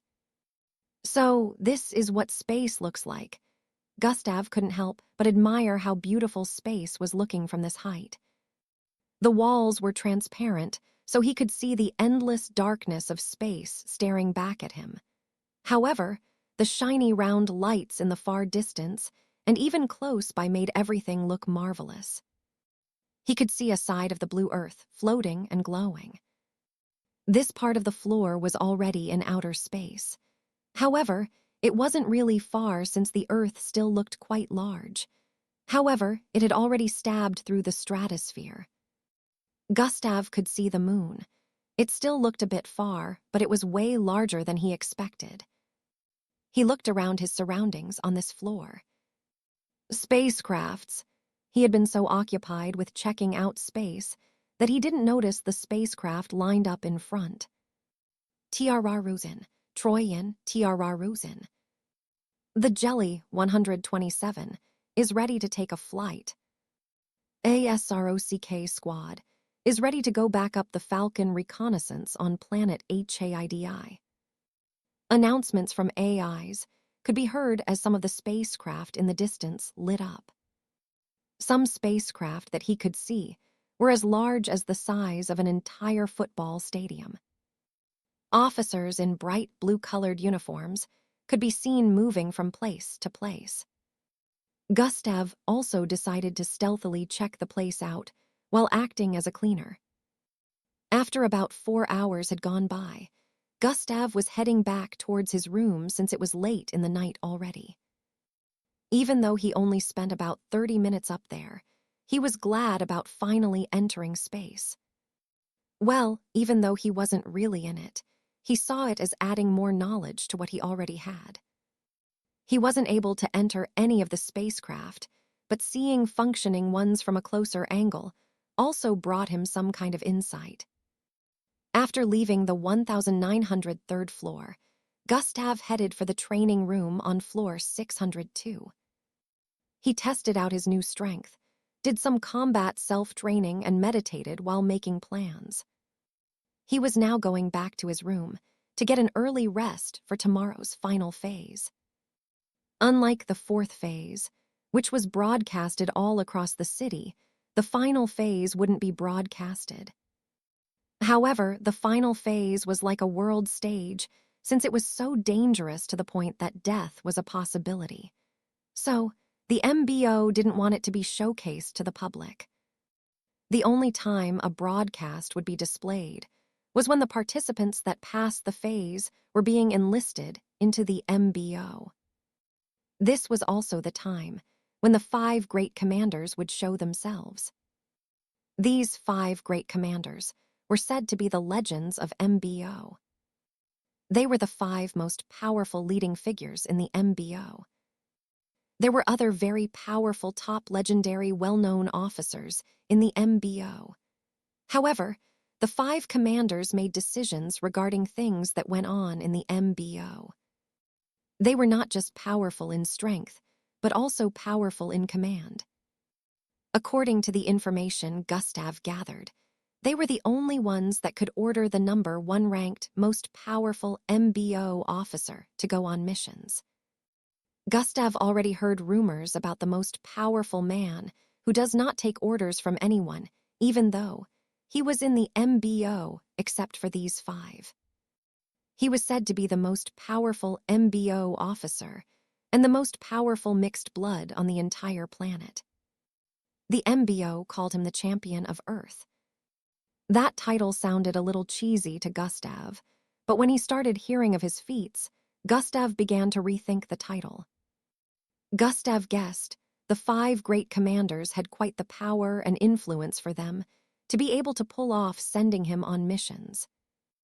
Although he didn't know much about the most powerful MBO officer, however, since he was hearing about him from a lot of people, Gustav was sure his strength wasn't just superficial. Miss Amy did say she wasn't the most powerful. I guess I have to be prepared to meet these 5 great commanders after the final phase, Gustav said internally as he arrived inside his room. He proceeded to lie down on his bed and sleep off to regain his lost energy. Initializing 5-year quests. Procedure 1/100%.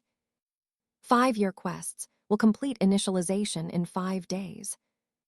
If Gustav was awake at this time, he would have noticed these system notifications.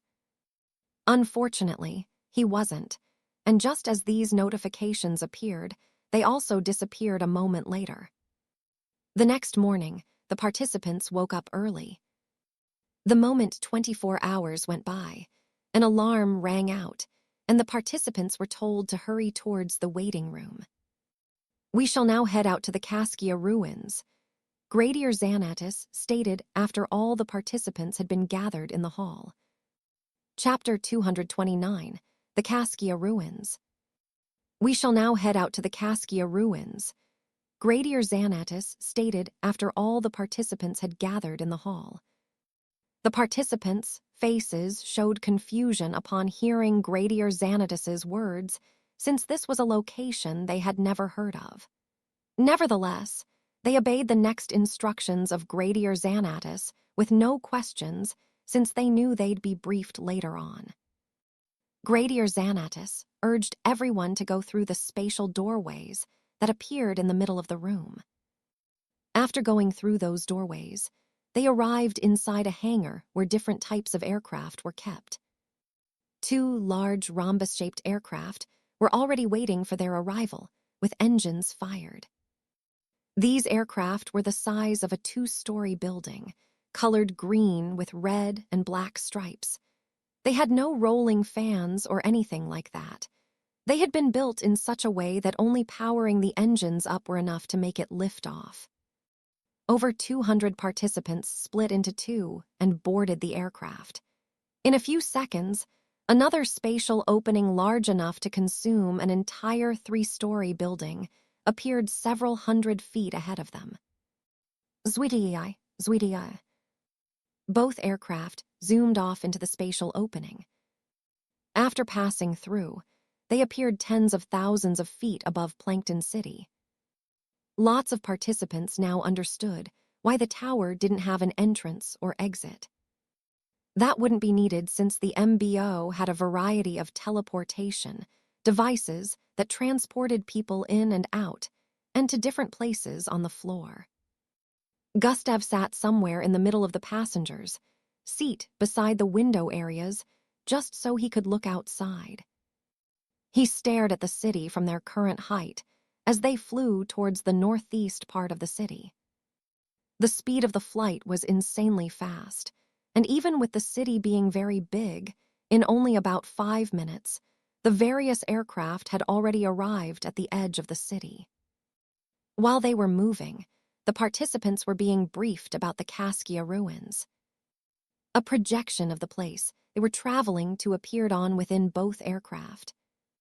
The Caskia ruins was formerly an underground mining facility located at the borders between EMPRHIM and ASHURA cities hundreds of years ago. Artificial intelligence started with this. However, it attracted a lot of MIXCDBREDs who were drawn by the energy oozing from the UNMINED energy crystals within the ruins. The AI explained how the ruins became overrun by mixed breeds, which prevented energy miners from working and caused some of them to lose their lives in the process, since it was practically invaded by a multitude of them. The MBO was tasked with cleansing the place and wiping out the mixed breeds that had gathered there. Although the mission was a success, almost all the energy crystals had been consumed by the mixed breeds. The place still attracted a few mixed breeds after the cleansing because they sensed the remnant of energy left. Nevertheless, since the government couldn't find anything left there, they practically abandoned the facility.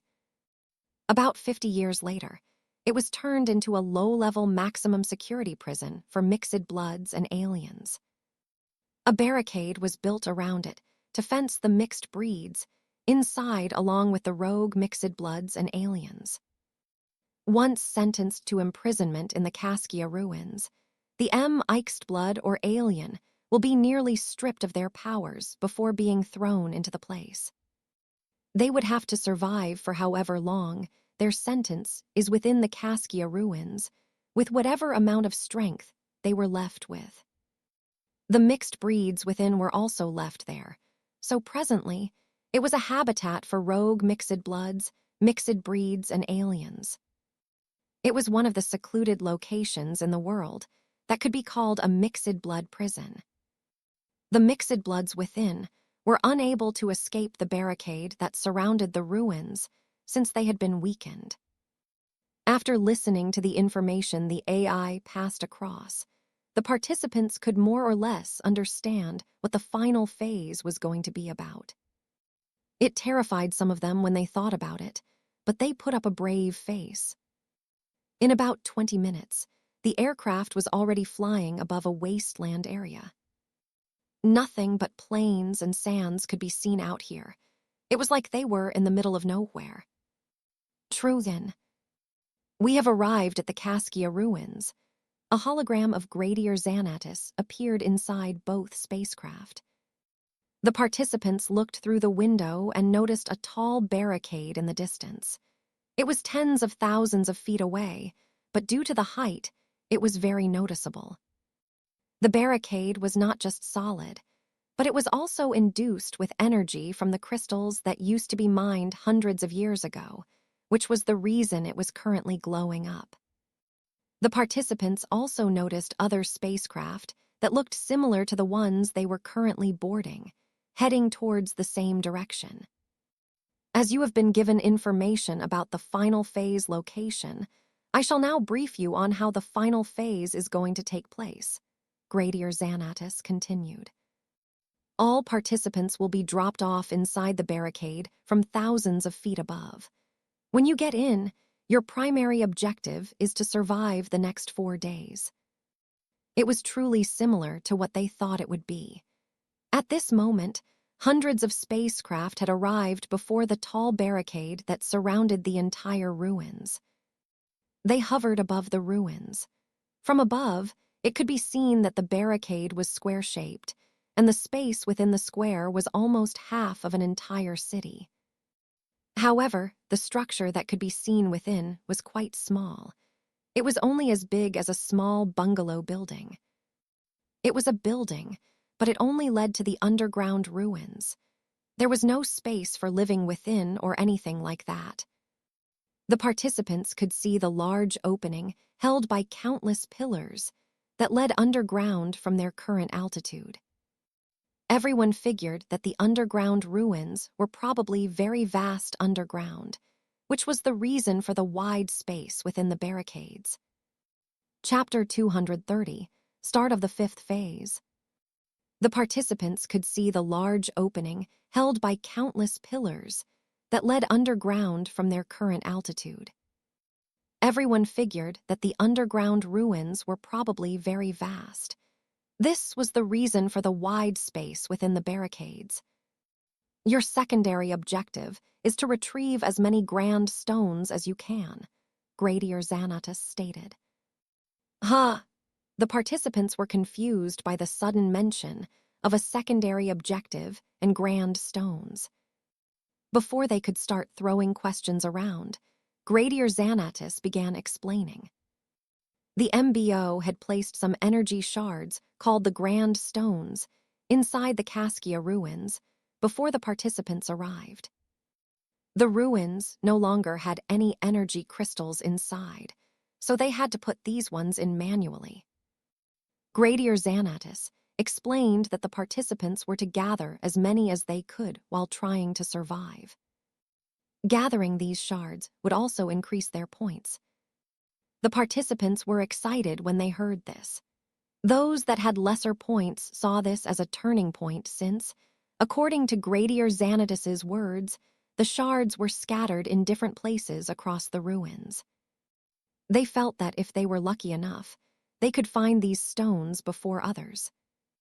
While they were immersed in their wild thoughts, Gradier Xanatus told them that numerous mixed breeds would also be coming for the shards the moment they sensed it. This dampened some of them as they thought about how they would have to deal with mixed breeds while trying to get the shards. Team up if you have. Survival is the ultimate goal. However, if you can't deal with a bunch of weakened criminals and low-level mixed breeds, Then you're not meant to be here, Gradier Xanatus voiced out. Drop will be initiated in 1 minute. Pick up your electronic survival bag, Gradier Xanatus stated. SHH. SHH. The ceiling of the aircraft opened, and a backpack was revealed. The participants picked up the backpack and wore it. After jumping from the aircraft, your electronic backpack will automatically power on and fly you down. After that, the nitro power will be cut off, so none of you will be able to escape using it, Gradier Xanatus explained. There are some tools kept inside for your usage. Properly make use of them. We will be watching. Immediately after saying this, Gradier Xanatus's holographic form disappeared. Initiating drop in 39 seconds. 38. 37. 36. 35. 34. The participants were on their toes as the AI counted down. They kept staring at the ruins below, wondering how the internal structure underneath would look. Are you ready? Gustav asked Angie beside him. H&M, she nodded with a smile on her face. Hey, rival, you won't ask me. No fair. Ria, who was sitting 3 places to the left side of Gustav, shouted out. I don't care, Gustav muttered without even turning to stare at him. Eck, you. Ria pointed at Gustav with a disgruntled look. Stop spitting on my face, you loud-mouthed idiot. Glade, who was seated on Ria's right, voiced out with a repressed look. Hey, who? Just as Ria wanted to retort, the last countdown reverberated inside the spacecraft. 1. Opening hatch. Immediately after those words were voiced out, the floor of the aircraft opened up. The wind blew into the aircraft through the opening underneath their bodies. Engage drop.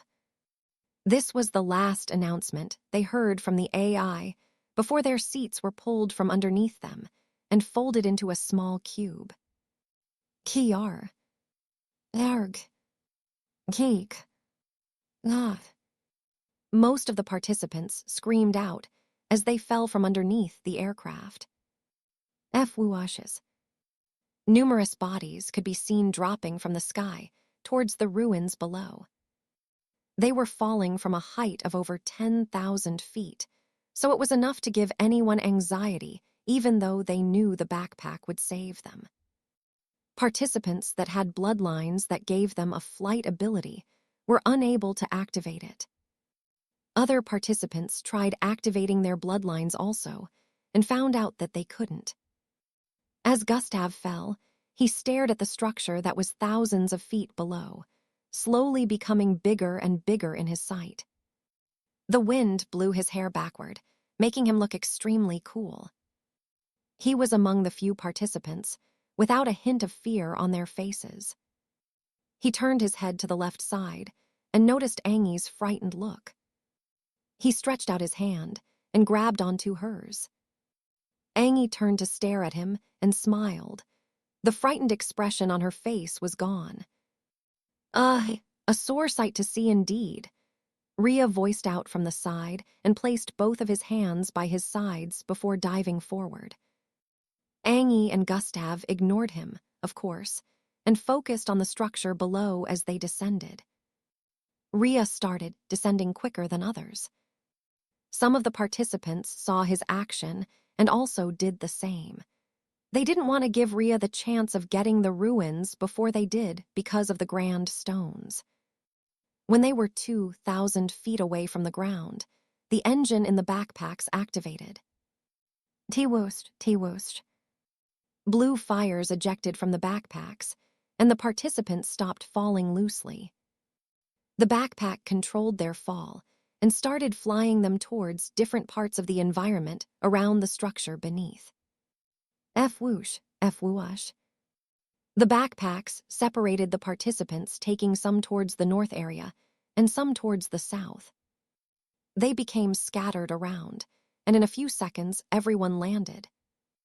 At that instant, the participants regained their abilities and started heading towards the entrance ahead. Gustav was dropped at the far east of the entrance. Angie and the others had been separated from him, and the structure was now thousands of feet away from his position. Does the MBO always have to make everything a hassle? Gustav sighed internally as he looked around him. Some participants were also dropped not far away from his position, but he had never seen these ones before. So, he assumed they were from other aircraft, which also meant they were from other cities. Oh well, this is good too. I prefer working alone, Gustav said internally as he dashed towards the structure ahead. Dash has been activated. Chapter 230, One Entrance Brawl. Oh well, this is good too.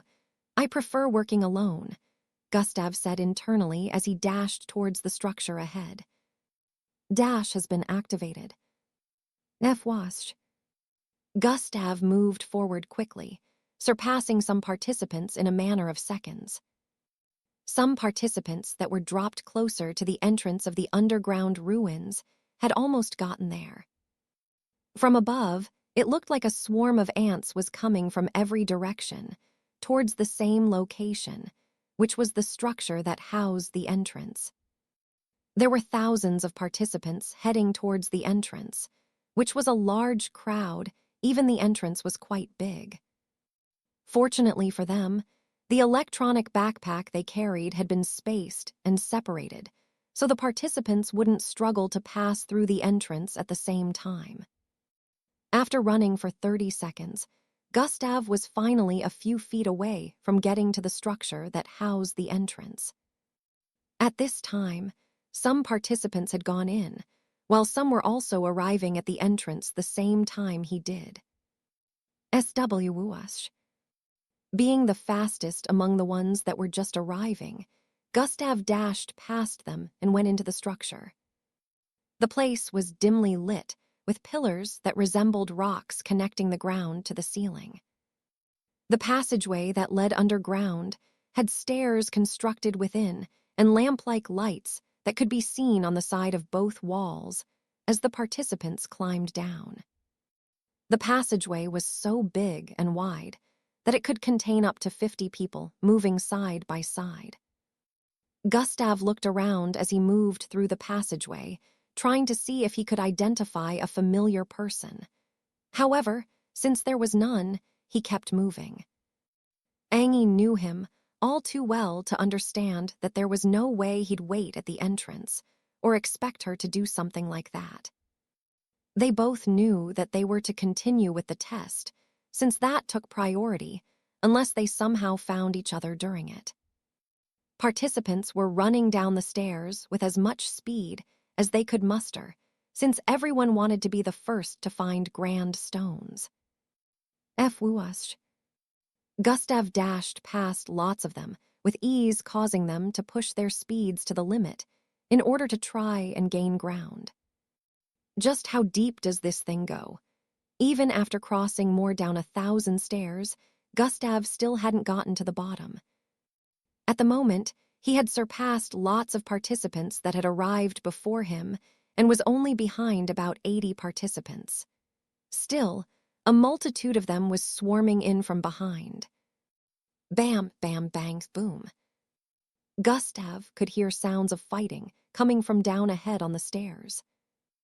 I will cut down anyone that tries to hinder me from going in first.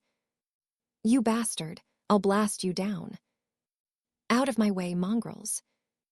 Why don't we just work together instead? Loud voices could be heard coming from up ahead. As Gustav approached, he could see some participants ahead slowing down due to the disturbance. Get the fuck out of the way, you retard. Such vulgar manner of speech for a young girl like yourself. I'll cut off your tongue. You wench. Even before arriving at the source of the main disturbance, another one had been created a few steps in front of Gustav. A small-sized, cute-looking girl around 411, with indigo-colored hair, was engaging a 65 tall, slim teenage boy with 7 slithery tongues shooting out of his mouth. A crowd was already forming here due to this. Ziwei, Ziwei. 2 tongues shot towards the girl with speed as the tip expanded. Shik, shik. Thorns grew out of the tongues, and with the speed at which they were moving, it looked like they pierced through the small girl before she was able to dodge. Grab. The girl grabbed hold of both tongues, with a look of anguish stopping them from moving any further. Let's see whose tongues are gonna be cut off, she voiced out as her long hair floated upwards. SWing. Both tongues were mysteriously sliced into multiple parts. Kair, the boy screamed out as blood spurted out of the cuts. Just as the girl was about to throw the disconnected parts of the tongues away, she noticed a figure jumping over her head. Everyone turned to stare up after noticing the figure, who happened to be Gustav. Zwei.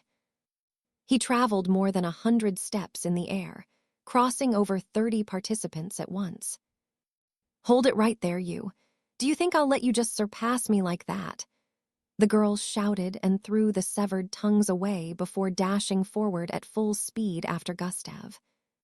Gustav landed in front, where he could see participants clustered together at a particular spot, 40 steps further. They wanted to move forward, but they didn't have the guts to go through due to the battle going on in front. Blast, blast, blast. Attacks were slamming into the walls on the sides and the ceilings, and no one wanted to enter the crossfire. From behind, the small girl with indigo-colored hair was already catching up to Gustav due to her speed, which was almost a match for Dash. Just as Gustav was looking for a way forward, since he didn't want to engage in the nonsensical battle going on in front, a dark-skinned boy who was about 6 feet tall with bushy afro hair phased out of the ground in front of him. ZW1. He turned around to stare at the back and noticed Gustav a few steps behind. He smiled and nodded before turning to look at the front again. Oh boy, it's a big commotion out there, he muttered after noticing the battle up front. Tap, tap. He tapped his feet on the stairs twice, and a blue vortex appeared below him and swallowed him up. The next thing Gustav heard was, "Ah, you bastards, someone has gone up ahead. I can't waste any more time playing with you fools. I'm off. I have to chase after that guy."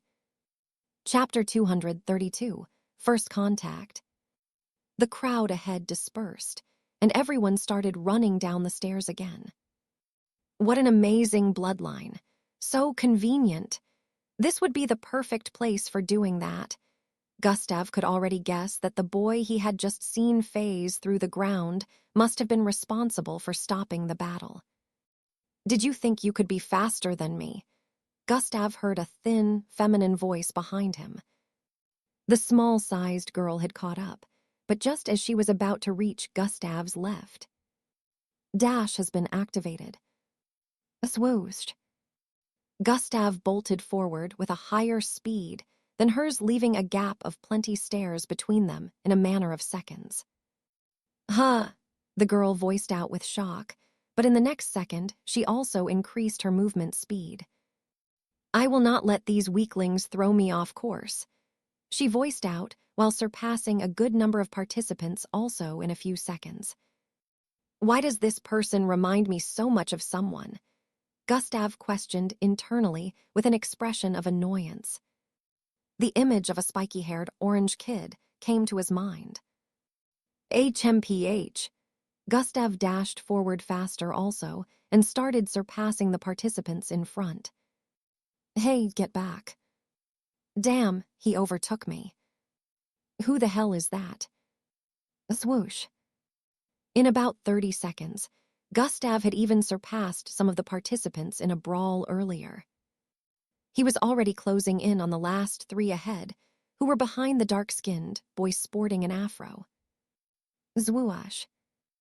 One of them swung his left arm towards Gustav, who was approaching from the side. Tiwa, Tiwa, Tiwa.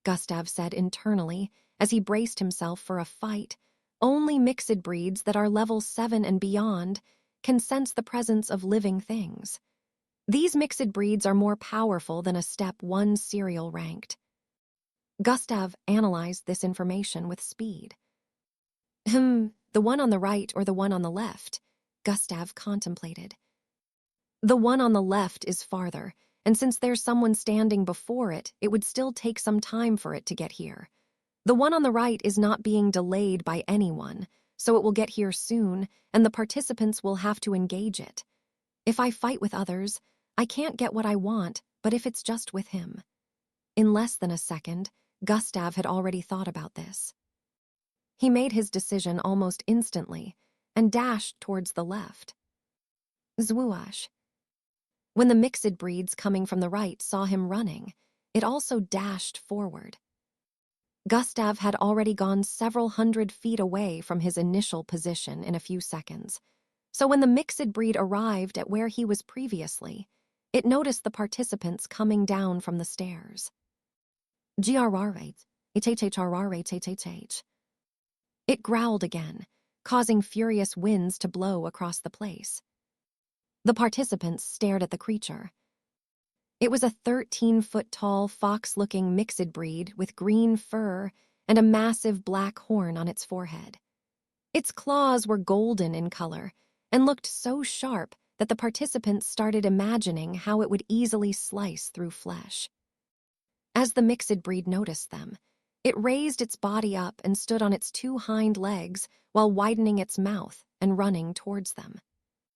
The participants, knowing that they had no choice but to face it, braced themselves and also dashed forward while activating their bloodlines. Gustav arrived before the afro-haired kid and the mixed breed, who had already started engaging each other.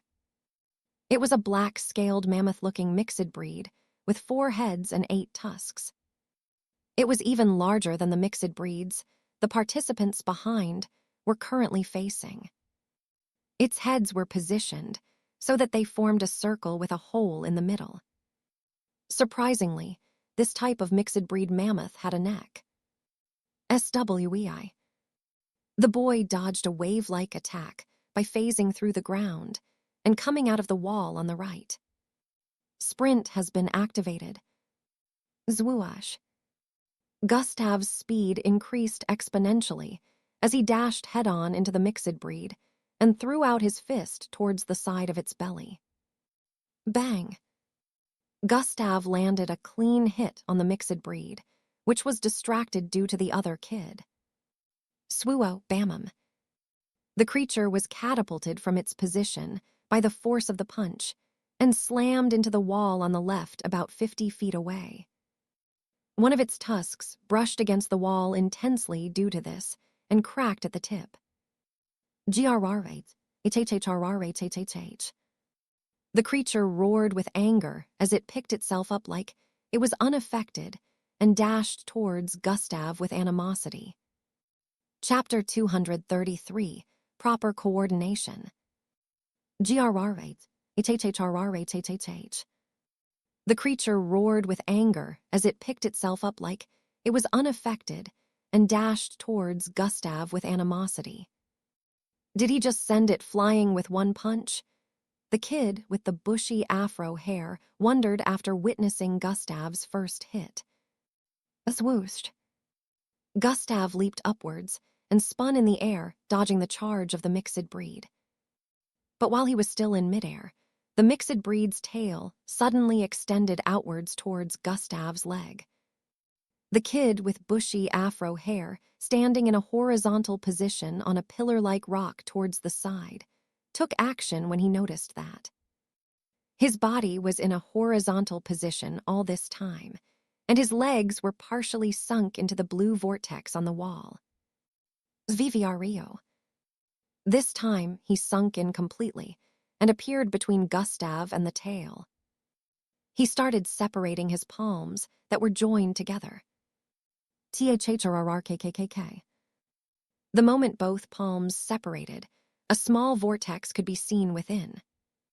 Movement seemed slow, but everything was happening in very fast motion. SHHKKKRRRLLL. The tail shot into the small vortex and appeared inside the wall he was standing on previously. It had pierced into the wall far towards the left due to the vortex teleporting it over there. Due to the speed at which it was moving, its tail had pierced deep into the wall and it was unable to pull it back immediately. Gustav, who was about to perform an attack, landed and slid backward by a few feet. He teleported half of its tail over to the other side. Gustav could see two vortexes. One was on the left side, where a pillar-like wall was located, and the tip of the mixed-breed tail was piercing out of it, while the other vortex was in between the palm of the afro-haired kid that had teleported to save him. While the boy was descending from the air, he started closing his palms together once again. Puh. His palms made a clapping sound as they collided, which also caused the vortex to shrink and disappear. KRRHKKKK. The tail of the mixed breed was divided into two halves because of this, and green blood started spurting out of the cuts. GRRHHHHRRHHHH. The mixed breed growled in pain after its tail was severed in two. It turned around and saw the other half lodged into the wall on the left side. The afro-haired boy also landed and moved a few steps backward. He stood beside Gustav, and they both stared at the mixed breed which had started charging furiously towards them. No words were said between them before they charged out again. The afro-haired boy sank into the ground again and phased out of the other side of the ground behind the mixed breed, while Gustav arched his arm backward and clenched his fist so tight that they made popping sounds. GRR8, HHHRR8HHH. As Gustav arrived in front of the mixed breed again, he launched his fist towards the head on the right, while the other kid also arrived behind the mixed breed, started conjuring another vortex. Gustav's fist slammed into the first head, causing it to halt its approach, but the mixed breed also retaliated by using its head below. It opened its mouth wide and tried gnawing on Gustav's arm. Gustav's right arm was still outstretched, but the mixed breed didn't notice that the moment he sent out his right fist, his left fist had already been thrown out next. Gustav's left fist transformed into that of the mutated bull's and slammed forcefully into the mixed breed head on the left. Bam! The mixed breed's other mouth's teeth were only a few inches away from piercing Gustav's right arm when his left fist slammed into one of its head. It got catapulted backward as a loud cracking sound rang out. SWEI. Blood ran down its head on the left. The boy behind had already opened up a large vortex. Swoomn. The mixed breed was sent flying into the vortex. However, only half of its body was able to fit through because of the size. SHHRUYAMUM. The boy started joining his palms together again, trying to close the vortex with half of the mixed breed's body still in it. Gustav watched from the front and already understood what he was trying to do. That's one powerful ability. Gustav could see the mixed breed struggling to move out of the vortex, but it was proving difficult. However, it would seem that closing this vortex, just as he had closed the other, was easier said than done. Sweat started appearing on the forehead of the afro-haired kid as he pushed his palms closer to one another. GRR8, HHHRR8HHH. The mixed breed growled in pain as cracking sounds started ringing out since the vortex was shrinking. Its bones were slowly getting crushed. All of a sudden, its 6 eyes glowed red, and it started increasing in size. What's happening? The afro-haired kid could feel his vortex being forcefully enlarged. It growled again, and suddenly pulled itself out of the shrinking vortex. The moment it pulled its body out of it, it turned around with immense speed and dashed towards the afro-haired kid. The kid, who hadn't wrapped his head around the current development, was taken by surprise and couldn't react in time when the mixed breed arrived in front of him. Sprint has been activated. Just as the 8 tusks of the mixed breed were about to pierce through his body, Gustav suddenly appeared on the left side of the creature. His left and right arms had been transformed into that of the mutated bull and were coated in milky light as he threw them out repeatedly. Bam, bams, bam, bam, bam, bam. Gustav threw out 6 consecutive punches in the span of 2 seconds to 3 heads of the mixed breed. 2 punches landed on each head, causing them to burst open as the mixed breed was sent flying towards the side with blood spurting out of its heads like a fountain. "Bring it back here," Gustav shouted out to the afro-haired kid, who was currently still in a daze. He quickly snapped out of it and made a vortex appear behind the mixed breed, who was currently still being launched backward due to the force of the punches. Chapter 234, Future Comrades. TRRH Hick. The mixed breed got sucked in and appeared right in front of Gustav again. Bang, bangs, bang, bang, bangs, bang. Gustav threw out punches consecutively towards the body of the mixed breed again. Different parts of its body got blasted open as Gustav's punches sent it flying again. Gustav turned to stare at the afro-haired kid and nodded. The kid understood and did the same thing again. TRRH Hick, swoon. The mixed breed was sucked in and appeared in front of Gustav again, only to receive another round of punches. This action played out repeatedly for more than 3 minutes before the mixed breed finally breathed its last. Plop. Its body landed on the ground 50 feet away this time, since no vortex was opened up. From the start till finish, the mixed breed could not touch a single hair on their body due to the duo's perfect coordination. Even though it went berserk and its strength increased, it was still unable to fight against them properly. You have killed a level 10 abominable mammoth mixed breed. Plus 20, 000 EXP. Good job, I'm taking the body, Gustav voiced out and walked towards the corpse of the mixed breed after seeing the system notification. He was glad this kid was around. If not, it wouldn't have been easy to deal with the mixed breed after it went berserk. Incapacitating it and letting it receive beatings without it being able to fight back was what made it easier to deal with. No problem, the dark-skinned afro-haired kid replied and stared at Gustav as he approached the corpse. Gustav brought out a button from underneath his sleeves and extended it towards the corpse. Zing. The corpse of the mixed breed disappeared with a flash of bright blue light. I'm EE, the afro-haired kid introduced himself as he approached Gustav. What about you? He asked while standing behind him. Gustav answered while turning around. Can we work together? EE proposed. No, I'm not a fan of moving in groups, Gustav responded bluntly while turning around to leave.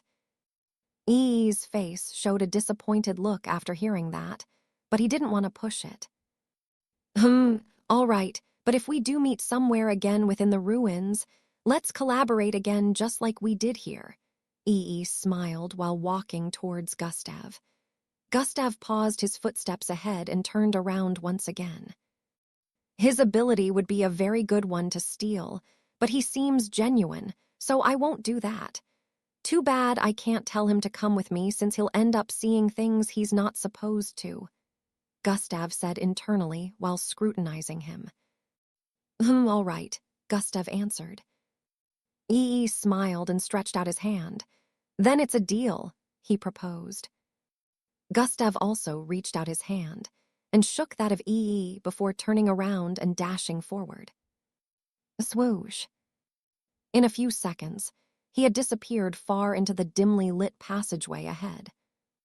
Just as Gustav left, The participants on the other side had already slain the mixed breed.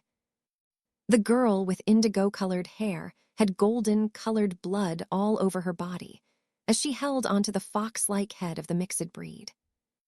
Even though the head was the size of half her body, she was able to lift it with just a single hand. Ha ha ha ha. She laughed like a crazed maniac and threw the head forward. Plap, plap, plap, plap. The head rolled down the stairs, and blood oozed out of it, causing a long trail of blood to be formed on the stairs. She turned to look behind her and noticed the other participants panting heavily. Some of them even had injuries on their bodies. About 20 of them had assisted in killing the mixed breed.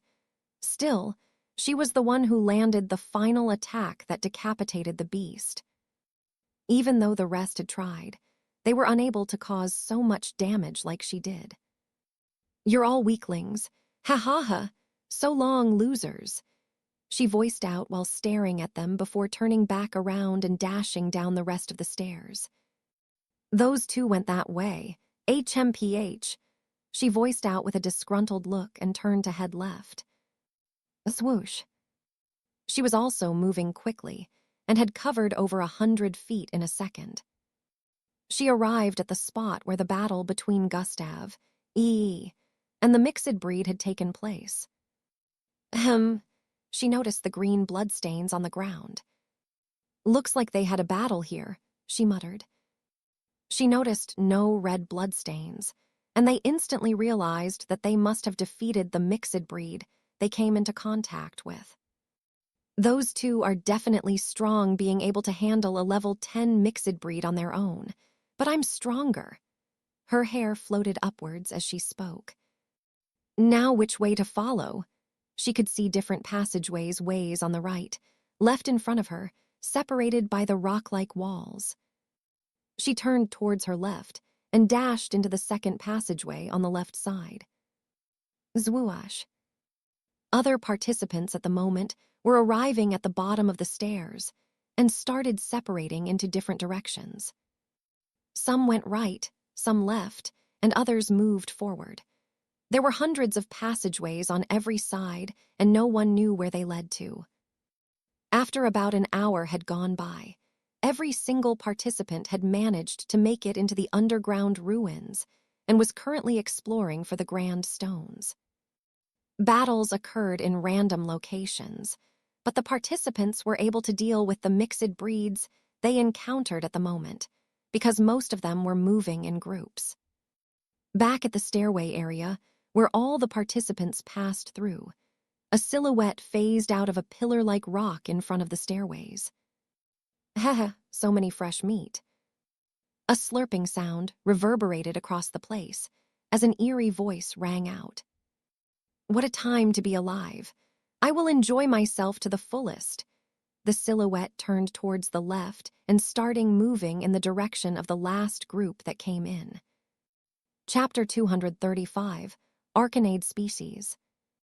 "What a time to be alive. I will enjoy myself to the fullest." The silhouette turned towards the left and started moving in the direction of the last group that came in.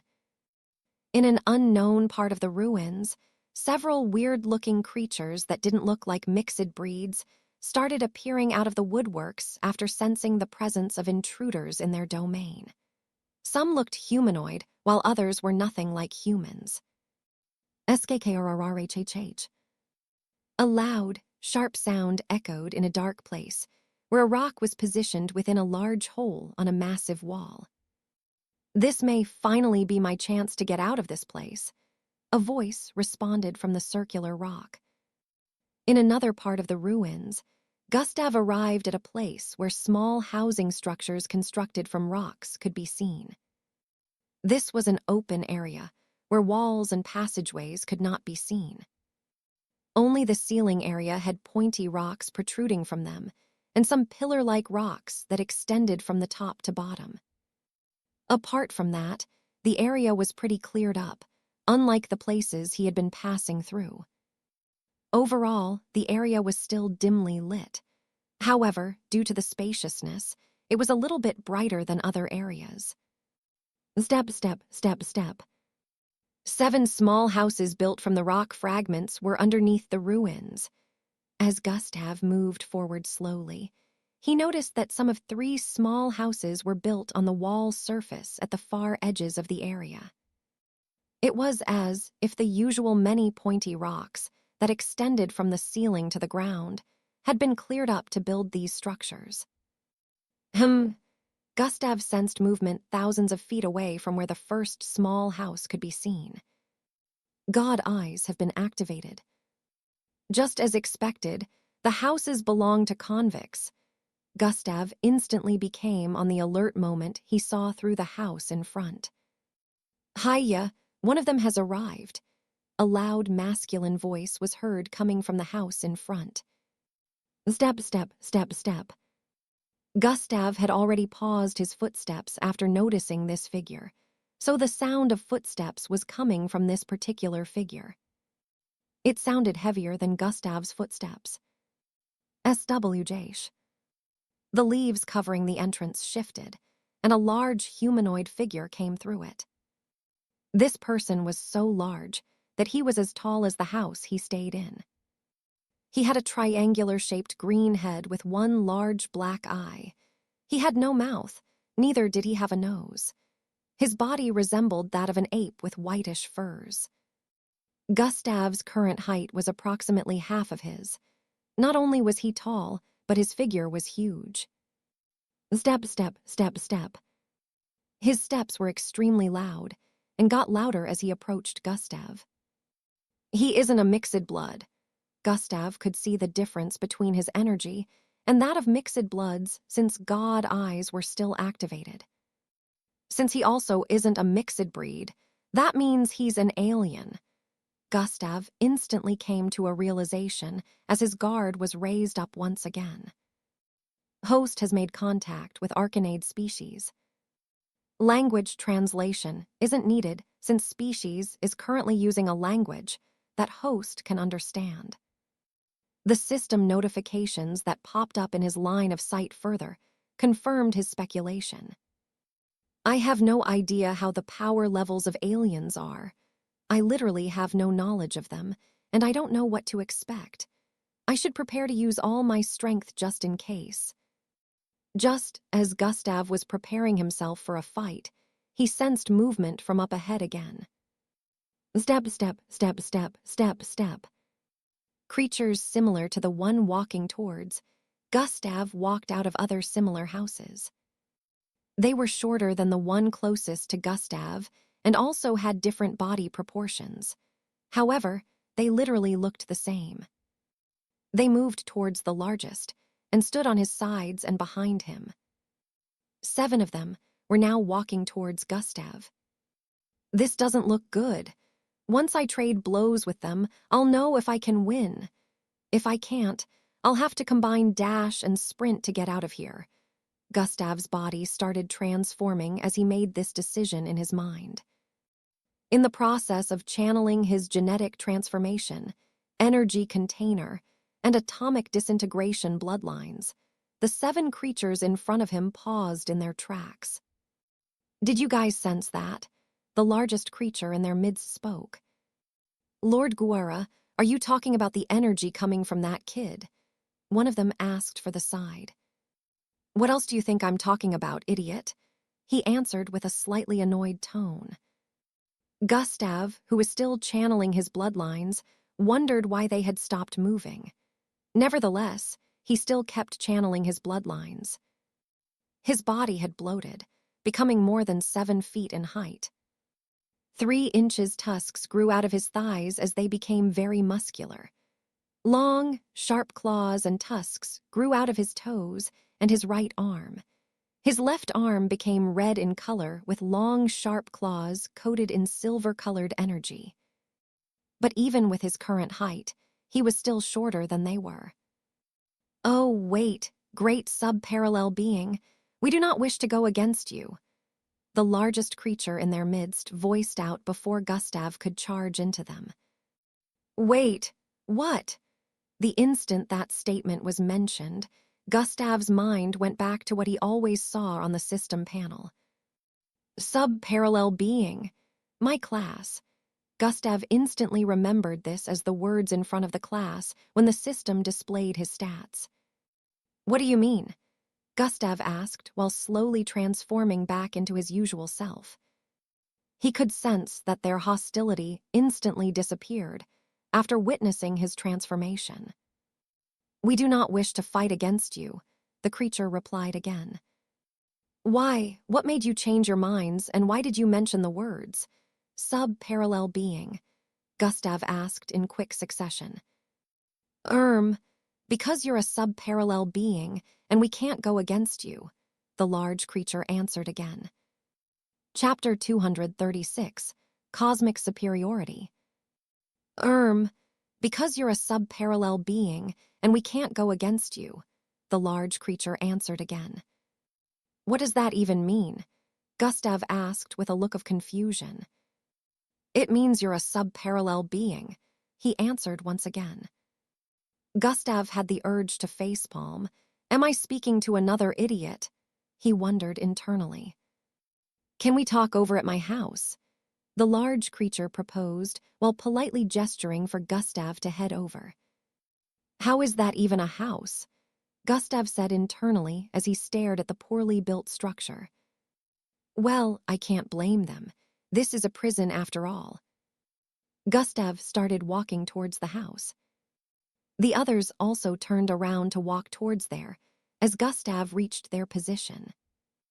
Gustav still had his guard up just in case. As he entered the house with 3 of these creatures, the rest remained outside. The interior of the house wasn't bad, but it also wasn't anything special. Some clothes were spread on the ground. There were no seats, except for a small round rock placed in the center of the place. The largest amongst them walked towards the rock, lifted it, and dropped it in front of Gustav. Please sit, he requested. Gustav proceeded to sit on the rock, while the rest of them sat on the ground in front of him. I am known as Guara, and these are my subordinates, Guara first introduced himself. Gustav nodded in response, but didn't tell them his name. Oh, great sub-parallel being, what brings you here? How are you among the little ones that were sent here? He asked. First, tell me what a sub-parallel being is, Gustav asked while raising one eyebrow up. The 3 seated in front of him stared at each other with looks of confusion on their faces. As you wish, great one, he replied. Gustav felt he was going to get a headache from the way they turned respectful. He felt really uncomfortable hearing their manner of speaking. Still, he decided to perk his ears up and listen for the time being. All across galaxies, there are 5 stages that are known as cosmic superiority. Guara started with this. These 5 stages can only be achieved by special beings all across galaxies that are destined to be powerful. Only 1 in a trillion beings manage to reach any of these stages. Even if a being worked hard to gain strength and eventually becomes very powerful, they still might not unlock any of these stages since they are only randomly unlocked. These 5 stages are sub-parallel, parallel, transdimension, polar interdimension, and lastly, and also the most powerful, interomniscience. When he got to this point, he paused for a bit. Sub-parallel is the weakest. However, there are feats that being a person who has achieved cosmic superiority grants you when journeying across the universe, Guara continued. Beings that have achieved cosmic superiority have a certain kind of ability called YARKI. This ability grants them the power to make beings within a certain range of strength submit to them, Guara explained. Even when I used to be the great and notorious Guara known across numerous planets for my strength and feats, I never achieved cosmic superiority. I guess it never chose me, haha. He laughed gently with a ridiculing expression. Even though we have been weakened because we tried messing with the wrong planets, we're still more powerful than you are physically. However, if you were to use your YARKI, we will be unable to touch a single hair on your head. Guara stopped explaining at this point. Gustav had a look of contemplation as he digested everything Guara had said. So it turns out that this was the case, cosmic superiority. But how do I make use of this Yarki he mentioned? The system never gave me a hint. The class was only unlocked once I reached level 20. Also, I need to know what level of power will be affected by sub-parallel beings Yarki. However, I'm sure their power level system is different from that of mixed bloods, so how do I compare them? Gustav's mind was plagued with these thoughts. This Yarki, how do I activate it? Gustav asked. No idea. I have not achieved cosmic superiority, so there's no way for me to know. Wait, how come you don't know how to activate your own power? Guara asked. Maybe you're mistaken, and I have not achieved cosmic superiority. Gustav decided to say this and observe the way they'd react. Impossible. I can never mistake the energy of one, because I once fell in battle to a sub-parallel being like you. Guara's face shone pain as he voiced out. Even though he didn't have a mouth nor a nose, Gustav could still figure out that there was pain in his voice when he mentioned that a while ago. The other two beside him also had their head down when he mentioned this. Since I don't know how to make use of the power, why aren't you attacking me? Gustav asked while raising one eyebrow again. Haha, because we know better than to piss off a being that has achieved cosmic superiority. At such a young age, you have already achieved this, which is unheard of. The possibility of your cosmic stage increasing in the future is very high. Only a stupid person wouldn't want to make connections with you, Guara mouthed off while making the face of an ass kisser. By the way, we never intended to kill you. According to those enforcers in your planets who came the other day, we were just to ruffle up anyone who approached this place to stop them from getting their hands on the stones placed in different spots around here. If we did that, our sentences would be reduced. However, we don't care about that anymore after meeting someone like you, Guara added. Enforcers, stones. Gustav instantly came to a realization. He's referring to the MBO. Looks like they made deals with the inmates. Where are these stones that you mentioned? Gustav asked with a look of interest. Oh, follow me. I'll show you, Guara replied while standing up. Chapter 237, 35 years sentence. Where are these stones that you mentioned? Gustav asked with a look of interest. Oh, follow me.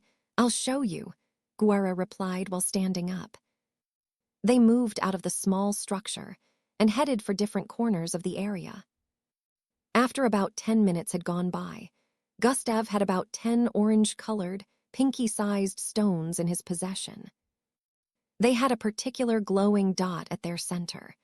They were so smooth that grabbing hold of them to uproot them from the walls was not an easy task. The Arcanades even had to break a piece of walls in some areas just to remove the stones. Gustav proceeded to keep the grand stones within his storage device and stared at the path ahead, leading to a passageway behind this area. You guys said the MBO made a deal with you, all to ruffle up anyone who approached this area and stop them from getting the stones for your sentence here to be reduced. Gustav asked for confirmation. Guara and the others behind nodded in confirmation. Then how long is your sentence? Gustav asked. Well, we've been here for about 20 years already, so we still got around 20 to 30.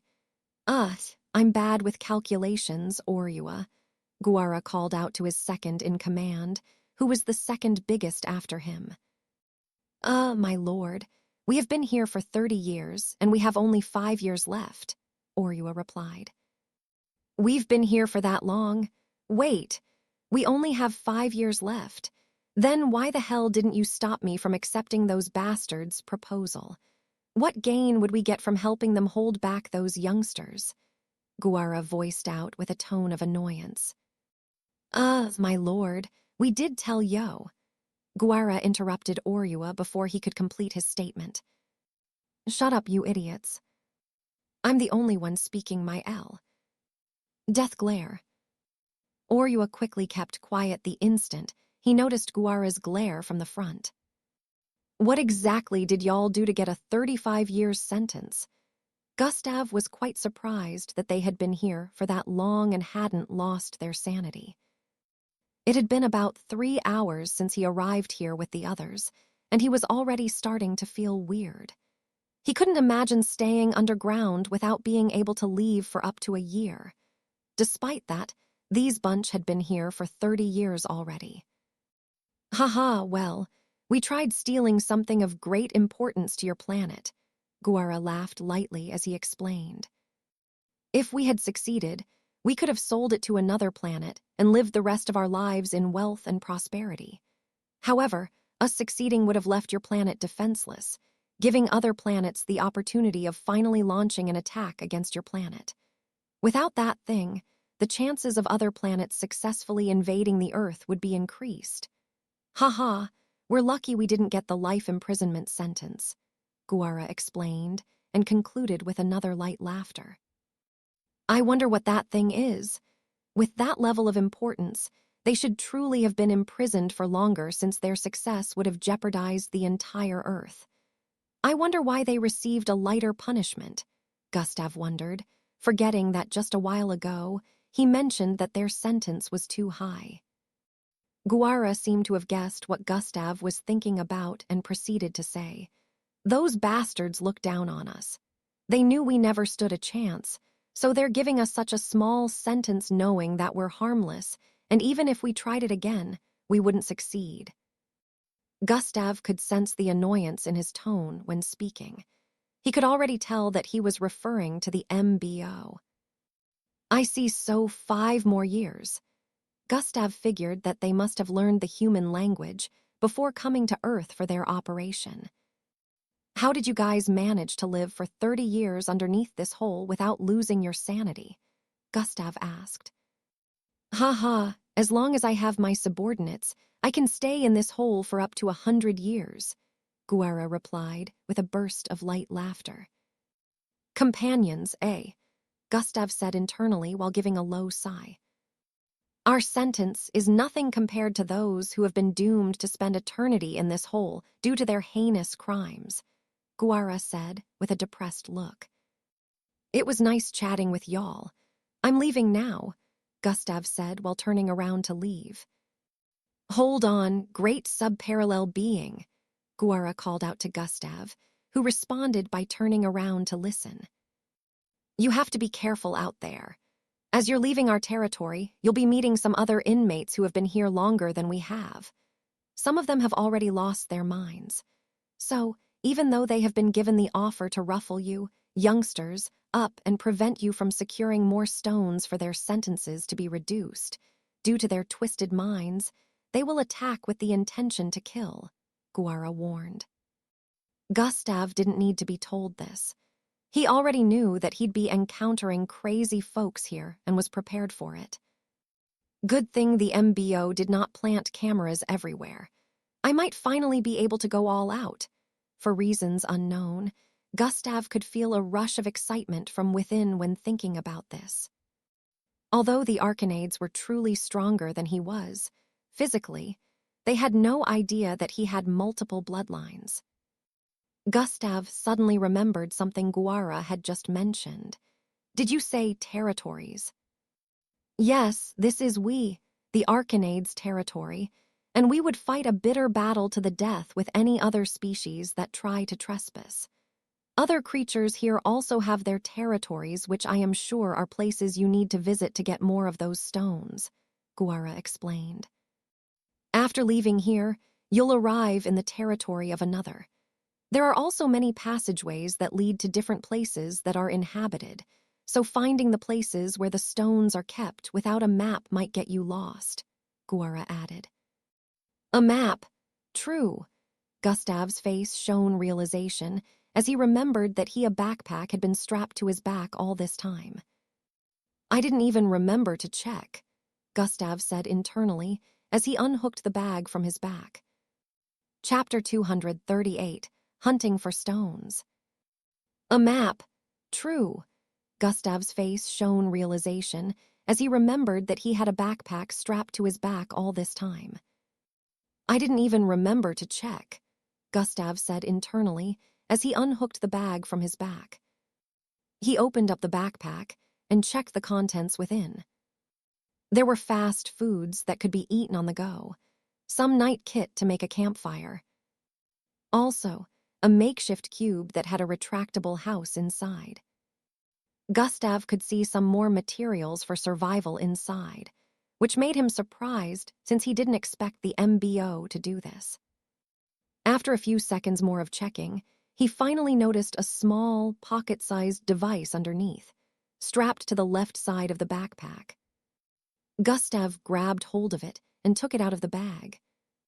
Tap Troyan. A holographic map of the underground ruins was revealed right before his eyes. He could see the route that led back to the stairways that brought them here. He could also see passageways that connected to one another, leading to every place underground. The only problem was that the locations weren't marked. Can you mark out the territories of these creatures you mentioned? Gustav asked Guara. About 30 minutes later, Gustav was traveling through another passageway. He had a small, maniacal smile on his face as he stared at the device in his hand. The device displayed a map that had red spots in different areas. Only Gustav understood what the red spots meant. The next one should be right behind this passageway, Gustav said internally. I'm going to gather as many as I can before the day runs out. After that, the next step will be to find a good place to rest for the night, Gustav decided internally. Arcanades had told him they would have come with him if not for the fact that their sentences might be increased if they assist him. Even if their sentences were not increased, Gustav would still have preferred that they didn't follow him all around. But he did promise that, when they were out, he would find a way to repay their help. So, this might not be the last time that they will be meeting. Gustav was still surprised that these inmates had made territories for themselves underneath the Caskia ruins. The participants were mostly put in a tight spot because they had to look out for mixed breeds, aliens, and mixed bloods, the likes of which might no longer be sane. Zwoosh. Gustav dashed out of the passageway and arrived in an area with hundreds of icicle-like rocks buried into the ground. The icicle-like rocks were pointing towards the ceiling, but they weren't tall enough to reach there. Surprisingly, when Gustav looked up, hundreds of feet above, a large creature was sleeping on the pointed tips of these icicle-like rocks. It looked like a round ball covered in greenish fur, but if one looked closely, one would see small legs and two heads protruding from the top and bottom of the creature. However, its heads and legs were not easily noticed compared to its massive size and ball-like shape. Host has made contact with a killipistle. That must be it. It's also an alien. Maybe I could get the grandstones without waking it, Gustav said internally and activated Sprint along with Silent Steps. Sprint has been activated. Silent Steps have been activated. Zwoosh. Gustav silently darted across the place, going from corner to corner to search for grandstones. The walls in this area were coated with icicle-like fragments. Looking from afar, it was like they were clothed by the thin fabric of icicle-like fragments. After searching for several minutes, Gustav still hadn't found anything. Since he was making use of Sprint, he was almost at his fastest, so he had checked every part of the walls in these areas more than 15 times. Still, he found nothing. Could they have been mistaken? Gustav wondered, but immediately banished the thought. SSCRRUWLL. The creature above made a loud sound, which was a bit similar to snoring, and flipped over to the side. Gustav raised his head up to stare at it. It had been lying on its back the entire time, so due to its size, It was covering a large portion of the ceiling from Gustav's point of view. However, the moment it flipped to the side, Gustav saw the part of the ceiling that had been blocked. On that part, small, shiny orange objects were embedded into it. So that's where they were all this time. The MBO is pretty cunning. They must have known where the creature likes to sleep, so they put it in a place where you'd wake the creature if you tried taking it. Gustav smirked while analyzing. He stared at the icicle-like rock in front of him and traced it to its tip. Every icicle-like rock around him happened to be among the ones the large creature was currently sleeping on. Gustav moved to the far edge of the space and found an icicle-like rock that wasn't connected to the body of the creature above. It looked thin from afar, but it was the size of 2 human adults' bodies on a closer look. Only the top was pointed. Clasp. Gustav grabbed hold of it and tried climbing. However, his hands slipped the moment he tried to pull himself up. GGRRHH.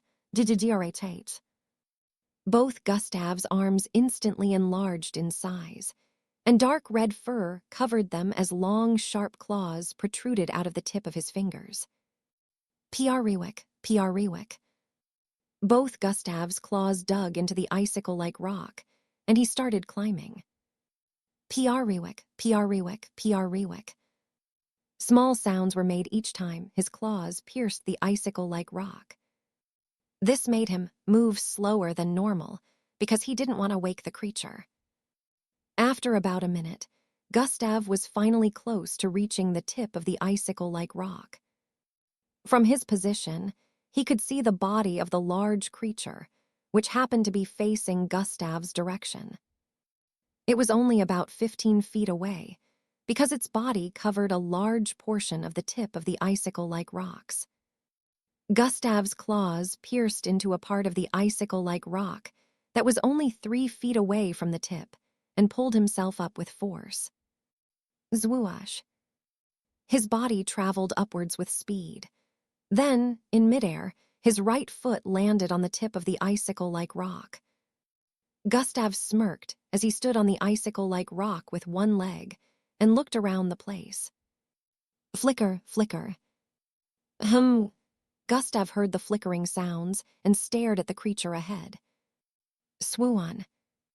The creature opened its 4 small green eyes and stared in the direction of Gustav with animosity. Sigh. I thought I was silent enough, Gustav said internally while staring back into the eyes of the huge creature. He figured, his claws piercing into the icicle like rock repeatedly, had slowly brought the creature out of its slumber. Gururu. The creature made a weird noise as it flipped its body over on the tip of the icicle-like rocks. Oh well, I still want to find out if I can take on the ability of aliens. So this might not be so bad after all, Gustav said internally as he prepared to engage the creature. Chapter 239, Battling the Killipistle.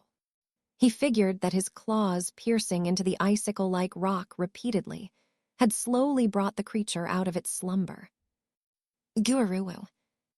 The creature made a weird noise as it flipped its body over on the tip of the icicle-like rocks. Oh well, I still want to find out if I can take on the ability of aliens. So this might not be so bad after all, Gustav said internally as he prepared to engage the creature. Guru, Goosby. It's been long since I tasted flesh, so you're finished, Earthling. Although the creature was still making that weird sound, Gustav could understand it clearly. Looks like the system will interpret every alien language to me no matter where they come from, Gustav thought. Fwumum. The massive circular creature suddenly leaped up and curled itself into a perfect circle where its head and legs couldn't be seen. It suddenly descended upon Gustav's location with speed. Obviously, it was trying to crush him with its body. Gustav practically had nowhere to run to since they were in midair, and he was currently standing on the top of a pointy rock with just one foot. The next rock in front was a few feet away, and so were the rest. Because of the way they were spaced and the size of the creature's body, he would need to move to the other end of the area in less than 2 seconds. However, it was currently impossible for him. Gustav turned towards the side and leaped towards the wall about 50 feet away from his left. Fwumum, touche. The instant his feet touched the wall, he pushed himself upwards with force. Thuum. Gustav's body ascended with speed, but due to that action, the body of the creature missed him by a hairbreadth. Bang! The creature landed its body on the area where Gustav was a while ago. However, Ai's body was so large that part of it was even touching the wall that Gustav had just used to push himself upwards. Gustav landed on the body of the creature and used its bounciness to catapult himself upwards again. Thuum. It was like rubber, so it was quite easy for Gustav to reach the ceiling area of the area. Gustav arched his arm back, punched the ceiling area with force. Bang! Crumble, crumble, crumble. Pieces of rocks started falling from the ceiling area after Gustav landed a massive hit on the ceiling. Grab, grabs, grab, grab. While falling through the air, Gustav reached out his hand with super speed multiple times and grabbed onto 4 grand stones falling along with him. The creature below hadn't been expecting this action. It was unable to attack Gustav immediately after landing because of the rocks falling from the ceiling area. Although they were unable to harm it, Gustav had broken the surface of the ceiling with his fist. The resultant effect was a cloud of powder-like dust that disturbed the vision of the creature. Gustav quickly kept the stones as he landed on the tip of another icicle-like rock a few feet from the front of the creature. 6 more to go. Gustav stared at the ceiling area on the east and could see some more grandstones embedded into its surface. KRRGHH. Gustav's body started swelling as he transformed. The creature in front still had a poor vision of the environment due to the dust particles still floating in the air. Still, it could pinpoint Gustav's particular direction. However, it didn't attack him immediately when he sensed the energy his body exuded, but the moment the dust cleared up. A swoosh. It noticed that Gustav had already appeared at its front, looking extremely menacing due to his transformation with his fist outstretched. Boom. Gustav's right fist slammed into the body of the creature, but surprisingly, something else happened. TTHHHRON. Gustav's fist sank into the body of the creature and bounced back. Just as I thought, that's why it's able to sleep on the pointed tips of these rocks without suffering any issues, Gustav said internally before jumping backwards. Thuum. As his body traveled backwards through the air, the large creature also leaped forward. Even with its body mass, it arrived in front of Gustav instantly. Bam! Its massive body collided with that of Gustav, sending him flying towards the far end of the space. Bang! Gustav's back slammed hard into the wall. Still, as he was traveling backwards earlier, the creature didn't let up and was already following him. The moment he slammed into the wall, the creature had arrived in front of him again, using its massive body to cover Gustav's entire line of sight. Thuum. Gustav pushed himself forward quickly and arrived in front of the creature's body with his arms outstretched. He grabbed onto the body of the fast-moving creature and used it to push himself further upwards. Swooon. Gustav's body scaled over it due to that, dodging the creature, who still kept traveling forward with full force. Bang! It ended up slamming into the wall. As Gustav landed on the tip of another icicle-like rock in front, he raised his right arm, which was coated in silver-like energy, including the long, sharp claws. Sprint has been activated. Gustav leaped from tip to tip, unafraid of the height or falling to the ground, which happened to be 100 feet below. Swoon. Before the creature could reposition itself, Gustav had already leaped forward and arrived in its front almost in an instant. Slash has been activated. Slash. Gustav's claws slashed out with intensity towards the body of the creature. The creature, who hadn't balanced itself, felt a sense of crisis, and something unexpected happened next. SHHRKKKHHH. Diamond-like coverings suddenly appeared across its body-like scales. Clank. The instant Gustav's claws collided with it, they got bounced back. What? Gustav noticed that the hard covering that appeared on its body was similar to the icicle-like rocks protruding from the ground. It also looked similar to the layer of diamond-like silk covering the walls of this particular area. Not even atomic disintegration could pierce through. Gustav suddenly felt movement from behind him, just as he was about to slash at the body of the creature again. Chapter 240, Going All Out. Not even atomic disintegration could pierce through. Gustav suddenly felt movement from behind him, just as he was about to slash the body of the creature again. The movement of whatever was behind him was so fast that the instant he turned, it was already a few feet away from him. Thwoosh. The large, icicle-like rock behind him had been uprooted from the ground and launched towards him. Gustav's senses had warned him of danger, but it was almost too late. Zwoosh. Gustav moved to the side as fast as he could, but the large, pointy rock still stabbed into his left side. PR Rewick. -600 HP. Due to its large size, it couldn't penetrate thoroughly, so it ended up cutting a large chunk of his left ribs away. Splurt, splurt. Blood jetted out of Gustav's side as he landed on the next icicle-like rock towards the side. He stared at the creature, who had turned its body to face Gustav's direction with one of the icicle-like rocks floating in front of it. Ugh! Gustav placed his palm on his left side, causing a loud spurting sound to ring out. His palm was drenched in blood instantly. I was careless. I need to be on the ground since it can control these rocks. Immediately this thought came to his mind. Gustav leaped down. Swoosh, bam. He landed on the ground in a few seconds, causing more blood to spurt out of his injury, coating the ground. Gustav could feel the pain, but he wasn't focused on it. He didn't let it hinder his movement in any way, and even though it stung, he bore the pain. The large opening that was torn through his body, on his left rib area, was slowly starting to close up. Gustav stared at the creature, who happened to be staring at him back from up.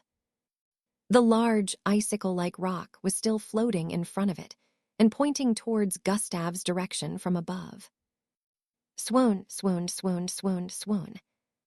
Suddenly, the icicle-like rocks all around the vicinity started being uprooted from the ground by an invisible force. While that was happening, Gustav's entire body was also transforming.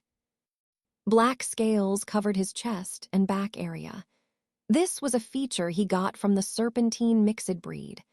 The tusks that had grown out of his thighs suddenly wrapped around his legs, transforming into some kind of protective covering. His skin turned sizzling hot, affecting the temperature around him. 10 invisible energy orbs, filled with energy, had merged into the space around him without the awareness of the creature. He looked extremely menacing right now. As the icicle-like rocks in the area arose from the ground and pointed towards him in midair, a purplish beam was also gathering in his mouth, which was wide open. Thwish, thuum.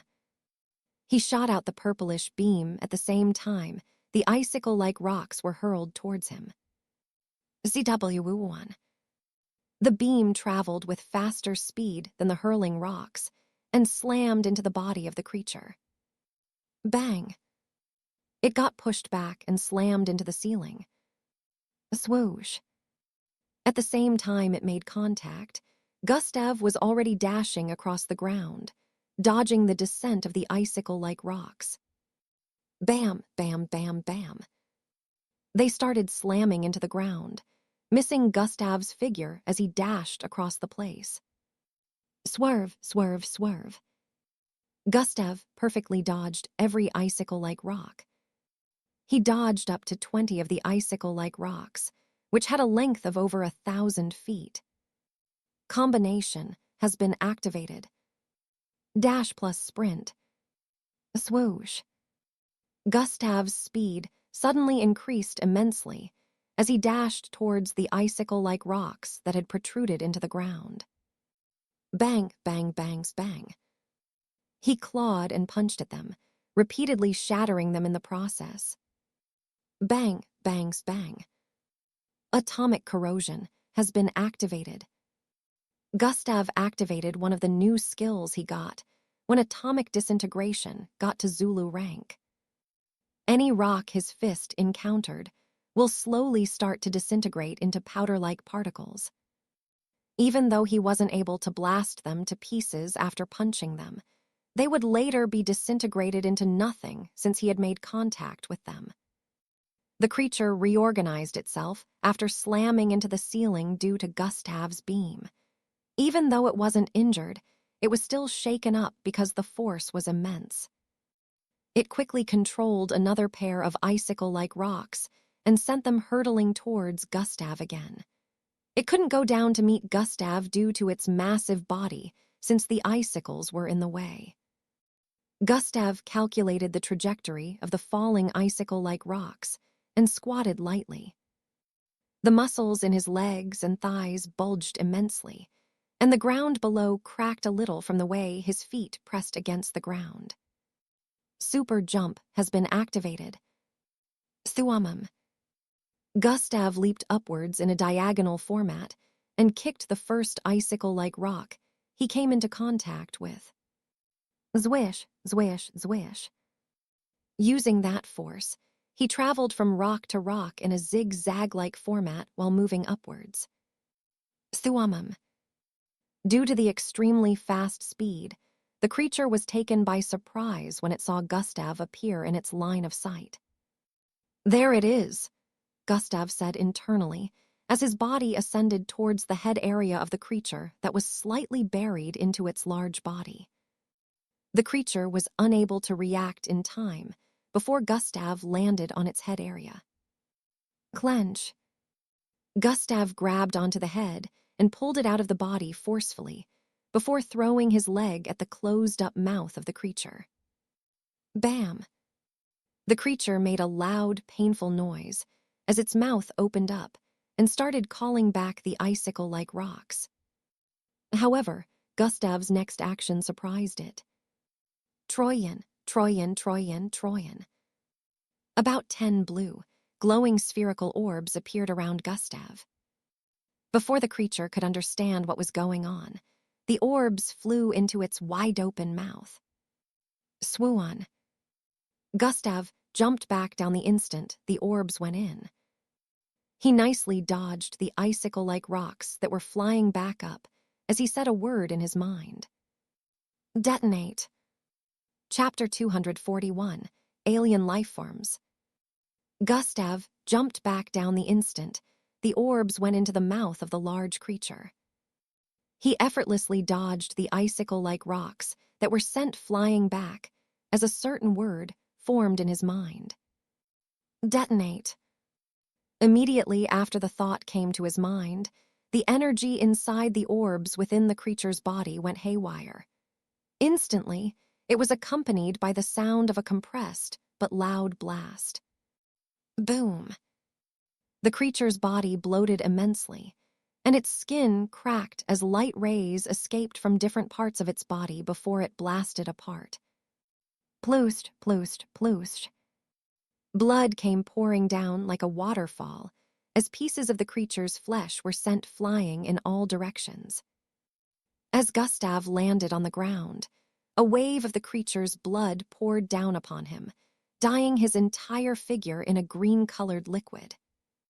Gustav quickly swerved towards the right, dodging a massive chunk of flesh that landed in his initial position. Plop.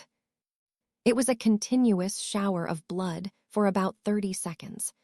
Gustav couldn't even raise his head to look up until the shower of blood was over. After it was done pouring, Gustav looked up and saw some pieces of flesh being held up by the tip of icicle-like rocks in different parts of the vicinity. The icicle-like rocks in the vicinity had now become scanty because of the destruction during the battle. However, some of them were still standing. Plop. The head of the creature rolled off from the tip of one of the icicle-like rocks and fell 7 feet in front of Gustav. Its mouth was still wide open, but its eyes had popped out of their sockets. Even with the massive size of its body, the Killepistol's head was only half Gustav's height.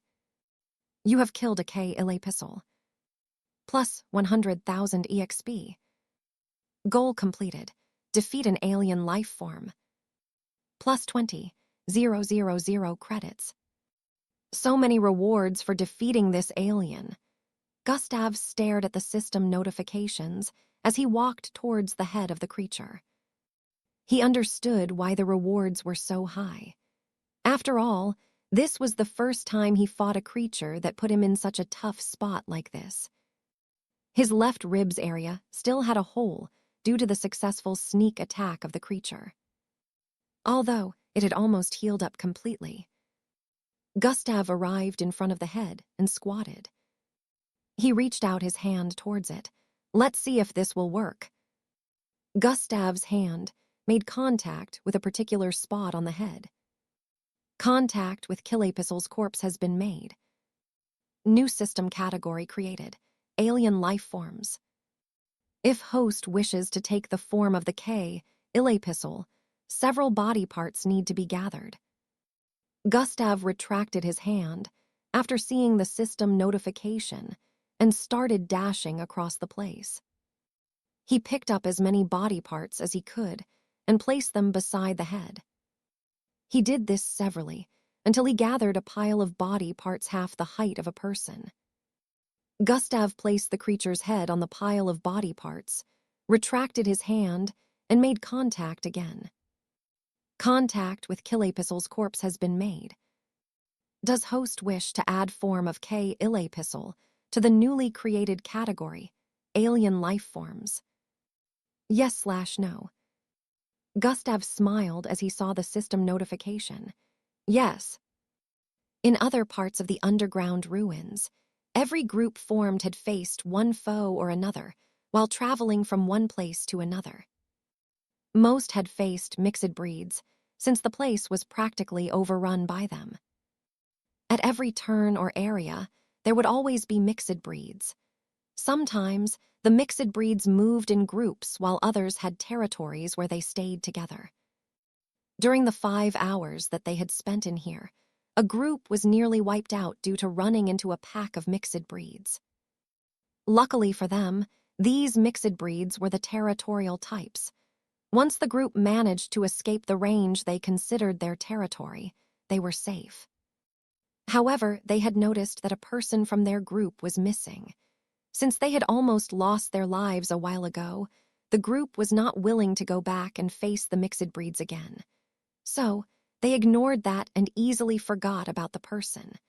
Since the group was created randomly, they had no emotional attachment to one another, making it easier for them not to feel remorseful. Back in that territory, a silhouette phased through the wall while holding onto the decapitated head of a young girl. The girl had brown-colored hair and was obviously a beauty, but her eyes were extremely wide. Looking at the facial expression of the decapitated head, it was obvious that she went through something horrifying before her death. Slurp, slurp. Slurping sounds reverberated across the vicinity. The silhouette lifted the head that was still dripping with fresh blood towards its mouth area. Thanks for the meal, slurp. It voiced out as a wide opening appeared in the middle of its face. A wide set of white canine-like teeth was displayed. Each of its teeth was the length of an adult's palm. It pushed half of the head into its wide-open mouth before closing it heavily. Crunch. In an instant, the head was bitten into two halves, and blood along with brain matter squirted across the place. Ah, delicious, the creature muttered before munching away. A few kilometers away from the barricade covering the surroundings, a bungalow-sized facility could be seen outside the underground ruins. It didn't look anything special, but officers clothed in sets of dignified-looking uniforms could be seen surrounding it, armed with advanced weaponry. From time to time, convoys would arrive carrying a set of people who would get down and approach the building. Within the building, the internal structure was entirely different from what could be seen outside. Not only was it larger in size, but it also looked structurally advanced in every way. A rectangular table could be seen in the middle, where a group of dignified-looking people sat around. Rays of light converged above the table, forming different holographic images that displayed several spots in the underground ruins. Are you sure we can't see any deeper than this? Chapter 242, Situation within the ruins. Rays of light converged above the table, forming different holographic images that displayed several spots in the underground ruins. There were about 14 of them sitting around the table, and more empty seats were still around them due to the large size of the table. A familiar figure was among them. Are you sure we can't see any deeper than this? One of them asked from the side. No, sire. The energy waves are more saturated in this environment, causing the disruption of transmission from the hidden cams. The man that had just spoken had a contemplative expression upon hearing the information the AI passed. Looks like we won't be able to see that kid's battle, he muttered. Great Commander Shin, shouldn't we be more worried about the insatiable silhouette? A feminine voice was heard from the other end of the table. From what we have seen, a participant had fallen by his hand. How many more will fall? Another masculine voice questioned. Are you guys saying it should have been sealed? Yet another voice different from the others was heard again. That situation can only be handled if they work together. If they can't work together, then they don't belong in the MBO. While people around the table were voicing out their opinions, an officer knocked and came in from the door behind. Sir Young Joe has arrived, he announced, and behind him, a young man in a purple business suit walked in. Within the underground ruins, almost 10 hours had gone by. It was already evening time, and the participants knew they'd have to turn in for the night. So, they began to look for places where they would be safe for the night. At this point in time, several groups had noticed that one or two of their teammates went missing when they were battling some mixed breeds. This became alarming when several groups met up and found out that they went through something similar. Several groups started sticking together due to this. However, this occurrence was only taking place in the southeastern part of the ruins. Groups in other parts hadn't faced this situation. Some had come in contact with inmates that they had to battle. In contrast, some had come into contact with inmates that didn't initialize violence upon noticing them. All in all, no one had lost their lives according to what the groups had seen. However, no one knew the fate of the missing participants. In a particular place in the southeastern part of the ruins, a girl with silver and pink-colored hair, with an innocent and beautiful look leading a group. Her athletic figure, along with her tight clothing highlighted her hips and front busts, made her look especially attractive. Among the rest of the group here, she seemed to stand out than others. Angie, which passageway should we pick? A short boy with long white dreadlocks covering his face asked from the side. Obviously, the girl was Angie.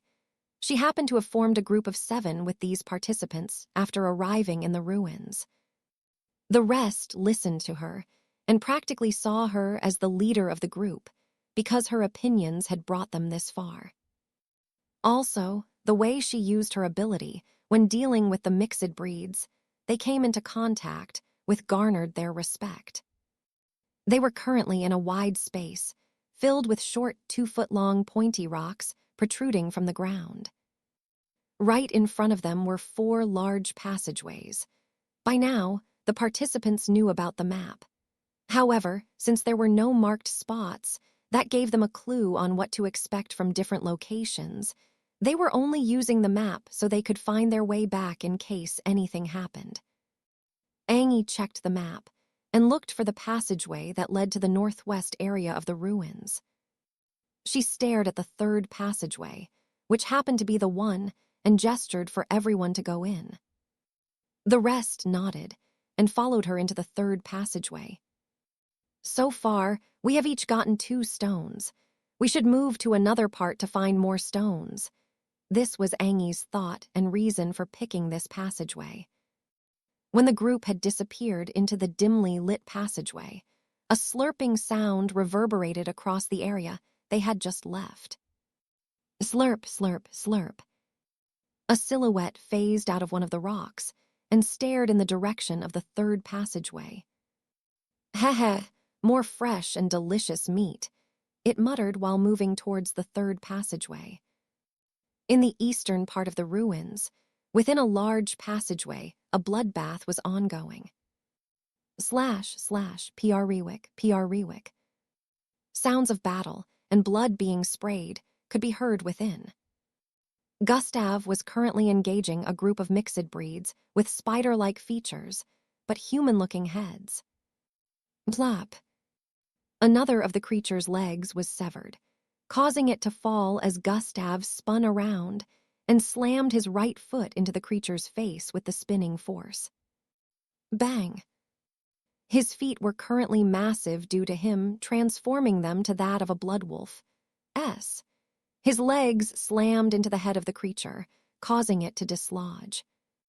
It was sent flying and slammed into the wall on the other side before bursting apart. Gustav didn't wait for a second more. He had already dashed towards another one and was currently pulling its head from its body. You have killed a level 5 Oslira arachnid's mixed breed. 10, 0 EXP. You have killed a level 5 Oslira arachnid's mixed breed. 10, 0 EXP. System notifications kept ringing in Gustav's head as he massacred the mixed breeds attacking him. After about 5 minutes more, the entire passageway was littered with piles of mixed breed corpses. Gustav walked forward, stepping on a pile of corpses and a river of blood that he spilled. Crunch. He stepped on a corpse's head as he walked forward, which burst into pieces. Even though the environment was nauseating and was filled with a stench of death, his unbothered expression didn't change.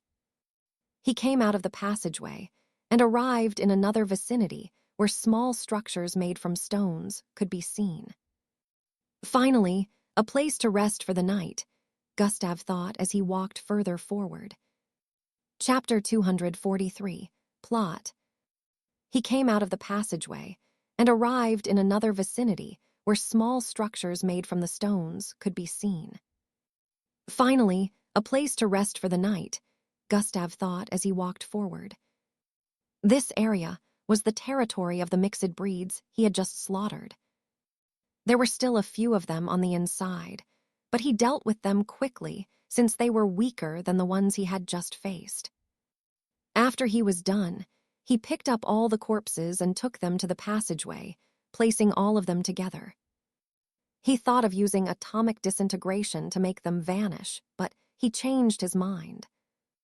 Any creature that wanders to this area will think twice before coming in once they see the stack of corpses. This was Gustav's thought process as he left them there and went back in. The small structures over here were big enough to size a fully grown human, so Gustav picked one of them on the side and went in. System interface. Gustav internally called for the system interface to open up. Host attributes, skills and abilities, bloodlines, quests, shop goals, bloodline information, alien life forms. Just as mentioned by the system earlier, when Gustav finished battling the Killipistle, another tab had been created where he was able to store alien forms. Alien life forms. Gustav decided to check on the information regarding the first one he took. Alien life forms. Killipistle. An alien species from the planet Killantopia with an elastic outer membrane and the ability to harden the surface of its skin with an element it creates internally called Eero silk. It can also create objects and structure from the element it uses to harden the surface of its skin. Gustav stared at the information and noted it. As it turned out, he'd also be able to transform into this alien if he willed. This was another hidden source of power he added to his arsenal now. The only thing he wasn't clear about was whether he could level up the power of the alien life forms after acquiring them. He closed the alien life forms window and proceeded to open the shop window. Shop. Credits, 59,100. Bloodline items, bloodline recipes, bloodline skills, abilities, training manuals. Gustav stared at the number of credits he had accumulated and smirked. Originally, it was around 19,000 he had saved from hunting down mixed breeds within the border. Nevertheless, during the test phases, he had managed to accumulate 40,000 more, bringing everything to a total of 59,000. I can finally buy a bloodline from the system now. A surge of excitement ran through Gustav's body as he thought of this. He had only gotten techniques from the system since he had been accumulating credits, since the number of credits needed for getting a bloodline was quite exorbitant. Gustav recalled when the second time he got a technique was around 6 weeks ago. 6 weeks back after the closing periods, Maltada found her way to the disciplinary committee's block and headed for Mr. Lawn's office. Come. She knocked softly, and a masculine voice responded from within. Come in. SHHHSSHH. The door slid towards the side, and she proceeded to walk in. Right in front was an office table with a middle-aged-looking man sitting behind it. Files were stacked on the table, and a holographic monitor along with a keyboard was positioned in front of him. He was initially busy with typing something, but he took a pause when Maltada stepped in. Good day, Mr. Lawn. You called for me, Maltada said respectfully. Called for you. Mr. Lawn stared at her with a confused expression. I didn't, he denied. Mr. Lawn, the student who was sent to deliver the message specifically said you wanted me to see you in your office. What? I didn't send any student on such an errand, Mr. Lawn exclaimed. Then how come Mr. Lawn? Or you don't want to admit that you called for me in your secluded office, Maltada voiced out once again. Girl, I did not. Mr. Lawn was about to voice out again when he sniffed something. What's that smell? He questioned with a repressed look. What smell, Mr. Lawn? Maltada asked with a confused expression. Smells like. Before Mr. Lawn could complete his sentence, Maltada interrupted. Is this your way of getting out of your current predicament, Mr. Lawn? Why did you call me here? Maltada asked again with a suspicious look on her face. What are you talking about? There's a strange smee. Mr. Lawn couldn't complete his statement because suddenly felt a wave of drowsiness.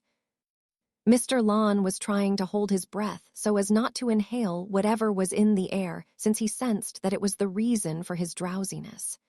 However, Maltada kept engaging him, throwing accusations back and forth, which made him keep talking. Mr. Lawn, are you trying to do something to me? Maltada voiced out with a look of fright after noticing that Mr. Lawn stood up. No, it's the smell. Mr. Lon had to answer again, causing him to inhale more of the strange smell in the office. Just, I. Mr. Lon eyes rolled to the back as he fell and slammed his head on the table before sliding to the floor. Maltida's expression, that was initially that of fear, changed to normal as she walked towards Mr. Lon's table. TCHWW. She sneezed, and two small circular objects fell out of her nose. The smell in the air was already disappearing. You can come in now, he's unconscious, Maltida voiced out. SHHHSSHH. The door slid to the side, and a youngster with dirty blonde hair walked with an unbothered expression. He looked around while walking forward. Maltida was already holding Mr. Lon's unconscious body up. Such foul air. The youngster, who was obviously Gustav, muttered. But it's already cleared, Maltida responded with a contemplative expression. Yeah, but so long as I remain in the same room with that creature, the air will keep on being soiled, Gustav voiced out before spitting out to one side. Oh, I'll have to clean that up. I shouldn't be contaminating the crime scene, Gustav said internally while staring at his saliva a few feet away. Let's begin, Gustav said to Maltida, who nodded in reply before bringing out a flying camera from her storage device. Remember, whatever happens here is between you and I. If it ever gets leaked out, you're done. And you know what I mean by that, Gustav said with a cold expression. Maltida gulped down saliva and nodded. Gustav transformed into Mr. Lon after wearing his current clothing and tying him up by the side. Mr. Lon was only clad in his underwear at the moment. Maltida eyes widened as she saw Gustav transform into Mr. Lon. He truly does have the ability to shapeshift. Scary, but I have to do this. It's not Mr. Lon, it's Gustav, she said in her mind. Gustav walked towards. Maltida stretched out his right palm and grabbed her breasts. Her expression at the moment was that of a helpless girl trying to fight against being assaulted. The camera in front recorded as Gustav sexually assault Maltida while using Mr. Lon's appearance. Chapter 244, Buying a Bloodline. The camera in front recorded as Gustav sexually assaulted Maltida while using Mr. Lon's face. Inside the structure, Gustav laid on a mattress he brought out from his backpack. Now which bloodline to get? Gustav wondered as he scrolled through the list of bloodlines in his line of sight. Shop. Bloodlines. Aqua Adaptation, Grade C, 30,000 C. Adapt to Aqua Life and use Aqua-related abilities. Mutated Lizard Transmutation, Grade B, 20,000 C. Release venomous gas while in the form of a mighty lizard. Wind Body, Grade B, 25,000 C. To become the wind and also manipulate it. Rock Manipulation, Grade D, 5,000 C. Manipulate any form of rock. Epheles, Grade A, 50,000 C. Take on the alien form Epheles and use their abilities. Fiery Constitution, Grade C, 33,000 C. Having the internal structure of fire and the ability to manipulate and resist fire. Radioactive Distribution, Grade A, 45,000 C. Manipulation of radiation. Mass Inflation, Grade C, 20,000 C. Ability to increase the mass of things. A few of them look pretty useless, but Gustav remembered something. I don't have a fire-based ability, so I might as well get one now just in case, Gustav thought. He started looking at the bloodlines again, for one that could grant him a good fire-based ability. Isn't there any way to filter out fire-based bloodline abilities? Gustav wondered. The instant he had this thought, the interface started changing. Some current characters and words started disappearing, being replaced with new ones. In a few seconds, the list of bloodlines had almost been completely replaced with new ones. Now all the bloodlines in Gustav's line of sight had fire-based abilities. Job. Bloodline. Fiery Constitution, Grade C, 33,000 C. Having the internal structure of fire, ability to manipulate and resist fire. Flame Shackles, Grade C, 22,000 C. Ability to manipulate flames in the form of chains and shackles. Venom Wrapped, Grade B, 40,000 C. Transform into mutated lizard with the ability to breathe out venomous flames. Coat of Flames, Grade B, 45,000 C. Ability to summon a coat of flames around your person, degrading the state of the environment. Life forms with a particular radius get infected with fiery poisoning. The list continued on, and Gustav checked for the most useful one among them. After looking through the list of 100 bloodlines repeatedly for about 10 minutes, Gustav began to make his decision based on the information displayed underneath the bloodlines. Venom Wrapped doesn't seem bad, but a coat of flames seems to have a better fire-based bloodline ability. It would help well against multiple opponents when activated. With this, Gustav made his decision. Buy Coat of Flames. Immediately after saying this, a system notification popped up in his line of sight. Host has successfully bought Coat of Flames. Minus 45,000 C. Goal completed. Buy a bloodline from shop. Plus 10,000 credits. Plus 10,000 EXP. Gustav stared at the notifications with a smirk on his face. Coat of Flames will now be installed. Initializing 1/100%.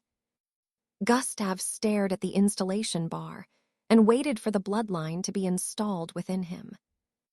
During the process, he could feel something flowing into his body.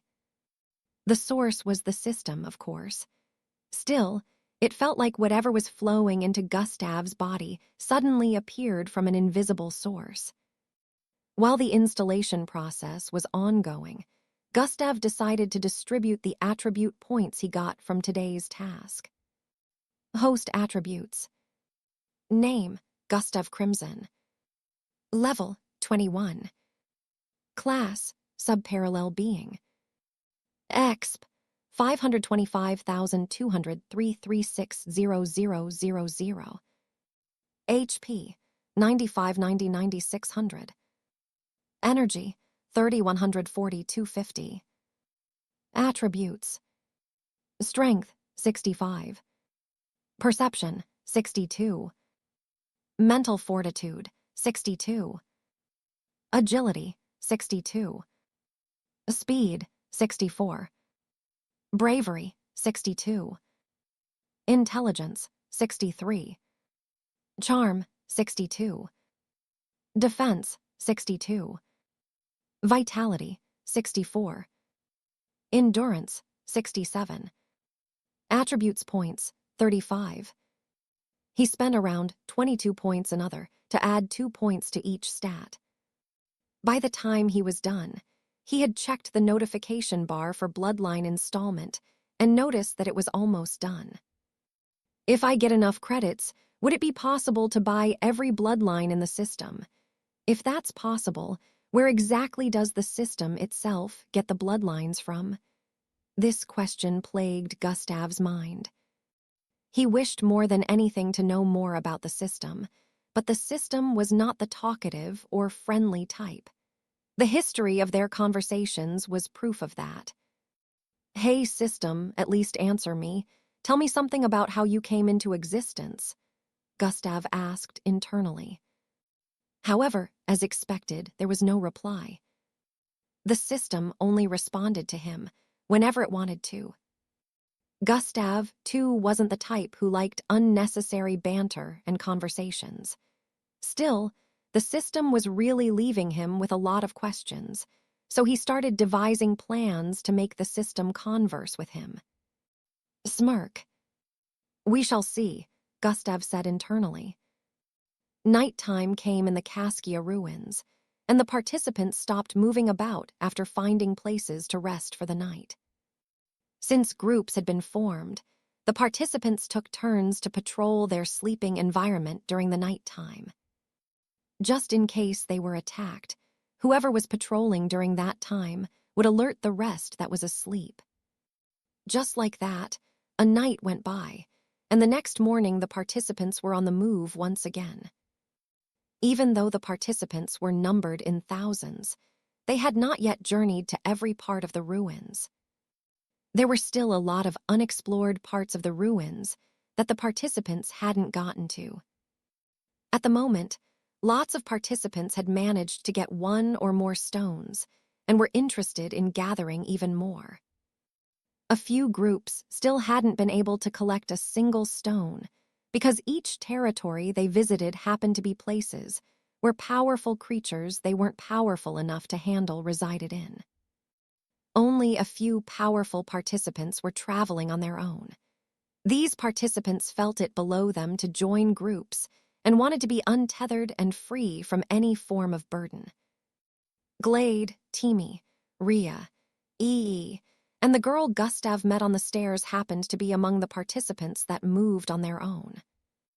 Gustav had already woken up quite early as usual, and he wandered out of his sleeping area.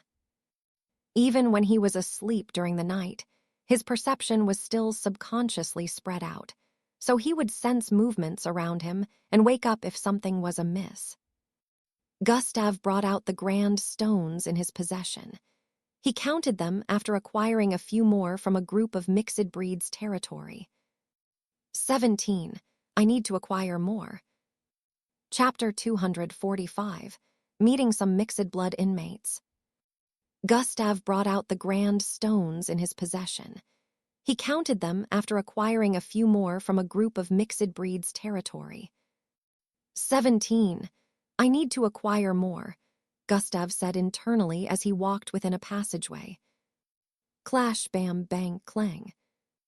He suddenly sensed a battle up ahead. Since it was pretty far from the current position, the sounds of a collision were practically inexistent. However, Gustav was able to pick up on them due to his perceptive abilities. God Eyes has been activated. Gustav activated God Eyes and instantly zoomed in on the location, which was thousands of feet away. After the passageway that Gustav was currently in, there was a small space that had 6 passageways leading to different places. Within the second passageway was where this battle was ongoing. Oh, finally meeting some. Gustav noticed that this group happened to be battling with many mixed bloods putting on red. This red outfit was the same he found on the humanoid-looking aliens, which signified that they were inmates. Those aliens that were supermassive in size wouldn't have this outfit on. Gustav noticed that the number of the participants, group compared to that of the inmates, was more, yet they were losing the battle. They were only 4 inmates battling a group of 6.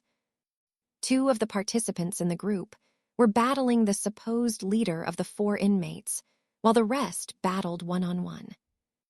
Kai. Brother, what are we gonna do with these kids after we've dealt with them? One of them, who had water running down his entire body, spoke as he leaped backward, dodging the slash of the youngster in front of him. What else? Heh, we're gonna have fun with them, of course. Look at these fresh melons. The inmate who replied was currently battling 2 participants, yet he was able to strike a conversation with ease. The participants, group, consisted of 2 girls and 4 boys. When they heard the conversation between the inmates, the girls felt uncomfortable, and it affected their fighting capacity a bit. They were reminded that these were hardened mixed-blood criminals who must have been sentenced here for committing heinous crimes. The boys were incensed and pushed themselves to fight better so nothing would happen to their teammates. While watching from afar, Gustav could already tell what the problem was. The group was inexperienced with battle. They may have trained in combat and sparred, but when it comes to real-life battles where they'd have to fight other people, and their lives depended on it, they were inexperienced. Gustav could see that the inmates weren't much stronger than the participants' group when it came to power levels. However, due to the group's lack of experience, they were losing. Gustav also noticed that only 2 from the participants' group were battling with the intent to kill.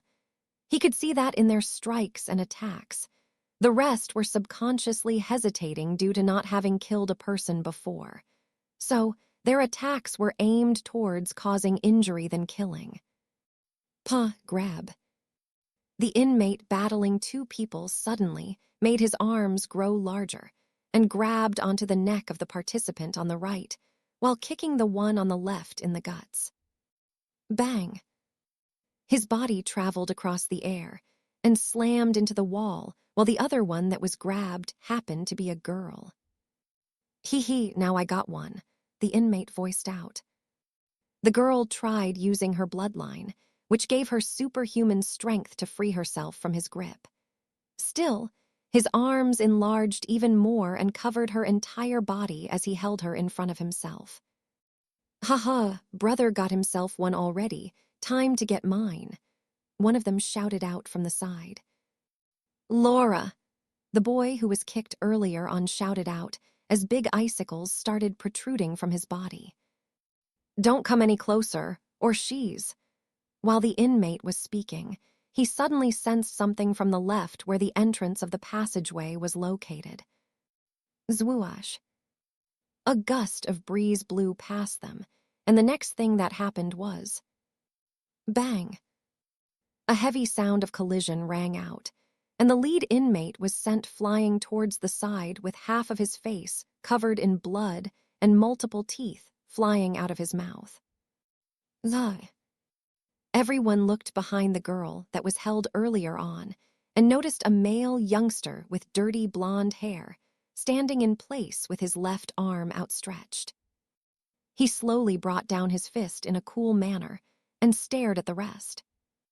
The girl who had fallen to the ground after being released from the inmates, Grip turned her head to stare at Gustav's face. Her face brightened up as her eyes sparkled with delight. Bo Teufel, she said internally. Gustav stretched out his hand towards her. She reached out and grabbed it, and he proceeded to pull her up. I want you and your group to leave. This was the first statement she heard from him. Hey, she was surprised by his sudden statement. What do you mean leave? She asked, but Gustav didn't wait to answer. He dashed towards the side and pushed the girl away, dodging an attack from one of the inmates in front. Just go. Swoosh. She only heard his voice, but his figure had already disappeared from her front. The person who had shot out an energy beam from his hand was battling the second girl in the group. He had attacked him because they all paused their battle after Gustav sent their leader flying with a punch. Swoosh. Gustav arrived in front of him and threw out his fist towards the chest of the inmate. His arm transformed into that of the mutated bull as it traveled forward. Still, the instant it was about to make contact, green energy suddenly blasted from the inmate's body. It was practically at point-blank range, so Gustav was unable to dodge. However, he didn't slow down his attack. Gustav's fist still slammed into the chest, but he also received the full brunt of the energy attack. Chapter 246, Silhouette. Gustav's fist still slammed into the inmate's chest, but he also received the full brunt of the energy attack. Bang, bang. Both of them were blasted backward, and cracking sounds rang out. Gustav landed on his feet about 70 feet away from his initial position. He slid backward for a few seconds while the other inmate slammed onto the ground with his back and a broken sternum. He spat out blood and repeatedly coughed before passing out. Gustav was back at his former position, after taking that attack. "You're bleeding." The girl who Gustav saved earlier shouted out after noticing the palm-sized hole in Gustav's left shoulder area. "I'm fine," Gustav voiced out as blood rolled down his arm. "These ones are truly experienced, unlike the opponents I have been facing in the past," Gustav said internally as he stared at his shoulder injury. Even though that inmate was weaker, he still managed to injure Gustav. Before the girl could speak another word, Gustav had already dashed forward to engage the remaining inmates. The rest of the inmates, just like their companions, were also unable to properly follow Gustav's speed. This was a resultant effect of their bloodline abilities getting weakened before being thrown into Caskia ruins. However, due to their previous battle experiences, they were still able to put up a little bit of fight. Gustav, knowing that he had been careless earlier on and was getting too cocky due to his easy wins in the past, changed his viewpoint. He decided that he would handle future battles with caution from now on. In a few, the remaining 2 inmates were taken down by Gustav, while the group he saved just watched from the side. They wanted to assist him when he was engaging the inmates previously, but not only were they awed by his movements, they also couldn't properly follow his speed, so they didn't know how to attack. "You're still here?" Gustav questioned from up front, where he was standing in front of the last inmate he took down. The group was brought out of their reverie and started thanking Gustav for his help. Gustav just nodded and asked them to leave once again. "Why don't you join our group? We'll let you be the leader," the girl with superhuman strength proposed. "Hey, Laura, leading is not only based on strength." The other guy fighting beside her was not in favor of the idea. "If it is based on weakness, why weren't you able to defeat those inmates yourself?" Laura asked with a tone of ridicule. The guy felt ashamed and was about to retort when Gustav replied, "Not interested." After saying that, Gustav went to grab the bodies of the inmates and stack them together in a particular place. "Why are you dragging them around like they are dead?" the other girl in the group, who had a binocular on her right eye, asked. "Because I am going to kill them," Gustav replied while squatting. The entire group was shocked by Gustav's calmness when he mentioned killing the inmates. He sounded like taking the life of others was just a casual thing to do. Even though these were inmates, some of them still felt Gustav shouldn't kill them. "We should give them a chance. They are serving their term already." 2 guys from the group voiced out together. "I also don't think you should kill them," the girl with binoculars said. "A team of dorks. No wonder they say birds of the same feathers flock together," Gustav said internally. "They're serving their term, but did staying in here change them? Have you forgotten what they were going to do to you?" Gustav asked the girl in binocular, who shivered slightly the moment Gustav posed that question.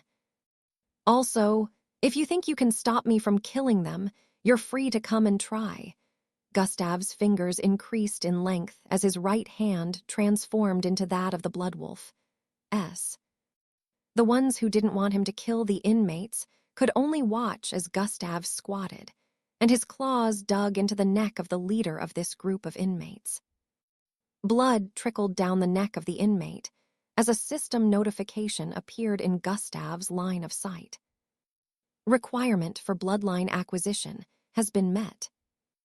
Analyzing host compatibility with muscle enlargement bloodline, 0% 100%. Analysis complete, 84% 100%. Host compatibility with muscle enlargement bloodline is 89%. Does the host desire to acquire this bloodline? Yes/no. "I won't leave any loopholes behind," Gustav said internally before proceeding to say yes to the bloodline acquisition. The main reason why Gustav wanted them dead was to make sure he didn't leave any room for suspicions after taking their bloodlines. even though he could acquire their bloodlines without killing them. It would be suspicious that they were moving around without using their abilities after he defeated them. The group was unable to stand there and keep on watching as Gustav slit the throat of each inmate after acquiring their bloodline. Those who were against it started puking the moment they saw Gustav brutally slit the throat of the first inmate. The girl who Gustav saved first came over to thank him again before their team left the passageway. After Gustav acquired the 4 bloodlines, he stood up and proceeded to walk forward. With these, I should be able to perform more experiments with recreation. Gustav smiled like a maniac as he moved forward. He had wanted to try out recreation since that time, but he was unable to do so because he didn't want to make use of the 4 he had earlier.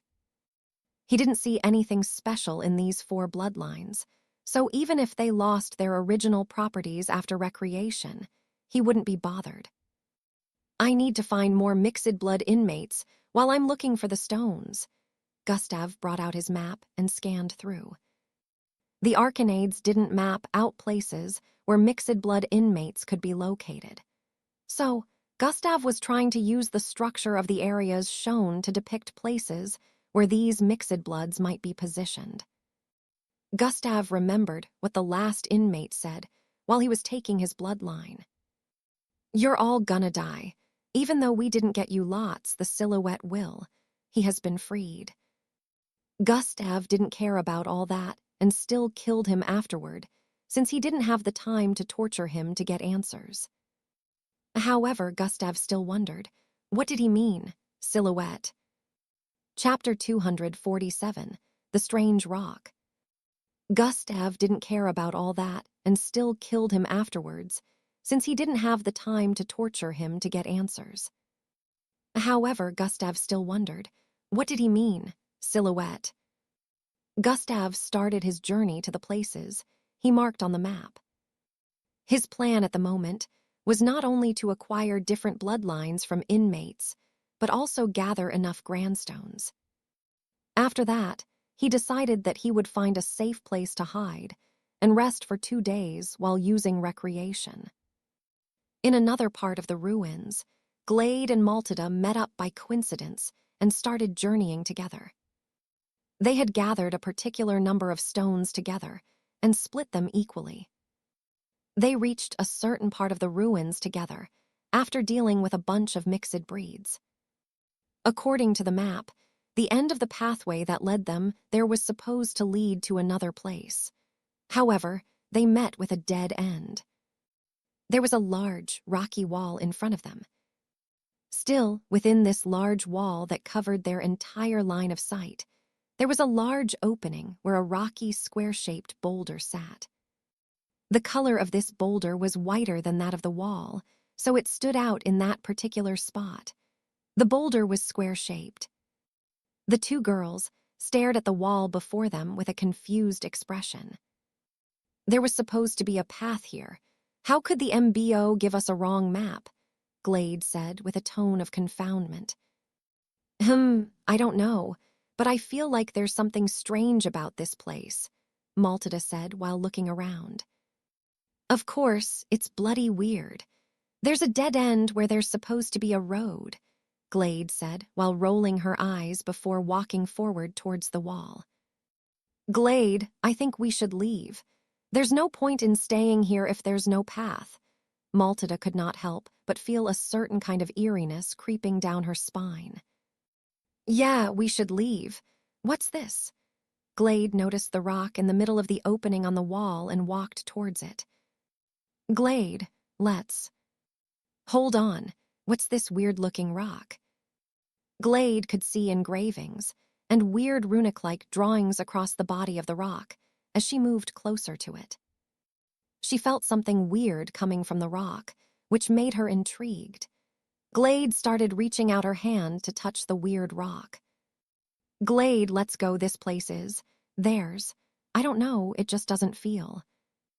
Glade fingers paused, inches away from making contact with the rock after she heard Maltida's statement. All right, Grandma, so baggy. Let's go. Glade gave in and retracted her hand. All right, let's get out of here, Glade said while turning around. Still, the moment she saw Maltida's eyes widening in astonishment, she felt something wasn't right. There's no need to go anywhere. Children. She heard a deep, monotonous, masculine voice from behind that sounded loud and echoed across the place.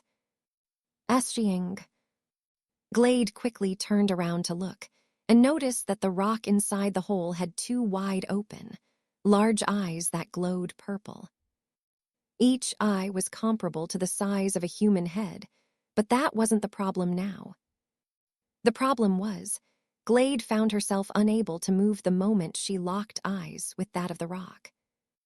Kneel. Bam, bam. It turned out that she wasn't the only one who could not control her body movement, because she and Maltida fell to their knees the moment that word was uttered. Fear crept down their spines and dug deep into their hearts and souls as the eyes stared at them. They tried everything in their power to move, but it was futile. You too shall now become my minions like the others before you. You shall do my bidding in order to free me from this accursed hole. Just like that, 7 hours had gone by, and in these 7 hours, Gustav had made progress with hunting the inmates. He had met 2 hordes of them while moving about. Unfortunately, one of the groups he met had just finished decimating an entire team of mixed blood participants. Gustav, of course, didn't spare a single one of them, and unlike before, he didn't engage them carelessly. Since he noticed them before they did him, he pulled them into a deathly trap to reduce their numbers before engaging them.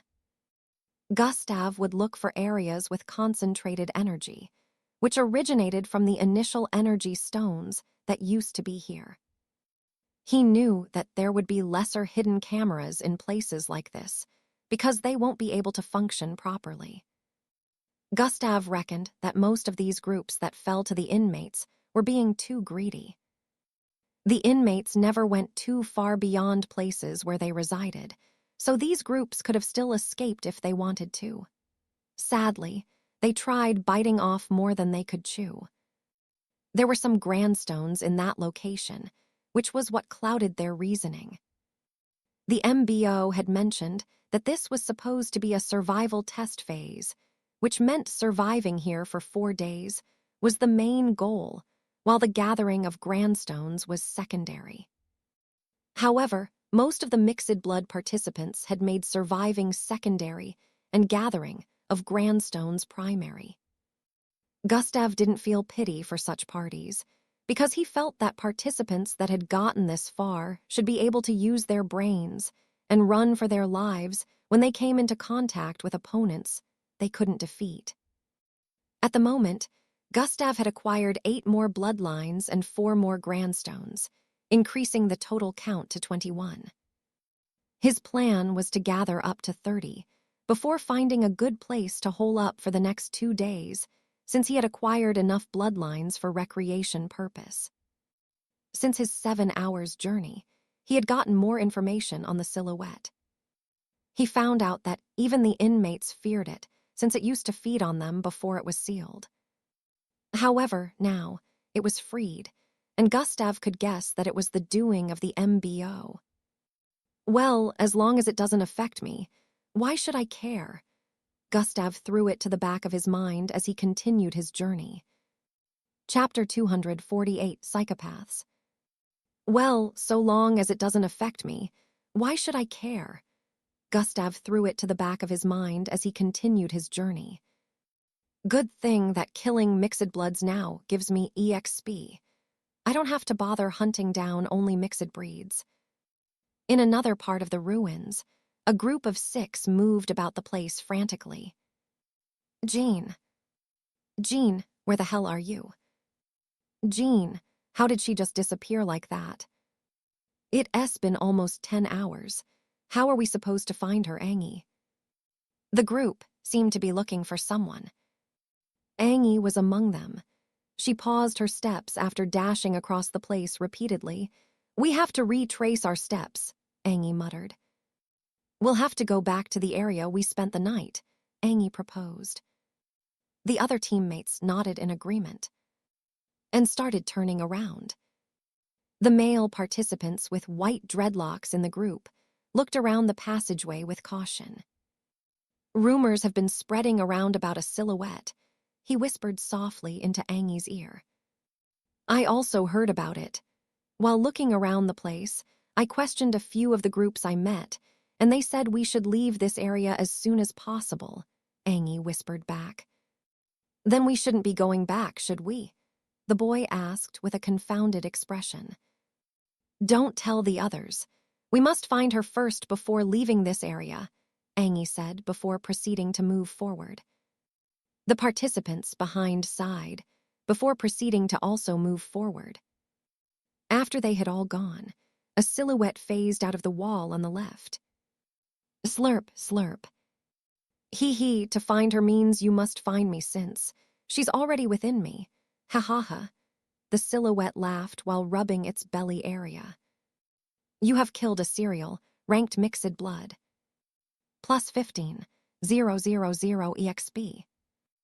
You have killed a serial, ranked mixed blood. Plus 15, 000 EXP. Gustav was at it again, slaughtering a bunch of inmates that were going against a combination of several groups. This clash was like an ongoing war. Around 50 participants were gathered here battling against these inmates that were over 40 in number. Gustav just happened to meet them while wandering about.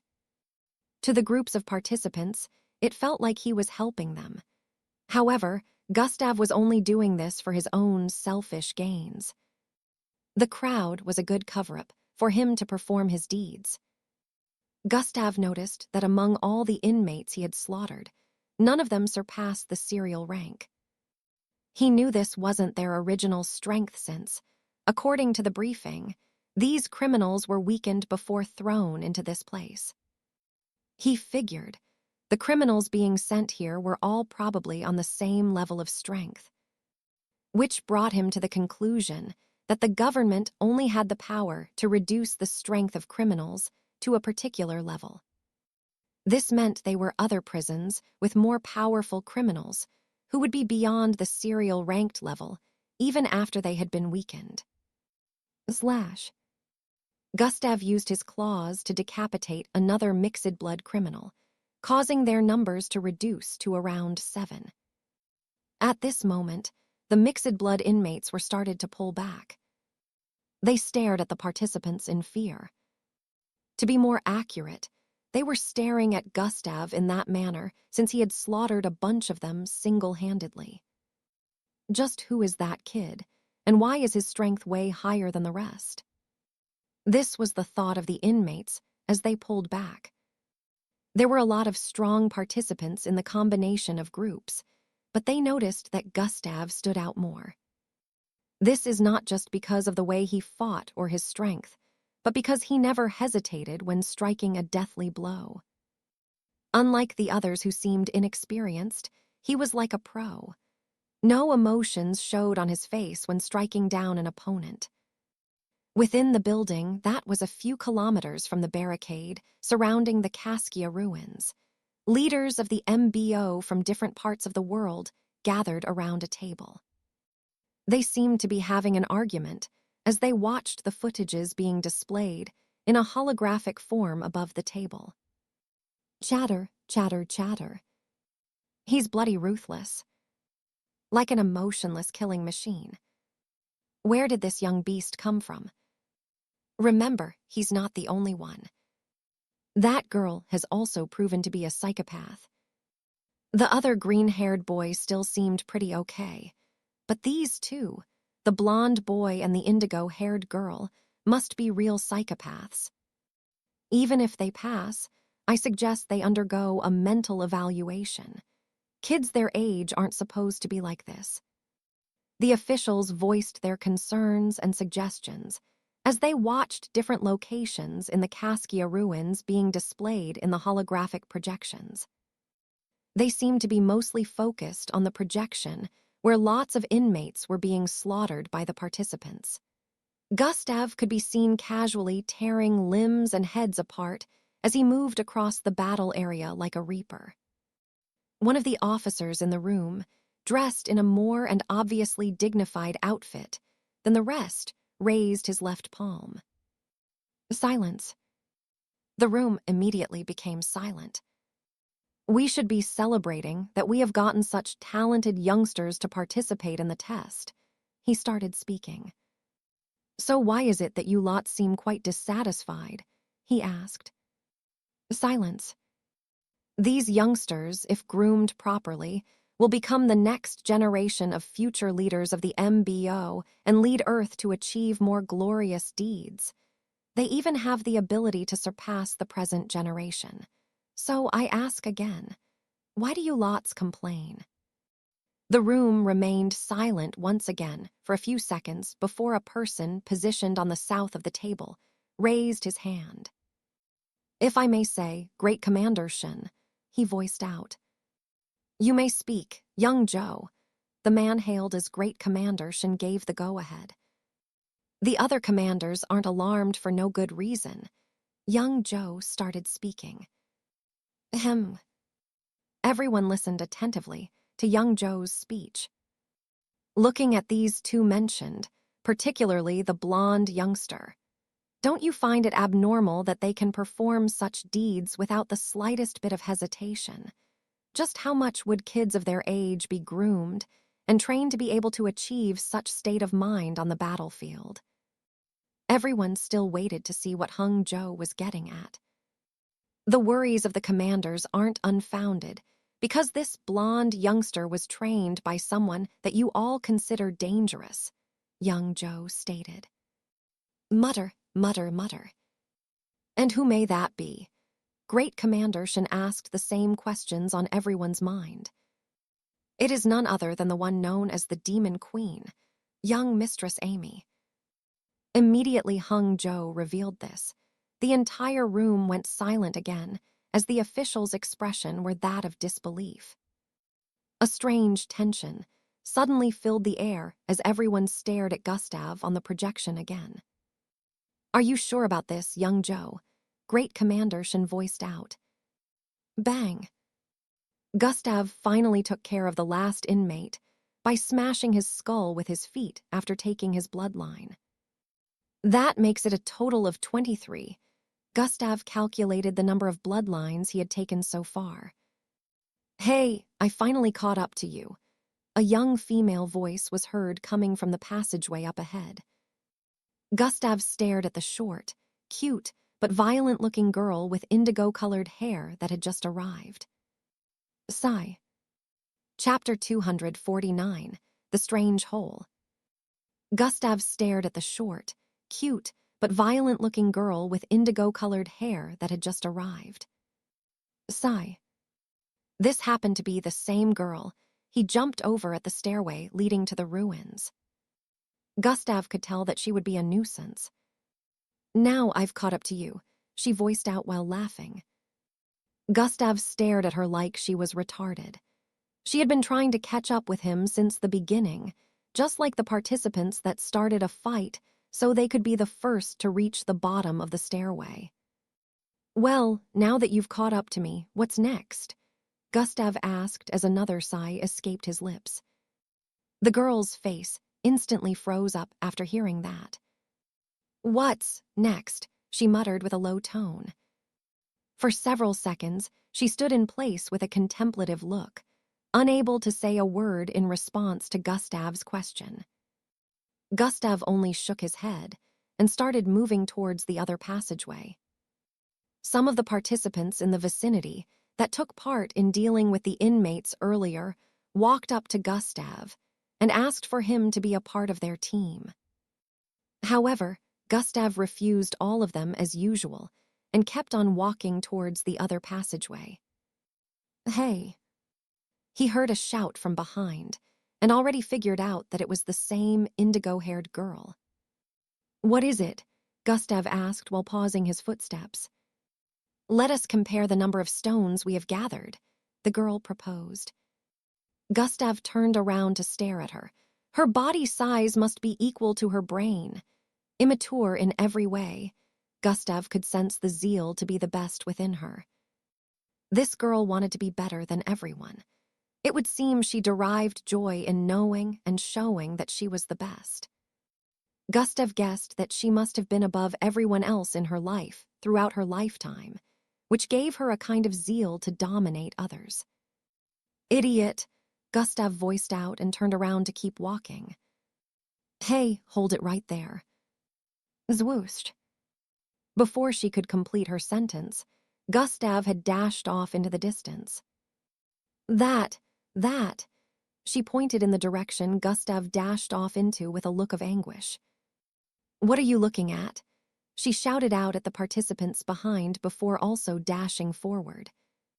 Some of them flinched backwards in fear. These participants recognized her due to the fact that she had become quite popular when she decapitated the mixed breed they met at the stairway. They knew better than to mess with her. Some of them that witnessed her brutality couldn't tell who was stronger between her and Gustav. What made her even more mysterious and scary was the fact that they couldn't figure out her bloodline ability, unlike Gustav, who they had seen transforming. Swoosh.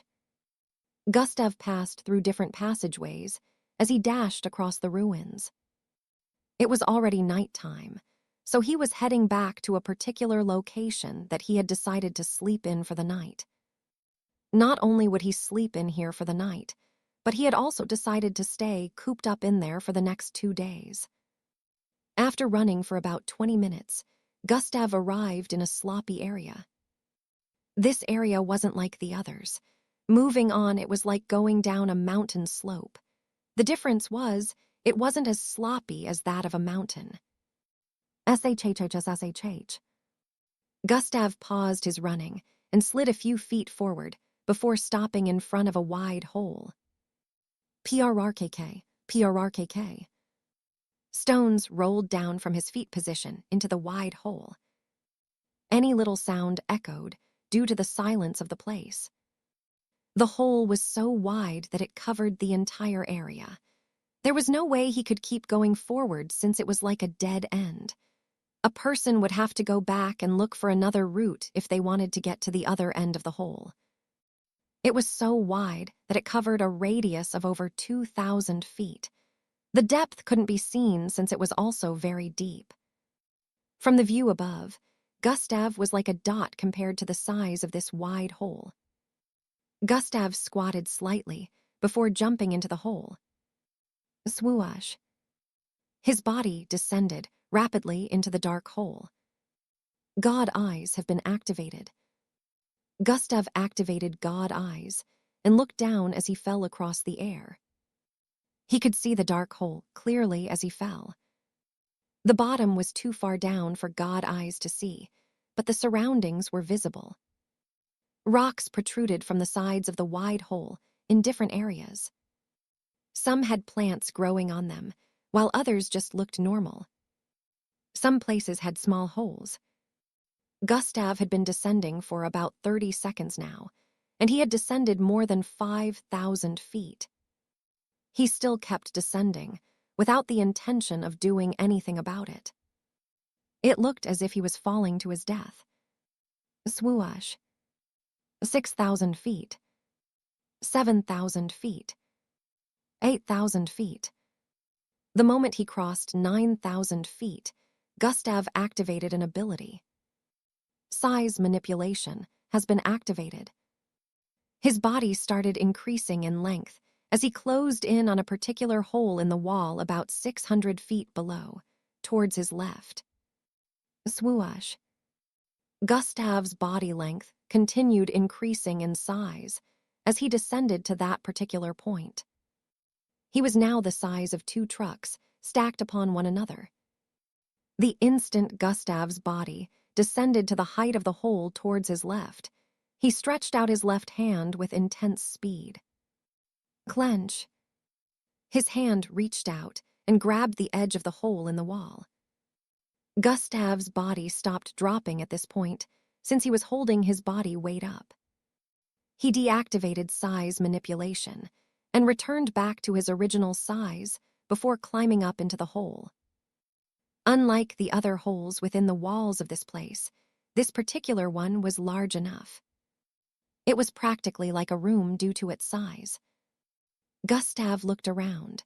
Only grasses growing out of the floor and rough, rock-like looking edges could be seen. The ceiling was also high enough. Gustav brought out a cube from his backpack and tapped on it. Ziaroyan. It unfolded and transformed into a tent-like house. Now I can start my experiments, but first I will cook. Gustav smiled as he walked in. Chapter 250. Using recreation repeatedly.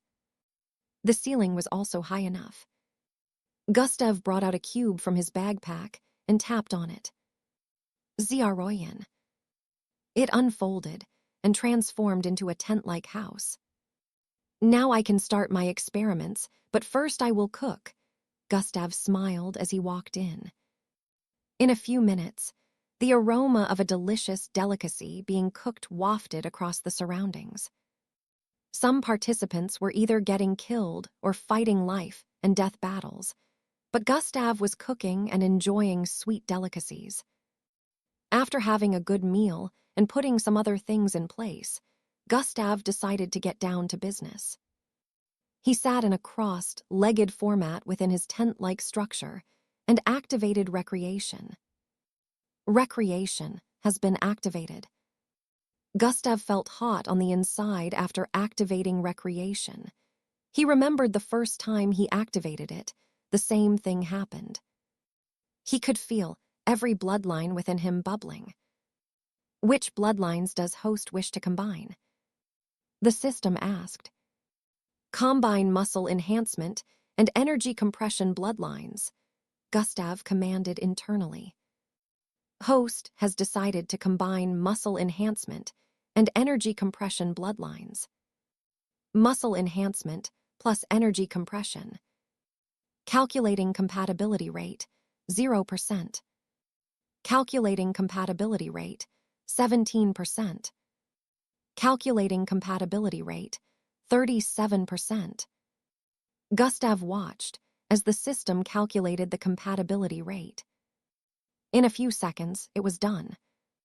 Compatibility of combination is 64%. Does host still wish to combine these bloodlines? Yes/no. Yes, Gustav answered. Unlike the last time where he got a notification saying the combination might be dangerous, this time seemed to be safer since he didn't get such notification. Combining muscle enhancement and energy compression. Recalibrating bloodlines to their initial genetic form. Combination process will begin. Combination procedure, 0.01% 100%. Estimated finish time, 6 HRS. Gustav noticed that this time recreation wasn't going to take as long as the other time.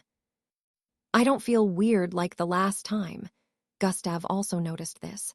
However, he received a system notification in the next moment.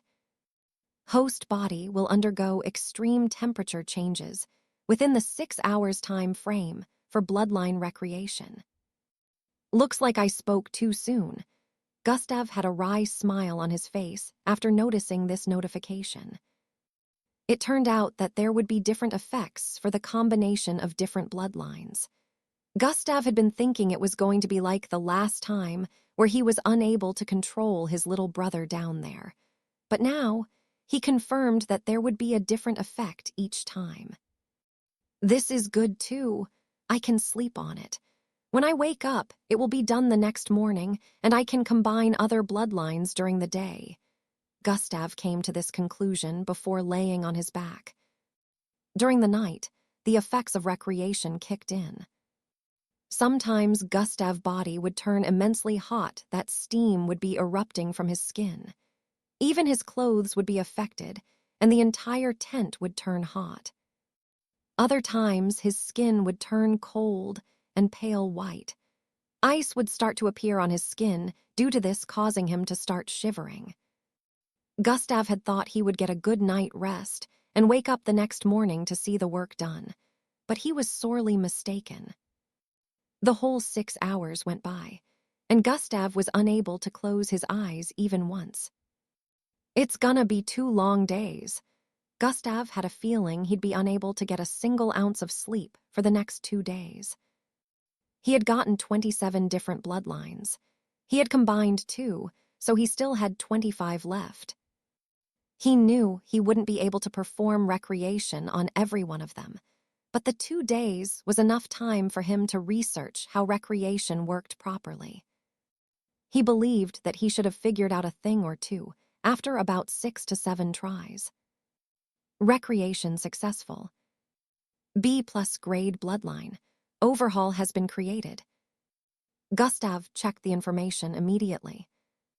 Bloodlines. Overhaul. Energy is generated inside the muscles that create a protective membrane that covers up the host's desired body part, protecting one from blasts. This proves that the bloodlines can transform into something different entirely after being merged, Gustav said internally as his face shone contemplation. Those were 2 grade C bloodlines. Now let me try merging 2 grade B. Gustav was noting down the grades of the bloodlines he merged. All this was for research purposes, so he would know how to combine bloodlines more effectively in the future. Gustav wasted no time in looking for 2 grade B bloodlines within him to use for recreation. In a few minutes, he had started combining another bloodline. Just as expected, he went through a different side effect. Still, this time wasn't as extreme as before since the compatibility rate was higher. Gustav bore the effect, and in about 6 to 7 hours, the recreation process was done. Gustav continued this till evening time. After successfully combining 3 bloodlines, Gustav was starting to understand some things about recreation. This time, a grade D and grade B, Gustav decided. Host has decided to combine chemical fingers and iced fox. Calculating compatibility rate to 100%. Compatibility rate of combination is 57%. Does host wish to combine these bloodlines? Yes/no. Gustav had a feeling this was going to be low since the grades were up to a level apart. However, for research purposes, he still decided to agree to it. Combination procedure, 100%. Estimated time, 6 HRS. Host stats will be halved for the next 6 hours of recreation. Gustav suddenly felt his body weakening after this notification. Sigh, something like this can happen too, Gustav muttered as he laid on the floor. He wasn't really bothered about it. In the next 6 hours, the recreation would be done. Something suddenly popped up in Gustav's mind. I totally forgot about that. Gustav remembered he was going to test out life signs tracking with God eyes. He had saved a life sign of a female participant back then during the 4th phase, and decided he would use her to test it out. God eyes has been activated. Gustav activated God eyes and recalled the life sign of the female participant. The instant Gustav recalled it, his eyes suddenly glowed a bright golden light. Life signs tracking has been activated. Gustav's sight changed, and the view that appeared in front of him was that of a different location entirely. What is this? Angie? Gustav instantly sat up as he noticed something, or rather someone, in his line of sight. What in the world is that?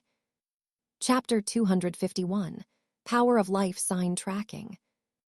Gustav's sight changed, and the view that appeared in front of him was that of a different location entirely. What is this? Angie? Gustav instantly sat up as he noticed something, or rather someone, in his line of sight. What in the world is that? Gustav could see Angie and a group of 4 going against a shadowy, humanoid-looking creature.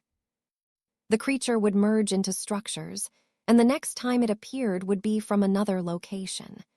The instant it grabbed onto a person, the person's body part it made contact with would be covered in a web of blackish substance. Instantly, that body part will lose function, and the creature would gain control of it. At the moment, piles of body parts could be seen on the ground. Heads, limbs, ears, eyeballs, etc. A boy sporting white dreadlocks was currently engaging in the battle with a single arm. His left arm was among the arms sprawled all over the place. Gustav could already guess what happened when he noticed those tendrils of the black web on the body parts scattered all across the place. Gustav could only see what was going on, but he couldn't hear anything. When he tried looking down, he could see eyelashes and a pointy nose that obviously belonged to that of a girl.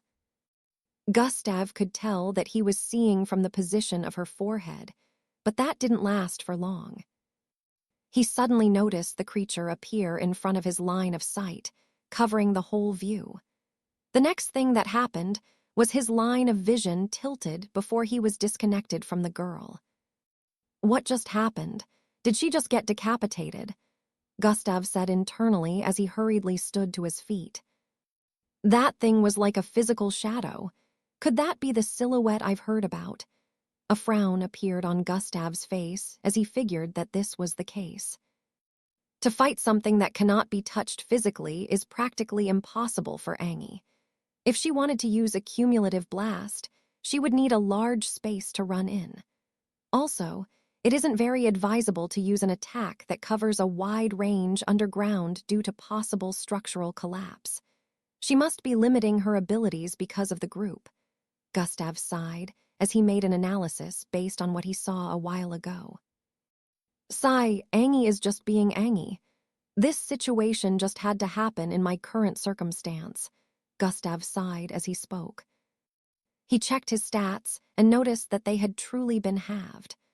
Although Gustav was surprised when he noticed the silhouette, he wasn't really worried because he knew Angie could escape from that place with her full speed if she wanted to. The only problem was she wouldn't be willing to leave the rest of the group to battle with the silhouette on their own. He already saw tears in her eyes as her teammates were being butchered. I have to go. Gustav's face turned serious as he started to transform. Black scales appeared on his body as ram horns grew out of his head. In a few seconds, Gustav had completely transformed into a large mixed-breed serpent. His clothes were torn apart in the process, as his current size took nearly half of the space in the cave-like hole.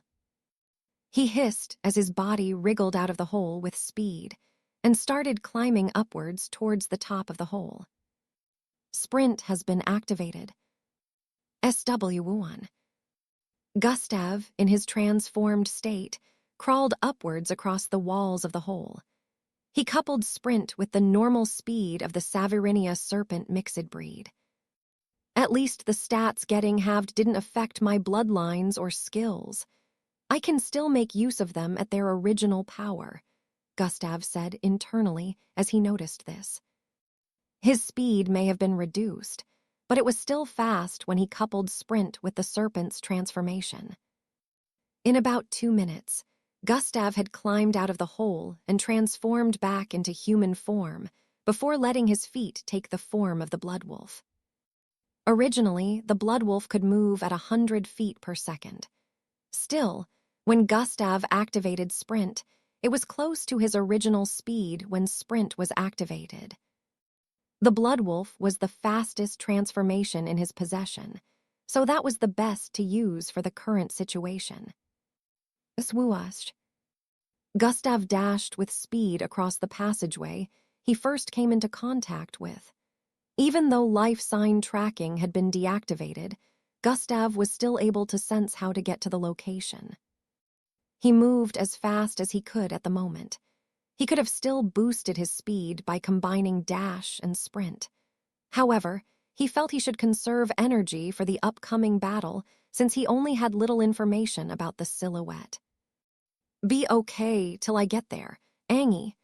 Gustav couldn't just get rid of the nagging feeling tugging at the back of his mind.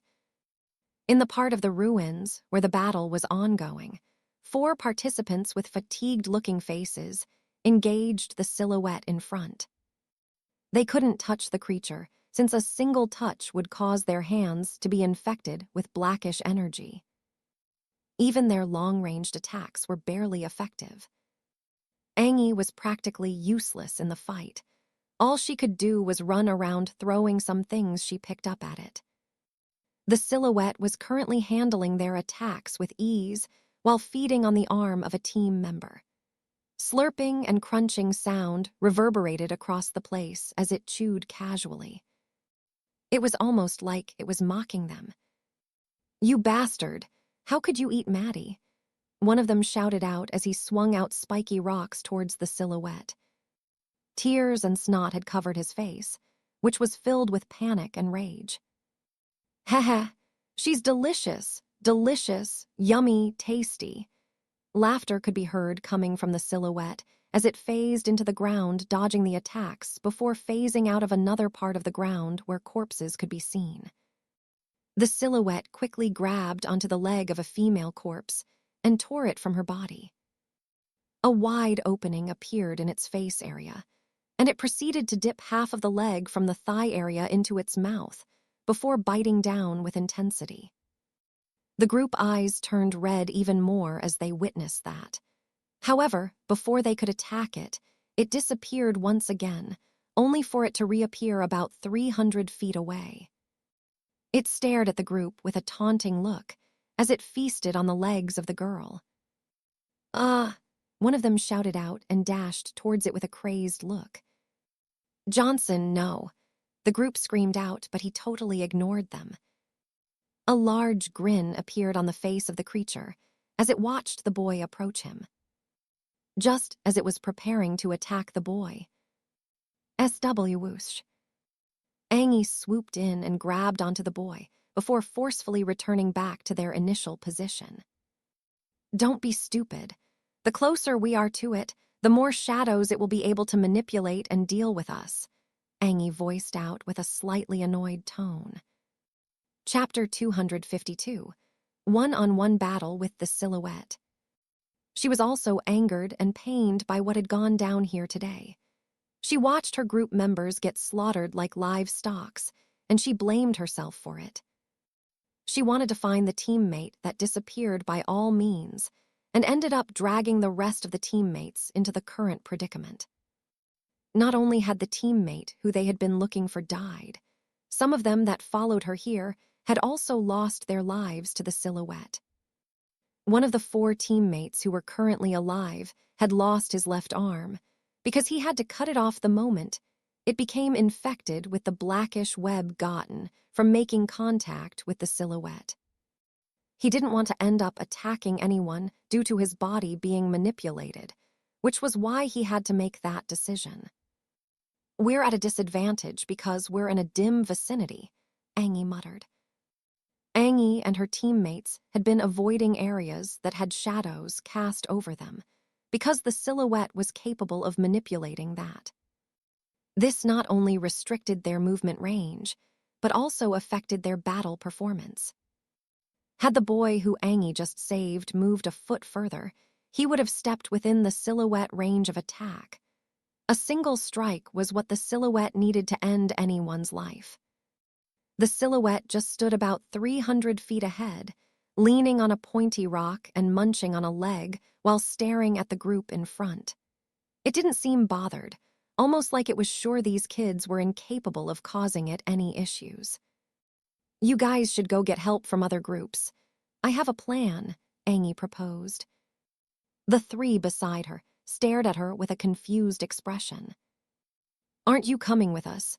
the kid with white dreadlocks asked. "No, I have to stay here and stall it, or none of us will be able to leave here successfully," Angie replied. The boy thought about it and remembered that participants had been avoiding this area, particularly because of the rumors on the silhouette, so he knew it wouldn't be easy to find a group. Even if they did find a group, he wondered if they'd be willing to assist them in dealing with the silhouette. "No, that isn't an option. We're going to deal with it together," the kid voiced out. "If we do that, we'll all die here. Like I said, I have a plan. If you all don't go, I can't execute it," Angie said. They stared at her with a contemplative expression. The other girl, who had green-colored hair, decided to say something. "What are you planning?" she asked. "Something that will either knock that thing out or damage it severely. Don't worry, I'll be okay. It can't catch up to me, remember," Angie assured them. All right, we'll go and get help. Stay safe." The rest of the group finally agreed and started moving backwards slowly. This particular area had 3 to 4 feet rocks protruding from different parts of the ground, which caused shadows to be cast almost everywhere. However, one of their teammates blasted apart a lot of them before he was taken down, which gave the participants a place where they could stand and be safe from the silhouette assaults. For some reason, it was unable to make use of living things, shadows, but it could use that of inanimate things. Angie fixed her eyes on the silhouette as her teammates moved to the back. They suddenly started running towards the passageway, 1,000 feet behind. Angie kept watching the silhouette without moving. The silhouette didn't even act like they were trying to get away. It still continued eating body parts. In a few seconds, Angie teammates were out of sight. "Now it's just you and me," Angie voiced out with a tone of anguish as her eyebrows creased together. "I'm going to have to use it. I don't care if I get buried here. I won't let this thing run amok, slaughtering more innocents." Tears rolled down Angie's eyes as she came to this conclusion. "Heh, the most delicious one has stayed behind. Slurp, now that the distractions are gone, I can enjoy you properly." The silhouette phased into the ground as those words were uttered. ZWW whoosh. Angie, too, had also dashed out. When the silhouette phased out of the ground a few feet towards the right from Angie's initial position, she had already disappeared. Swoosh. Another horn grew out of Angie's forehead as she started running in a circular format around the vicinity. SWE whoosh. The silhouette was extremely shocked as it stood in place, staring at the multiple afterimages circulating around it. It couldn't tell where Angie was at the moment due to her immense speed.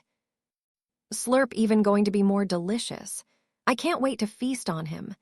The silhouette suddenly sensed something and paused its speech.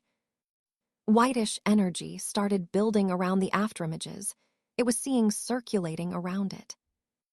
It could sense immense destructive energy from the whitish energy circulating around Angie. ZWW whoosh. Angie kept running around it, building up the destructive whitish force of energy surrounding her. The silhouette started phasing into the ground and appearing in different places trying to catch Angie's figure, but it was of no use. Bam! When it got too close, it was blasted aside by the force gathering around Angie. Impossible! This little one. It stared at Angie afterimages from its position in the middle. Angie had now gathered energy to the extent that the ground began to quake gently, and the rocks protruding from the ceiling started to crumble. "Hey, good, this is good. It will only make you more delicious." The large silhouette set of pointy teeth were revealed as it laughed. Angie frowned more as she dashed towards the silhouette with the purpose of releasing the gathered energy once she had closed in on it. The silhouette suddenly grinned again and slapped its hands on the ground. Puh. Dark energy suddenly spread from its position, and shadowy black tendrils shot out of every part of the ground. SWEI. Angie's legs were suddenly wrapped by these tendrils. Due to the tendrils suddenly hindering her movement and all the speed she had gathered, she found herself somersaulting forward. Angie's body spun severally in midair before slamming onto the wall on the side. Bang! The wall vibrated, and a large chunk of rock broke apart before falling on the lower part of her body. Kiar! Angie screamed out in pain as a pointed part of the rock stabbed into her left thigh. Haha, I will enjoy tasting your meat, slurp, the silhouette voiced out as it approached Angie. It squatted and pulled the rock off her before lifting her. Let her go. A loud voice was heard from behind. Chapter 253, Angie's Confusion. Haha, I will enjoy tasting your meat, slurp, the silhouette voiced out as it approached Angie. It squatted and pulled the rock off her before lifting her. Let her go. A loud voice was heard from behind. The silhouette's grayish tongue was only inches away from touching Angie's face when the shout was heard. The silhouette grin broadened. Yet another delicious one has appeared, slurp. It made slurping sounds as it spoke and released Angie's neck from his grip. It turned around to see who had just arrived, not even bothering about Angie escaping since he knew her legs were in a damaged state at the moment. Two girls could be seen moving in her direction, several hundred feet away. One of them had long white hair, a pretty face, and a tall figure, while the other was a green-skinned girl with a long brown tail. The girl with white hair was the one who shouted out earlier. Even the silhouette had thought it was a single person, but the moment he turned around, he figured he was wrong. I didn't sense the presence of that green-skinned girl. The silhouette stared at the green-skinned girl, in particular with knitted eyes. Both girls were obviously Glade and Maltida. They had arrived just in time before the silhouette could finish Angie off. Angie, are you okay? Maltida shouted as they closed in on them. Angie gathered her strength and pulled her body to the side before replying, I'm okay. Even though her thigh was bleeding, she didn't want to be a dead weight, so she tried to get out of their range. The silhouette scrutinized Glade intensely and noticed something. What is the red energy that covered her entire figure? It wondered. However, before it had enough time to gather, its thought Glade suddenly dashed out. ZWW whoosh. Although her speed was nothing compared to that of Angie's, her explosiveness was nothing to scoff at. The red aura-like energy covering her entire figure intensified, and two large red sickles were conjured out of thin air. Grab, grab. Glade grabbed them both and hacked down at the silhouette in an X format with both sickles. The air vibrated as both sickles traveled towards the neck area of the silhouette with intensity. F-wumum. The silhouette bent backward to the extent that its back nearly made contact with the 3-foot pointy rock protruding from the ground behind him. Both attacks missed him as he used that opportunity to sink into the shadows and appear behind Glade. Glade had extremely fast reflexes, so she responded by spinning and swinging her left arm out in the process. Slash. Once again, her sickle aimed for the head of the silhouette, who dodged quickly towards the side. Slash, swerve, slash, swerve, slash, swerve. Glade was not giving the silhouette any leeway or time to think, as she kept bombarding it with different attacks. While Glade was busy engaging the silhouette, Maltida had approached Angie's position. Amazing! She's handling it all by herself. Angie was astonished as she watched from the side. Don't let it touch you. It's dangerous. Angie voiced out with a tone of worry as she noticed the silhouette nearly grazed its fingers against Glade's arm as they battled. Come on, let's go. Maltida squatted as she helped Angie up. Angie held onto Maltida for support as they moved away from the battle range. When they got to the far end of the area where different passageways could be seen, Maltida kept taking her further. Maltida, you can leave me here. I'll take some healing meds. You should go help Glade out because she can't take on that silhouette by herself. Angie said while gesturing at a particular spot up front. However, for some reason, Maltida ignored her statement and kept moving forward. Maltida," Angie kept calling out to her, but Maltida ignored her and kept supporting Angie's movement as they entered the fourth passageway. "Maltida, where are you taking me?" Angie asked as they kept moving through the passageway. "Maltida," Angie shouted out and pulled her arm from Maltida's grip. Plop. She fell to the ground and started making use of her hands to pulling her body backward. Maltida turned around to stare at Angie with glowing purple eyes. "I know about your power, kid. You will be useful in helping me find what I want." A deep, masculine but monotonous voice could be heard coming from Maltida's mouth as she spoke. "What is with you? Maltida, what's happening?" Angie crawled backward with all her might and even tried standing to her feet, but the intense pain in her thighs caused her to fall again. Spurt, spurt. Due to her repeatedly trying to stand, more blood started spilling out from the injury on her thighs. Not understanding the situation and not wanting to be caught, Angie used the other leg, which wasn't as badly injured as the left, and started hopping. Maltida followed behind her with a frown. "All this is futile. You shall come with me and become one of my loyal puppets," Maltida voiced out as she caught up with the leaping Angie. "Grab."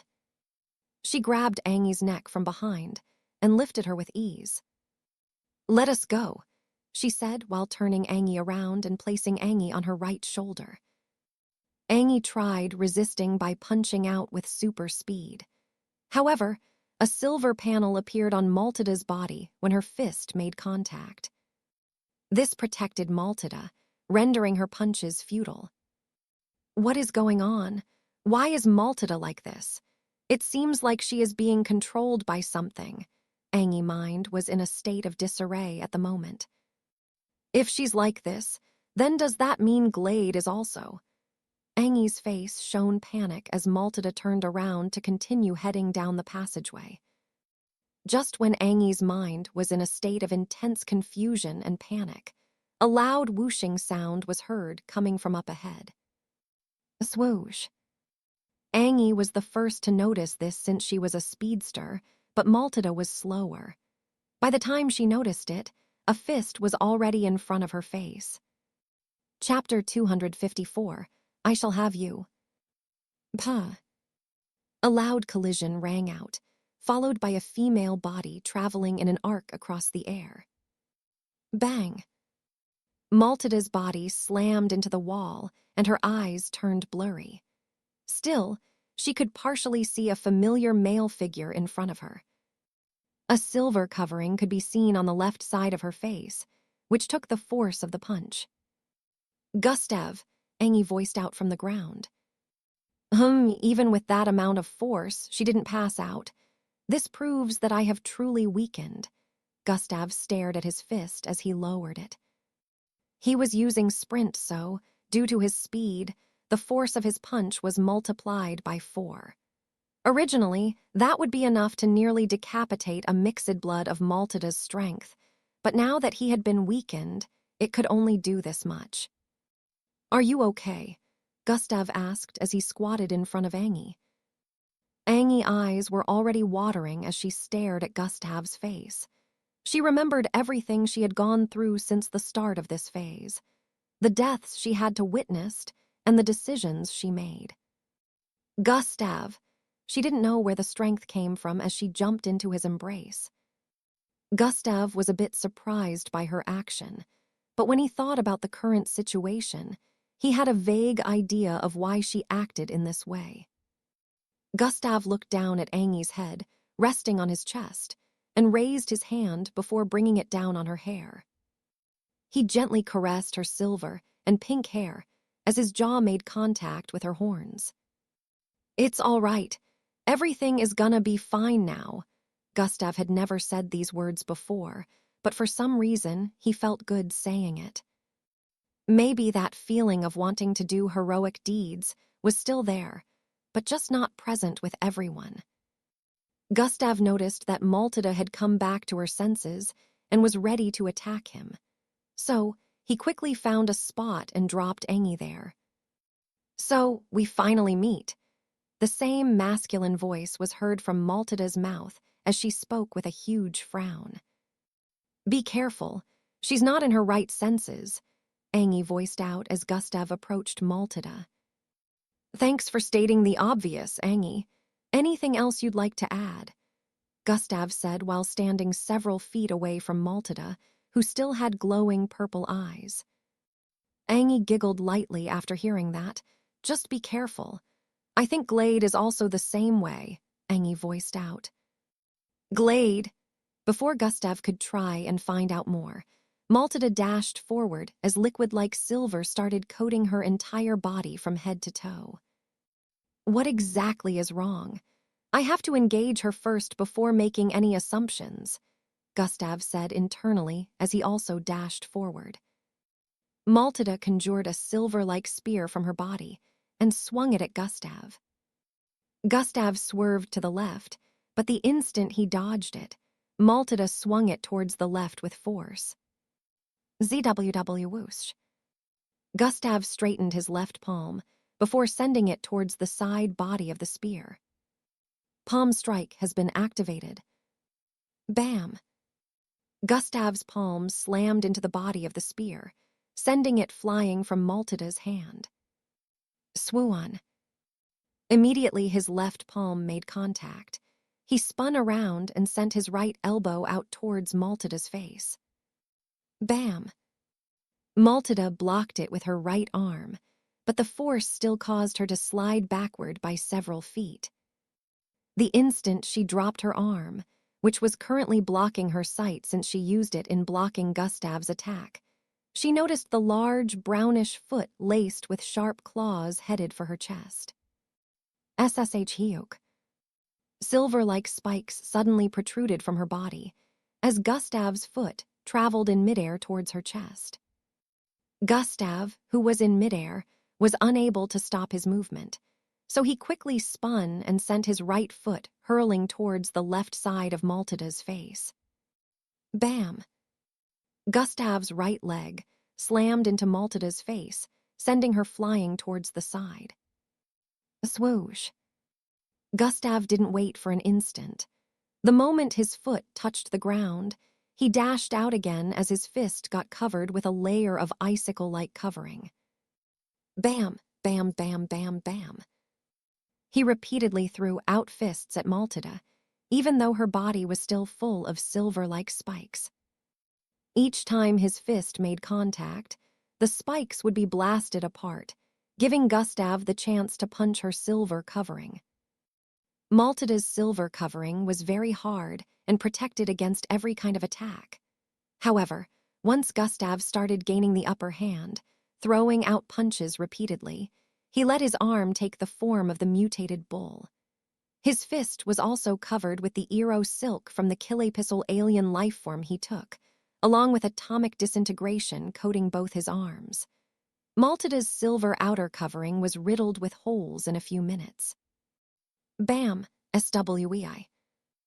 Gustav's fist sent Maltida flying again before she slammed into the wall. Bang! Blurg. She spat out blood before sliding to the ground. Still, her eyes had a purplish glow even they had slightly dimmed. Interesting. Looks like the information my puppets have fed me was true, Maltida voiced out. What information? Gustav asked as he started walking towards Maltida. About your excellence, you are truly what I need, Maltida replied. What do you mean by that? Gustav asked with a confused expression. Ha ha ha, I have found the one. Surrender yourself to me, kid, Maltida shouted out while standing to her feet. Do you not see the situation you're in? Why would I surrender to you? Gustav responded as he continued walking towards her. If you want this vessel to be free, you have to, Maltida said with a smile. I'm sure you share some attachments to this person. Gustav stood in front of Maltida and smiled. You think I care? He voiced out before grabbing Maltida by the neck. Cough, cough, cough. Gustav gripped her neck tightly as he spoke. Ha ha, did you really think you could get me with this? He continued to squeeze as he spoke. Did I miscalculate? How could she share such memories with him, and he holds no regard for her? Maltida's face showed a choking look as the being controlling her mind thought.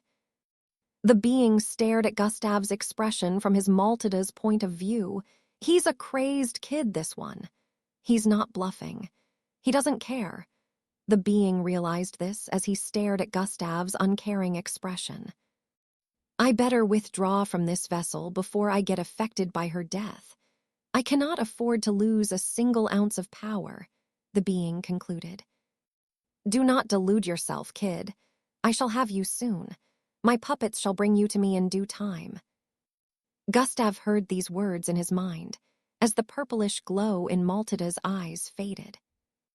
The voice sounded exactly the same as the one coming from Maltida's mouth earlier. Plop. Maltida fell to the ground and passed out afterward. Maltida! Angie shouted out from behind and ran towards Gustav and Maltida's position. She took a healing capsule a while ago, so her injuries had almost healed up completely. Is she dead? Angie asked while staring at the unconscious body of Maltida, which was still without any movement on the ground. Chapter 255, Wanted by Maniacs. Is she dead? Angie asked while staring at the unconscious body of Maltida, which was still without any movement on the ground. Angie checked if Maltida was breathing and found out that she was. Angie still checked for her pulse, but there were still no signs of life. Angie stared at Gustav, whose face was still as uncaring as ever. You didn't have to. Angie didn't even know what to say. She understood how everything got to this point, but she still felt conflicted because this was someone who had ties to Gustav. Gustav turned around and started walking away. Recheck her pulse, Gustav instructed as he walked forward. Angie didn't understand why he said that, but she decided to do as instructed. Huh, she suddenly felt pulse movement from Maltida. Twitch, twitch. Maltida's eyelids twitched twice, proving that she was still alive. How? I clearly felt no pulse from her a while ago. Angie checked again to be sure and even placed her fingers underneath Maltida's nostrils. She had started breathing once again. Angie stared at Gustav's back with a look of astonishment, wondering what he did. Unbeknownst to her, Gustav never intended to kill Maltida. He knew so well about mixed blood's anatomy, so he had applied pressure on the part of Matilda's neck that cut off her oxygen supply for a few seconds. It also caused the throbbing of her pulse to slow down. Angie had thought she was dead due to all these. Gustav questioned Angie about the situation, so he could get as much info as possible to deal with the threat at hand. She explained to him all that had happened so far, including how her group ran into the silhouette and nearly got wiped out. She also told him how Maltida and Glade came to her rescue, which led to the current scenario. However, when it came to the current scene, which led to the battle between Gustav and Maltida, Angie was just as clueless as Gustav. The only thing she could mention was that whoever was controlling the mind of Maltida wanted her for an unknown reason, and now Gustav knew that the unknown person also wanted him. The question that plagued their minds now was, why? For what purpose would that person be after them? Gustav started drawing out possible reasons and plots in his mind. Nevertheless, without more information, he couldn't narrow down the thousands of possible reasons this would be happening. However, one thing Gustav was sure of was the fact that whoever was doing this is definitely an alien inmate. His reason for thinking this way was based on the level of strength of every inmate he had met so far. Every inmate was within the serial rank, but when it came to aliens who didn't have the same power system as mixed bloods, their strength varied. The Killipistle and Arcanades were proof of that. They were way more powerful than the mixed-blood inmates. Gustav could tell that it would be impossible for a mixed-blood on the serial ranked level to control multiple minds simultaneously. Since the person mentioned that they would be sending more puppets after Gustav, it was safe to assume they controlled more participants aside from Glade and Maltida. Although this wasn't a very useful fact, it made Gustav prepare his state of mind for whatever was going to come next. Around 5 hours left, Gustav said internally while staring at Angie and Maltida, who was still unconscious on the ground.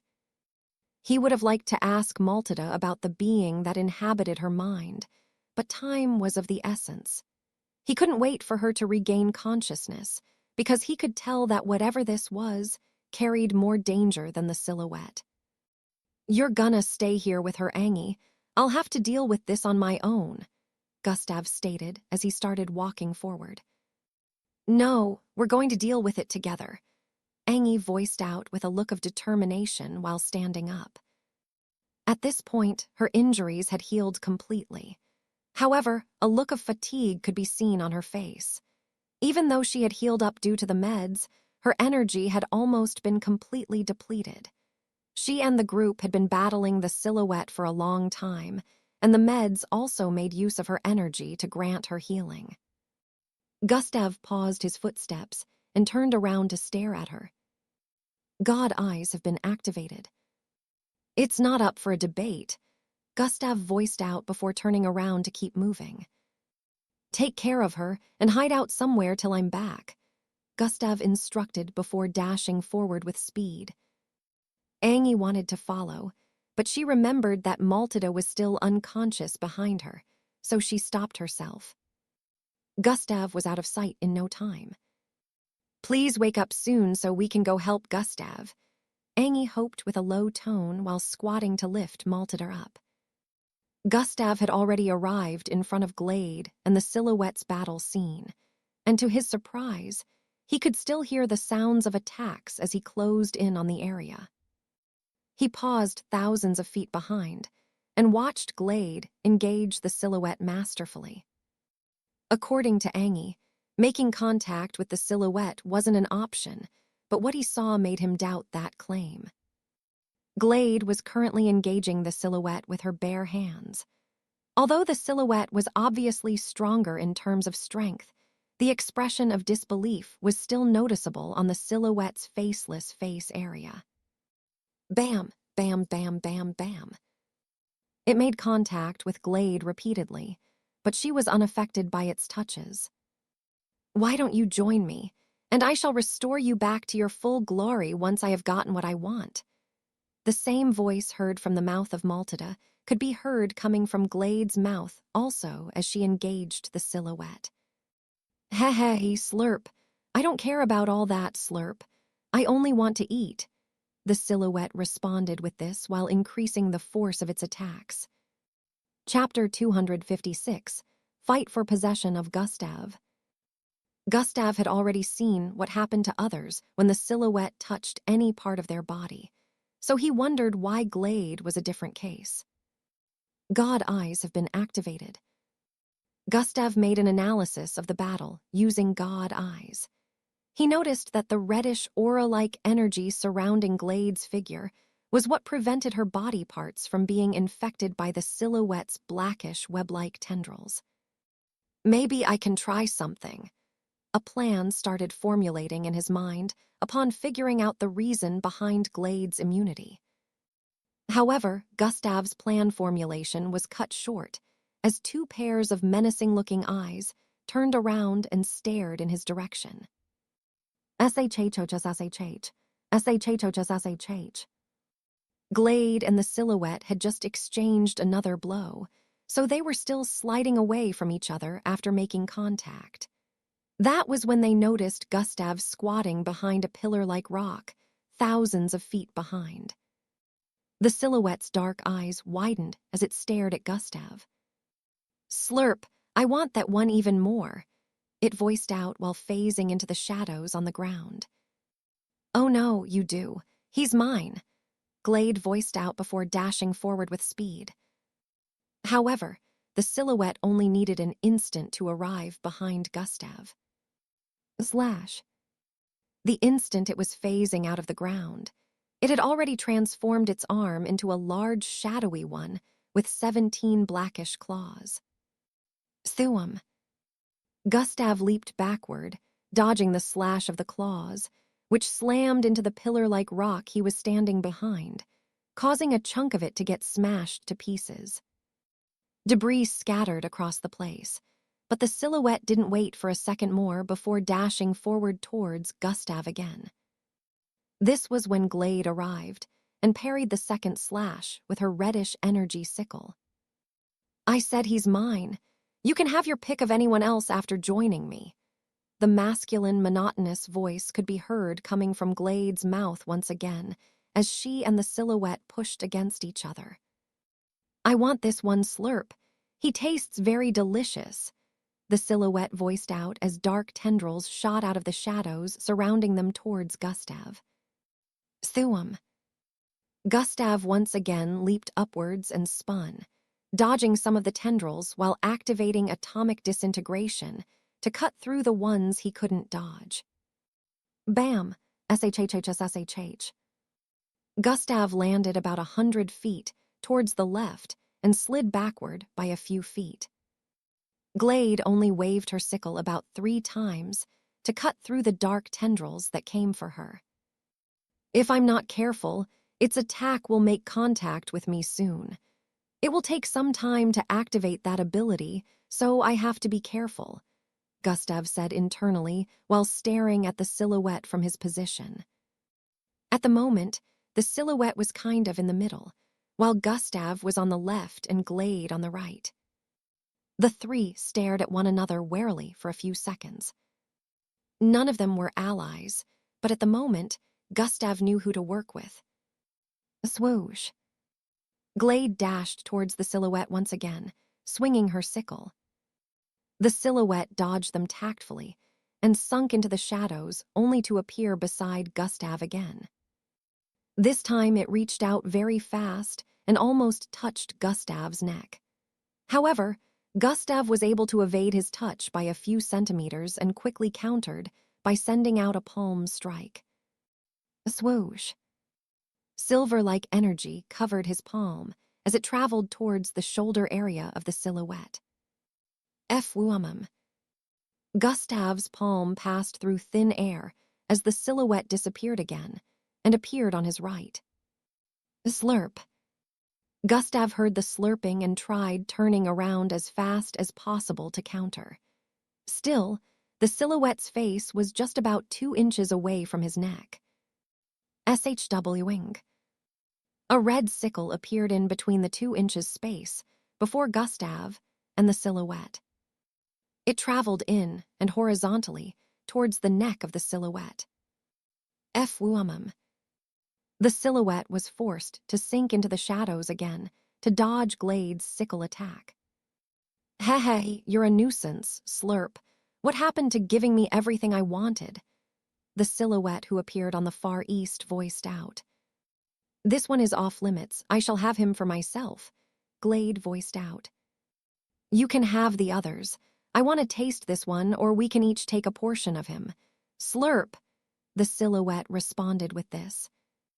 "Keep talking like I'm not right here," Gustav stated with a slightly offended tone from the side. Unknown to both of them, he was building his energy internally in accordance with his plan. "This isn't up for debate. He is mine." Glade totally ignored Gustav's statement and shouted out to the silhouette. "Slurp, not if I have him first," the silhouette voiced out as it clasped its hands together. FWRUA. Darkness suddenly started spreading out of its body. "Carpet of darkness," the silhouette voiced out as it stomped its right foot on the ground. The shadows in the vicinity suddenly started swirling and expanding. Zizizuon. In a few seconds, on the ground, a radius of over 7,000 feet had been covered in darkness. You can only escape from this if you have flight ability, but even with that, Slurp. The silhouette made another slurping sound as it spoke. Gustav wanted to take a step forward, when large black arms suddenly shot out of the ground from his right and left sides. The palms of both hands were so big that their height was comparable to the pillar-like rock Gustav was hiding behind earlier. Glade's eyes widened as she saw it and dashed forward with all her might. Gustav also leaped upwards to dodge the concentration area, but before they could move further than a foot. Clasp. Both hands clasped together with immense speed and force, covering Gustav's figure in an instant. Bam! No, Glade shouted out with a look of fury. It was still suspended in mid-air, but with the amount of force at which both palms clasped together, all his bones would have been broken and would have probably turned into mincemeat by now. Chapter 257, The Power of the Coat of Flames. It was still suspended in midair, but with the amount of force at which both palms clasped together, all his bones would have been broken and probably turned into mincemeat. Heh, he's mine now. Even if you want him, you can't get him because every part of his body will belong to me. The silhouette laughed while speaking. You idiot! I could have become powerful enough to grant you freedom and give you the opportunity to leave this hole. Glade voiced out with a tone of anguish while staring at the silhouette. You better mind how you speak to me. He is in my hands, N. The silhouette paused as it sensed something. Rays of bright yellow light started to shoot out of the palms. Holes appeared in different spots on the dark palms, and more rays of light shot out of them. F-wumum. The arms were suddenly blasted apart as Gustav's figure floated in midair, while being surrounded by flames for a few seconds before landing on the ground. Bam! His glowing figure drove the darkness in the vicinity away. His upper body was covered in a long coat of burning yellow flames.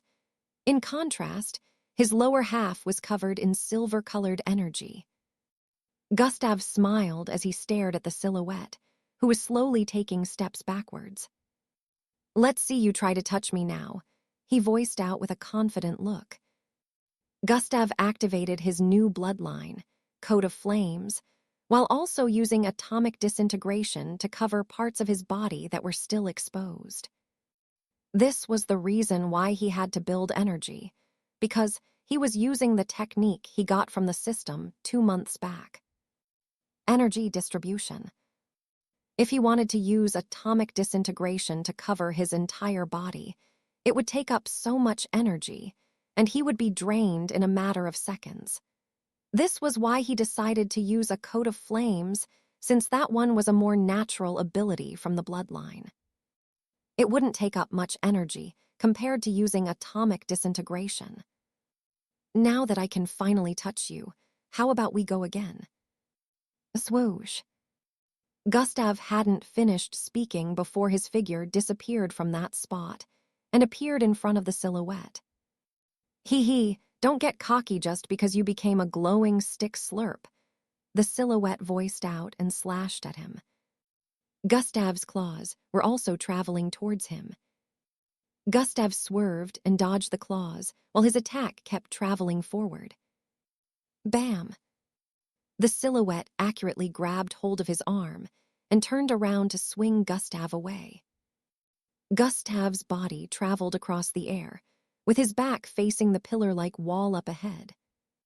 Just when he was inches away, he suddenly spun in midair and landed both feet on the pillar-like rock. F-wumum. He pushed out both legs, using the rock to push himself forward. SW-woon. Gustav somersaulted in midair and brought down his extended right leg on the head of the silhouette. The silhouette was unable to phase into the shadows due to Gustav's coat of flames that drove all the shadows away. Grab. It was able to grab onto Gustav's leg before it slammed into his head. Crumble. The ground underneath cracked due to the intense force, and the silhouette growled slightly in pain. Swee. Out of nowhere, a sickle came slicing through the air. Bam! It slammed into the shoulder of the silhouette, causing it to shriek in pain as it nearly tore off its entire left arm. As the silhouette was sent crashing forward, Gustav landed on his feet and activated combination. Sprint plus dash. SW whoosh.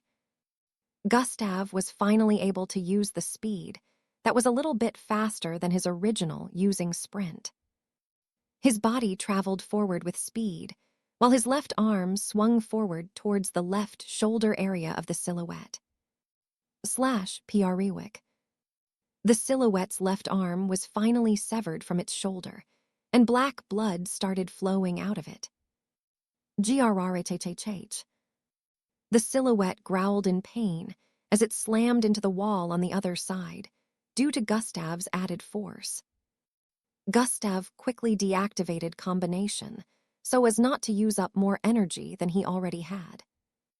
The instant the silhouette slammed into the wall, it sank into the shadows again. Gustav didn't move too close to it, so that place had some shadows. Gustav only stood in position and smiled. "You can't get away. Haven't you sensed it already?" The instant those words were uttered, a figure fell from the top of the ceiling area on the west side. Bam! It was the silhouette. Cough, cough. It coughed out droplets of yellow liquid from its mouth repeatedly. When the yellowish liquid made contact with the ground, a sizzling sound was heard. "What is this? What's happening? Cough, cough." It kept coughing out the yellow liquid as it spoke. It could feel its body getting weaker, and glowing yellowish scalds began to appear on different parts of its figure. "I poisoned you. I didn't really know how this poison works since this is the first time for me, but hey, you turned out to be a good specimen. I can't seem to hear those slurping sounds anymore." Gustav laughed lightly as he approached the silhouette. The silhouette forcefully pushed itself up and tried to escape by moving closer to areas with shadow. However, Gustav closed in on him, making that impossible. Swoosh. Gustav dashed forward and slashed at the silhouette, who quickly turned around and parried with its right arm. Slash. Gustav's claws smoothly cut through it, causing the silhouette to become limbless. It growled out in pain again as it lost its second arm. "I can heal back if only I reach the darkness," the silhouette thought as it turned around to run. Still, the moment it did that, Gustav threw out his right fist coated in flames and silver-colored energy. Bam, ploosh. Gustav's fist penetrated through the back of the silhouette and came out through the front of its chest. It was still blazing, with flames burning through the chest of the silhouette. Chapter 258, End of a Nightmarish Existence. Gustav retracted his fist quickly before the flames could die out, and black blood started pouring out of the fist-sized hole. The silhouette stared at the hole in its chest with a confused expression before falling face flat to the ground. So this is how it ends. The silhouette had thought the situation would end with it tasting Gustav's flesh, but to its disappointment, it tried biting off more than it could chew. Gustav raised his foot and brought it down on the head of the silhouette. Bang! Its head burst apart with black liquid flying in all directions. The insatiable silhouette ended up dying with a mind full of confusion. It died without understanding Gustav's existence. Gustav had made use of the coat of flames that poisoned the surroundings with an airborne poison. This helped in weakening the silhouette. Not only had the brightness of the flames helped in restricting the silhouette abilities, but it also helped in poisoning it. Without coat of flames, Gustav would have spent way longer time fighting it, and he wouldn't have been able to escape without grievous injuries if he managed to defeat it. The silhouette was stronger than he was at the moment, and was also an alien. The system notified him of it the moment he arrived on the scene. SSHHHHSSSSHHH. Huh. Gustav noticed the silhouette's corpse was disintegrating into smoke after its death. Gustav quickly squatted and placed his hand on the corpse, trying to see if he could acquire its power. Instead, his hand got burnt due to the high temperature of the corpse. He quickly retracted his hand, but when he noticed no system notification, he placed his hand on the corpse again. Gustav bore the pain and started stabbing his claws into different parts of the silhouette's body, hoping a system notification would pop up, but that didn't happen. In a few more seconds, the body had almost disintegrated into black smoke completely. Gustav retracted his hand and sighed. What a waste, he said internally before turning around after the body disappeared completely. Gustav felt something and turned around. He stared at the spot where the silhouette's body had disintegrated. A small round stone could be seen in the middle of the ash body outline on the ground. Gustav squatted and picked it up. You have acquired an Ulavanturian gem. The core of an Ulavanturian, an alien species said to evolve by feeding on other beings with power. Evolution stage 5. Gustav stared at the system notification with an expression of understanding. So this is why. If its core kept evolving, would it have acquired enough power to escape from the ruins? Gustav wondered. Definitely not. I'm sure the MBO already knows this too. They wouldn't let it run amok if they didn't know how to catch it if it managed to acquire enough power. Gustav answered his question himself. Anyways, I'm taking this. Gustav put the core in his storage device and turned around. Glade was nowhere to be found. Smirk. As expected, he made use of the moment I was distracted to leave. Gustav already knew this would happen. In fact, he had hoped this would happen because he already had a plan in mind. God Eyes has been activated. Gustav's irises turned green and scarlet as he activated God Eyes. Life sign tracking has been activated. Gustav's eyes instantly changed color, becoming bright gold. It was glowing so much that it looked like two small fireflies flying side by side in the distance.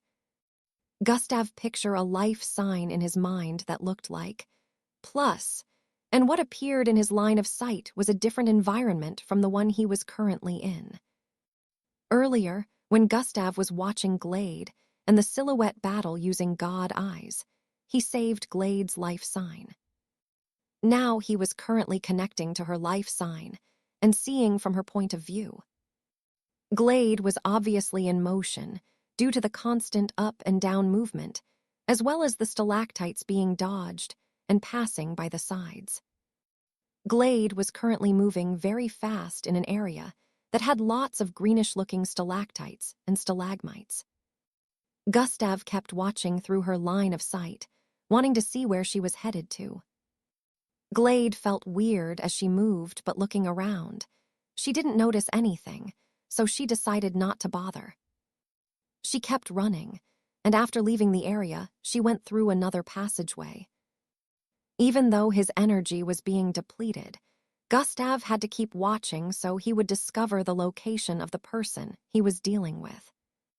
If he had decided to surrender and follow Maltida, he would have discovered the place. Still, he wouldn't know what to expect, so that would have been a truly foolish decision. This way, he could gather more information without being noticed. After another 20 minutes went by, Glade arrived in a particular massive passageway. This one was the biggest so far that Gustav had seen, and it also looked familiar to him. Glade moved forward more and turned towards the left when she got to a particular place. A large wall could be seen when she passed through the exit point of the passageway. It was literally a dead end. However, Gustav could see about 2 more participants walking out with purplish glowing eyes like Maltida and Glade. This was also when he noticed the huge hole in the wall where a square-shaped rock was positioned. ZWEN. Two eyes suddenly opened up on the rock, and they also glowed purple like the others. Glade knelt on the ground the moment those eyes were opened. So that is it. So much different from what I envisioned. Gustav stared at the rock. He immediately understood that it was the reason for the current situation. What he wanted to know at the moment was the plan of this rock being. You have proven to be quite useful. The same voice that was heard from the mouths of Maltida and Glade could be heard coming from the rock. Too bad you couldn't get HIM for me. He is a bit too much to handle. Chapter 259, Spotted. However, he is better than I expected. I never thought I would find someone with multiple abilities. The information you all have HIM doesn't do justice to his capabilities. Gustav couldn't hear audio when tracking life signs, but surprisingly, this one was heard. Gustav wondered why he would be able to hear the voice of the rock being, and the only sensible reason he could come up with was the fact that it spoke to the minds. Gustav still couldn't hear Glade speaking, but every time the rock stated something, he would hear it. There is no need for worries. He is my ticket out of here. He shall be mine. Go and gather more of those SDONES for me. I want everything to be prepared for MY freedom the moment I have HIM in MY possession. Gustav could more or less guess what Glade was saying from the rock's reply. And from what he had gathered so far, this rock being needed him and some unknown stones which Gustav assumed were the grand stones to escape from here. It didn't make sense to Gustav. Why must it be him specifically? Do not worry about that. They should be arriving at his location any time from now. The instant Gustav heard those words, he suddenly felt a sense of foreboding. His perception picked up on something in his surroundings, and he instantly deactivated life signs tracking. Gustav's vision returned back to his surroundings, and he stared at the passageways up ahead and behind. This particular area was very large, but in front and behind were more than 7 passageways in total. Tap, tap, tap, tap, tap, tap. Multiple feet tapping on the surface of the ground could be heard coming from every one of these passageways.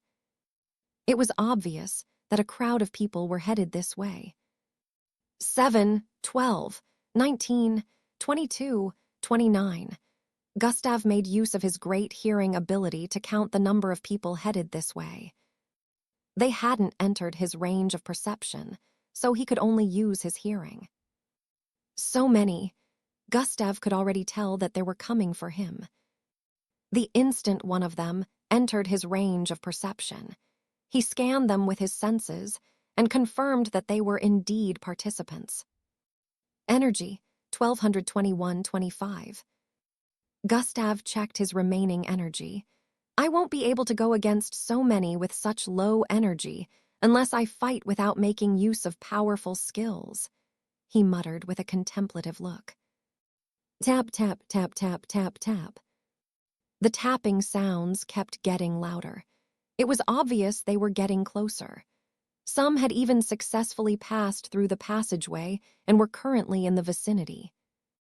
In a few more seconds, waves and waves of participants started streaming out of the passageway and into the area.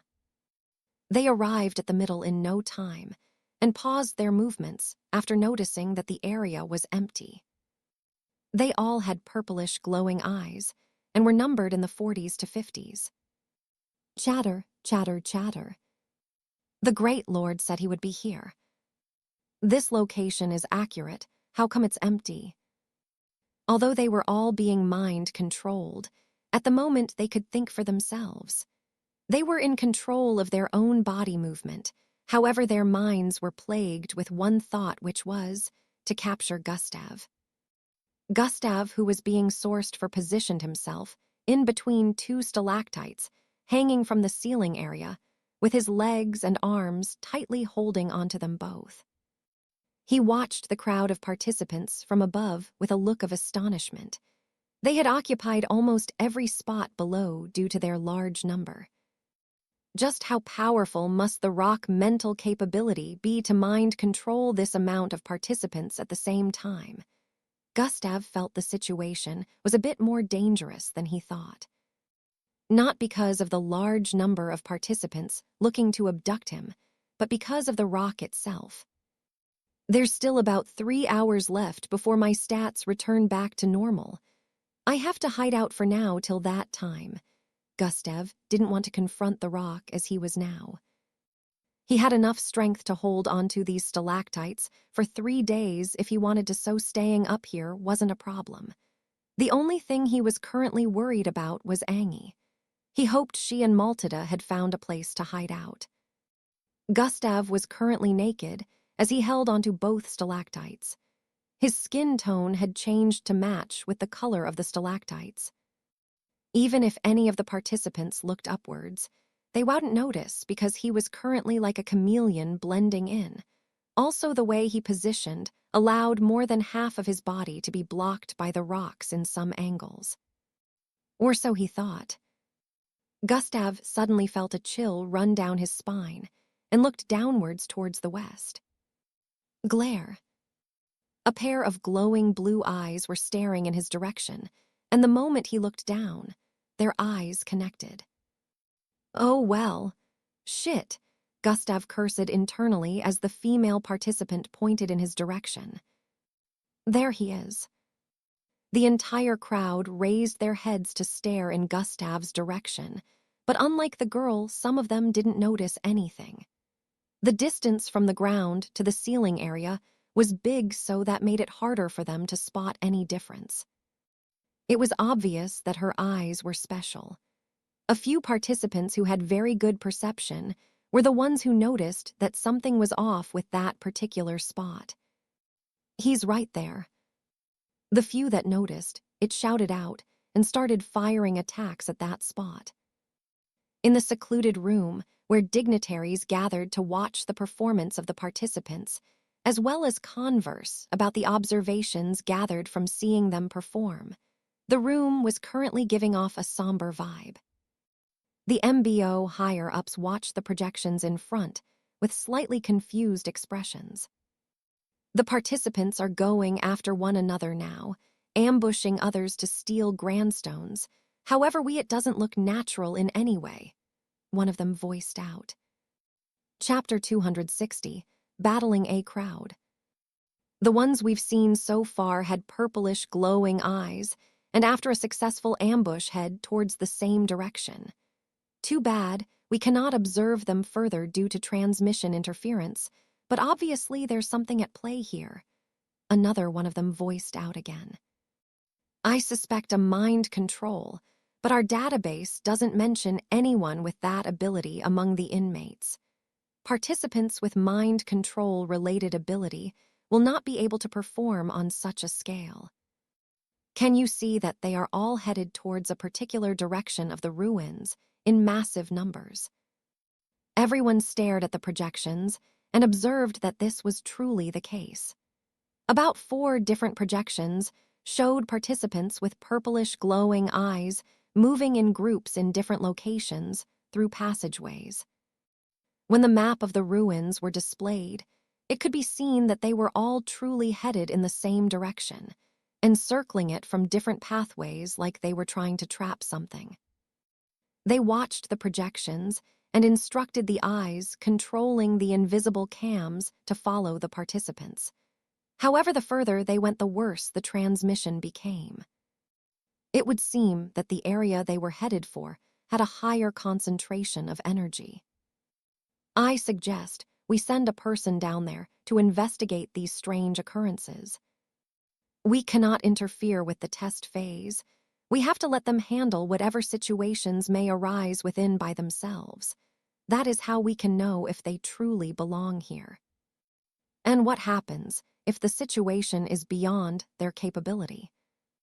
The research team has properly investigated the ruins before the start of the 5th phase, so I believe candidates with potential should be able to handle it.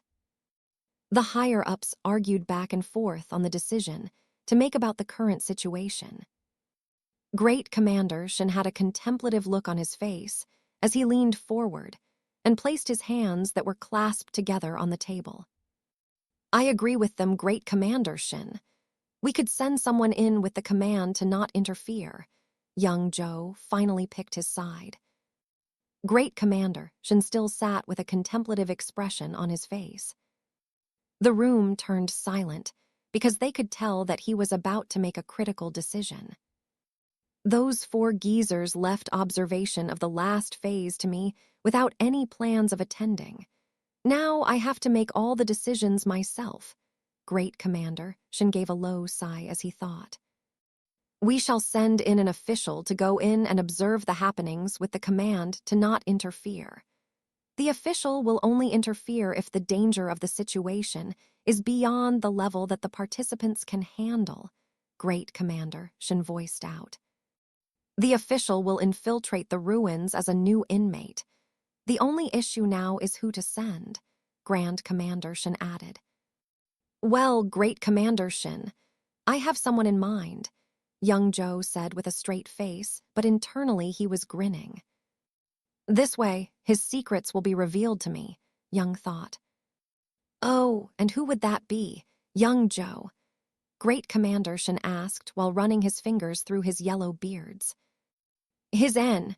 Before young Zhou could complete his sentence, a loud sound of collision was heard. Bang! The door was blasted to the side by a foot. A blue-colored female shoe with heels was the first thing that was noticed since it was responsible for blasting the door to the side.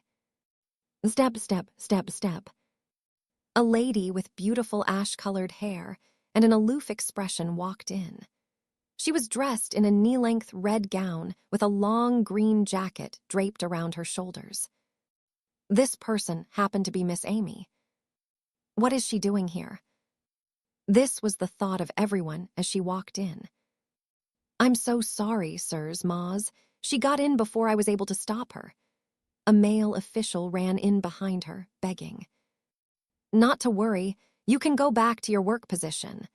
Grand Commander Shen stopped the official before he could continue speaking. What did you say about sending someone in? Miss Amy voiced out while standing in front of the huge table. Young Zhou squinted his eyes while staring at Miss Amy. An unexpected variable has appeared. Pa, bam, pa, bang, boom, swee, bang. Sounds of attacks rang out as a battle between a single person and a group of participants played out in a particular part of the ruins. Gustav was currently surrounded by numerous participants being mind-controlled by the rock. Earlier, after finding out his location, Gustav had to jump down from the rock due to the bombardment of attacks. The moment he did that, he knew he'd have to face this mob. His body was no longer looking camouflaged, so they could see him unless he repeatedly made changes to blend into the environment while fighting them, which is impossible. Their objective was to bring him to the rock being, so they went full force on him according to its will. Gustav had to fight this mob without the intention to kill. This is because he felt killing this number of participants would cause some issues for him in the future, especially when they were mind-controlled. This didn't necessarily make him pull his punches, because his stats were still halved. Bang, bang. Gustav blocked 2 full-powered attacks with his arms crossed from a participant with a massive build. He slid back a bit and used the force to do a flip, kicking 2 participants in the face that way. Puh! Gustav spat out blood towards the side and cleaned his lips before leaping upwards to dodge the attacks headed for his direction. He threw out his fist and legs, repeatedly slamming into the participants surrounding him and putting them out of commission. Every one of his kicks and punches sent them flying. However, he was also on the receiving end of some attacks. Due to the numbers, he wasn't able to dodge them all.